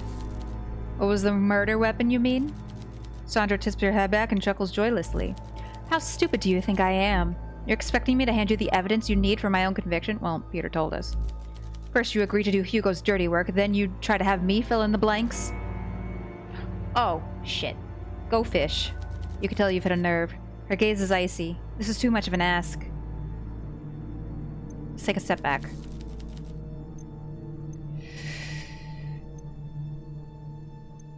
Let's leave it here for now.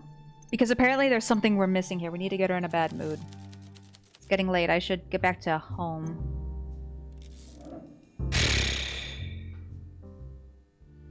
Wow. Holy fuck. Anything new on the stack? Oh, we can look up Sandra now. Sandra Fisher is resident of Bukovi and former owner of the bar The Black Briar on Strada Luca, which was closed down in 1926. In 1927, Fisher was convicted for tax evasion, conspiracy, and operating an illegal speakeasy in violation of the Sara Prohibition Act, leading to a 1-year prison sentence. Yeah, right.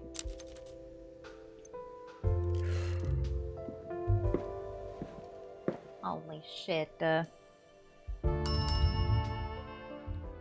Well, I mean, we know she did it. I guess... I don't know, theoretically we could go to Hugo.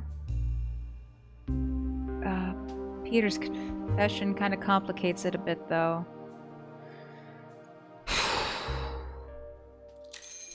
I'm a little bit unsure what to do. I am very unsure what to do.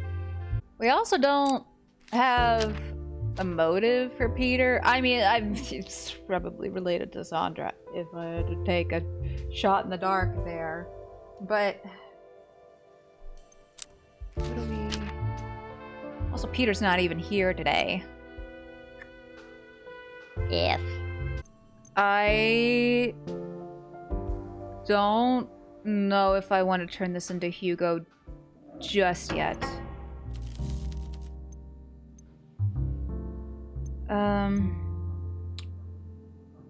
Do you regret what you did to Sandra? Of course I do. I regretted it even while I was doing it, long before I knew Lynn would escape and everything was going to fall apart. I joined the Force because I wanted to help vulnerable people, but following the law forced me to betray her. What was it? There was a mention of, like, without a mention of regret from Hugo, her feelings can't be changed or something? But following the law forced me to betray her. She would have made an amazing investigator if she had been dealt a different hand. Lynn used speakeasies as his hunting ground. The pro-hees from the Bureau were out for blood.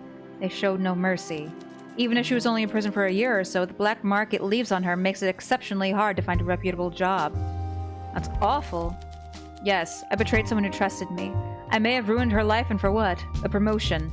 A promotion in a job that'll likely kill me someday. In a way, the case that made my career was my original sin. My biggest regret. It's not too late to set this right. And how would I do that? By letting her off the hook?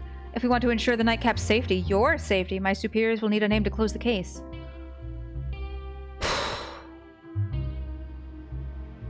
Oh shit, this sucks. I am not destroying your life to spare hers. That is out of the question. What do we do? The way I see it, there's two options now. If she would agree to become a fugitive, Sandra could do what Lynn did and run. I can give her ample headway to leave the country before making my case. He wants to let her go. But still, like, having her take the fall and being able to close the case, she would have a fresh start, but she'd have to leave Sarah behind. I told her to! And option two? If she would agree to face the music instead, her cooperation would greatly help her case, especially if Vincent pulls through. I can conscript the best lawyer I can find to hopefully get her a mild sentence. She would likely face some prison time, but she could move on with her life as a free woman afterwards. Either way, it'll be up to her to make that choice and up to you to help her make the right one. I'll talk to her. Well, we know who's doing this now. Oh, yeah, What, you really think Sandra Fisher could be our culprit? What makes you say that? She's been out of prison for a while now, Hugo. She's a customer here. What? Why didn't you tell me this? You've just been chatting with her this whole time? You never told me anything. Ugh, forget this. You need to be careful, bartender. She is not your friend. If she really has been coming here, she's a suspect, you understand? Don't let her know you're onto her. Whoops. She's not some monster. Don't be a fool. Okay, you know... Shut up. Yeah. Don't make yourself a loose end to be cut. Just help me get the evidence I need to close this case. Uh-huh. Okay, I think I know her motive. You do? Vincent was going to protect someone but broke his promise. I think that was Sandra. See, he abandoned her when the nightcap was shut down and left her holding the bag. That old fool. That just leaves her means then. Wagner would probably have a clue. He'll be a tough nut to crack, though. Oh, but Sandra ain't here. Pete ain't here. Jesus Christ. Anything new to talk to people about? I feel like we're closing in on the end of this. No romance. I don't want to know about her hobbies. Respectfully. before I go, this may be a really horrible idea. Peter has shown you that he carries a knife and claims he was responsible for stabbing Vince in a very sudden confession. I don't believe him. He admits it. Hugo, sit down! Oh, bartender, I could kiss you right now. Please don't. I don't know what kind of black magic you wield to get confessions like this, but you've done it. Damn it, you've cracked this. The detective was positively elated, uncharacteristically so, but his joy is tainted by a sense of desperation. I think we're being too hasty. I don't believe him. Oh, don't give me that. You've always been soft on Peter, but you don't know half of the things he's done. This is very in character, believe me. Don't let your feelings lead you astray. Make your case so we can finally end this. Hugo is clearly in no mood to consider your words. Not quite. Oh, he needs to be in a good mood? Oh, F. Okay, fine. Get you a drink. Okay. I was a little bit worried that maybe that would cut to some, like, bad ending. I do know there are multiple endings. I don't know what they are. I know there's, at minimum, a bad ending and a good ending. I know there's more than that. I don't know if there's, like, a neutral ending or, like, multiple good endings, multiple bad endings, whatever. So, about Peter's confession. He admits it. Yes. Please don't. I don't believe him. You're seriously giving Peter the benefit of the doubt? Do you have any idea how desperate the BPD has been to finally lock him away? Precisely. It's too convenient. Why are you always so sensible? Fine. If you want him off the hook, you'll either need to make him admit he's lying, or you'll need to find an alibi. But good luck with that.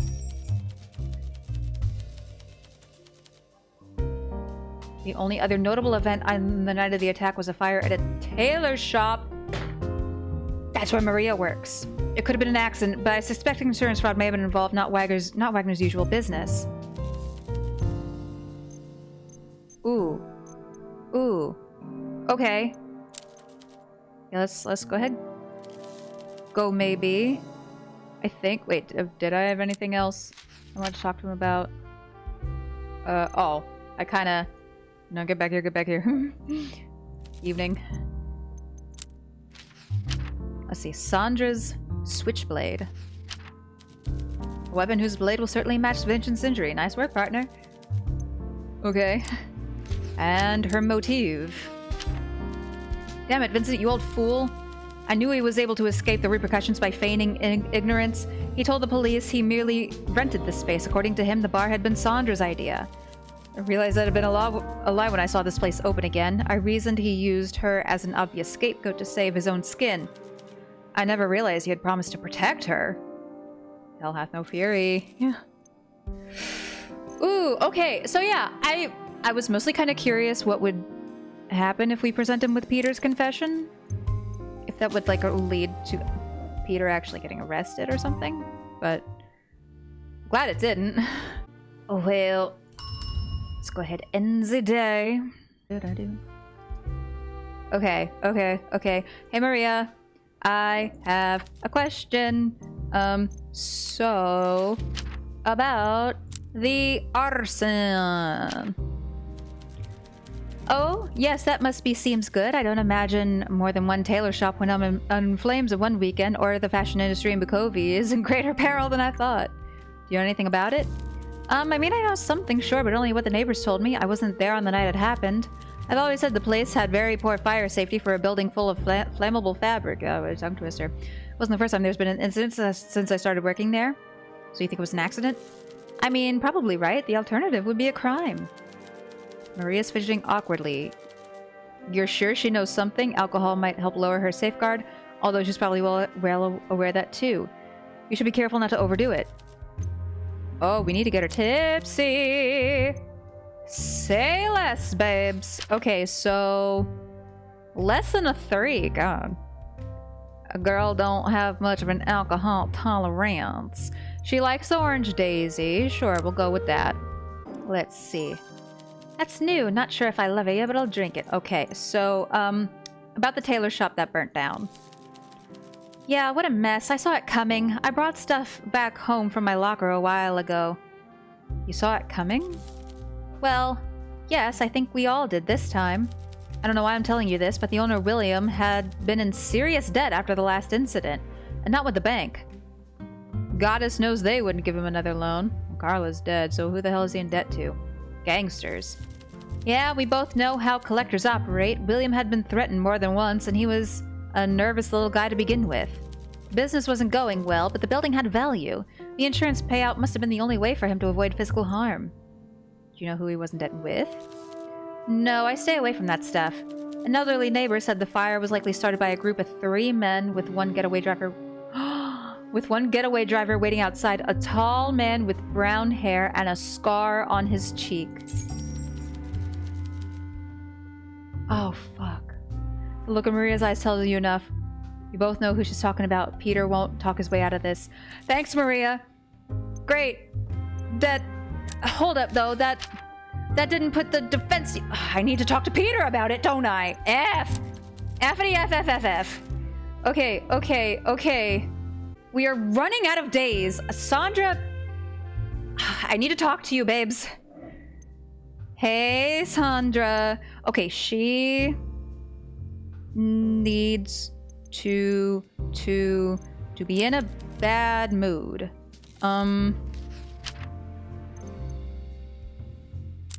I hope it's just bad mood and not also drunk. Sorry, I got cough. Fuck up your drink. That's my bee.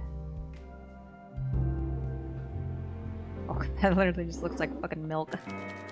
Not your best work. Don't let yourself get distracted, bartender. I know you can do better. So...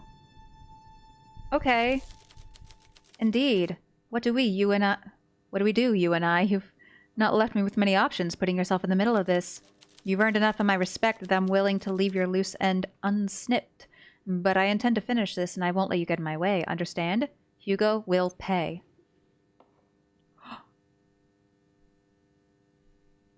Oh. You should run away. Get a fresh start somewhere else. Run away? Become a fugitive like Lynn? I suppose it's not the worst idea. Maybe it is time to leave Bukovi behind. There's too many painful memories here now. Yeah, maybe I will leave. Somewhere warm, by the water. Maybe it's not too late to start over. You better send me a postcard. Deal. Sandra reaches a hand to you across the bar. You shake it. Thank you for taking a chance on me. For what it's worth, I hope it all works out for you, and if it doesn't, Hugo had better watch his back. I'll be keeping tabs. Goodbye, bartender. Goodbye, Sandra. She stands up and walks from the light of the bar out into the night. Oh, I still need to talk to Peter, though. Please be here. Oh, thank fuck he's here. My god. Peter! Hey, love. So... You have an alibi. Because... the only other notable thing on the night of Vincent's attack was a fire at the tailor shop on the other side, which Hugo suspects was either an accident or a case of insurance fraud, and Peter was the getaway driver. What the hell is this? A witness saw you at the Seems Good fire. Yeah, that one right there. You have an alibi. Oh my god. That actually startled me. Peter's eyes widen in anger and surprise. Several heads turn as he slams his fist on the bar. Damn it! Damn you! You and your weasel detective, His anger quickly fizzles out, now he just looks defeated. I told her not to do anything stupid. I told her I never should have gone out that night. Roddy fucking Galvin and his damn favors. So you were working the night of the crime. Ha, working. Getting dragged into some mess I never signed up for, more like it. You lied to me, Peter. You know, it's nothing personal, kid. I had to. None of this would have happened if I hadn't left her alone. Did she do it? I don't know. I'm afraid she may have. Or maybe she listened to me for once and some street rat knifed him to steal the coins out of his cash register. I think we both know the answer. It's not her fault, I'm telling you. She's gone a little off the deep end lately, that's all. She slept with a switchblade on her. Yeah, things are not looking good for her. And we've done all this. She is... gone, yeah, now. Coming clean. Peter's confession was a lie. He's not the culprit after all. That only leaves one option. Well, Might as well make him a drink. For old time's sake. Because I think we're just about done here, maybe? I mean, Sandra's gone. Hugo said he was willing to give her some time to get out. Alright. I'll see you later when you tap on my window with a bottle of gin, alright? Let me in, I'm trying to fuck. Let me in, I'm trying to fuck. Anyway. I think, let me talk to Hugo real quick. Just in case. Lago has lots to say. Peter's confession was a lie. Don't take it personally. To guys like Peter, lying to police is second nature. He was just trying to protect a friend the only way he knew how. At least he came clean. You don't sound that angry. I don't condone his behavior, but I can empathize. I don't have to like the guy to understand when he's trying to do something noble in his own twisted way. Alright. Let me hop out here. And then let's submit the case. Remember, regardless of your personal feelings, we need to give the police a solid case if we want to ensure the nightcap remains open. Don't hold anything back. I've come to an agreement with the culprit. That's terrific. Their confession may cover any holes left in our case file. Hugo will still need to submit something to assuage his superiors in the meantime, though, so give me all you have. Are you ready to present your theory to me? Here's what I found. Who do you believe is responsible for attacking Vincent? Sandra Fisher. So the Nightcap's former barkeep was to be the architect of its downfall? A sad twist of fate, but it definitely makes sense. How do you think she committed the attack? She's known to use a switchblade. A personal weapon that will undoubtedly match Vincent's injury. A damning piece of evidence indeed. And why did Sandra want to murder Vincent? Vincent broke his promise to protect her. Vincent withdrew the support he promised and let Sandra take the fall when the Nightcap was shut down, leading to a world of misery for her, no doubt. A powerful motivator for revenge. Take a breath. Are you sure about your answers? Once you submit this to Hugo, there will be no going back. I'm confident. Alright, then I give you my seal of approval. Go and present your findings to Hugo. He can tell you what comes next. I hope we've made the right choice. Lago is very excited about the end of this game. I don't know if y'all can hear him. Hugo walks up to the bar. Despite the strain he's under, he looks stern and serious, a flash of determination in his eyes. I see you have the case file for me. You've made a final verdict, then? Indeed I have. Good, very good. Then I'll take this to my superiors right away. Hugo tucks the case file into his coat pocket and gets up from the stool. I'll see you soon, bartender.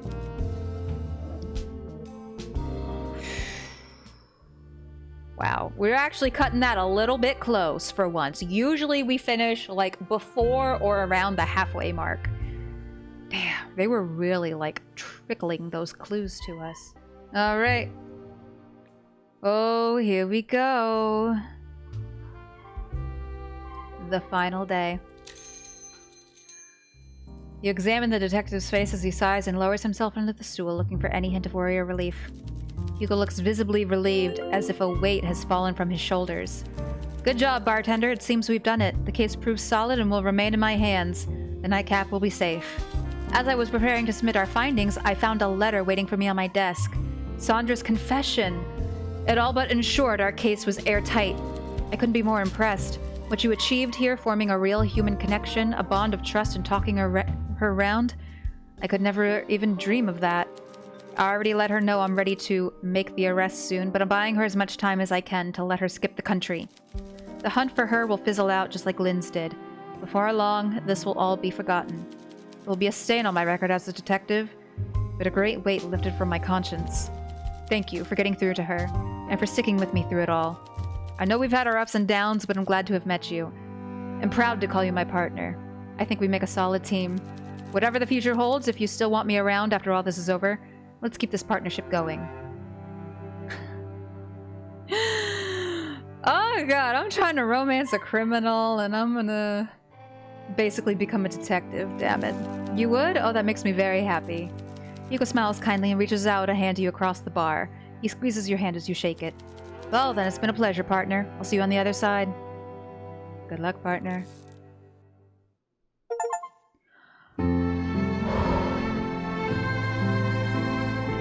Oh,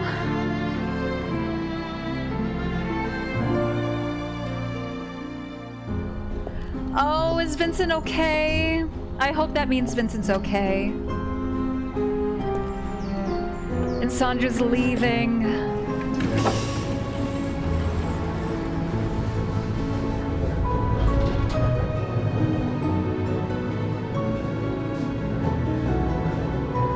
Oh.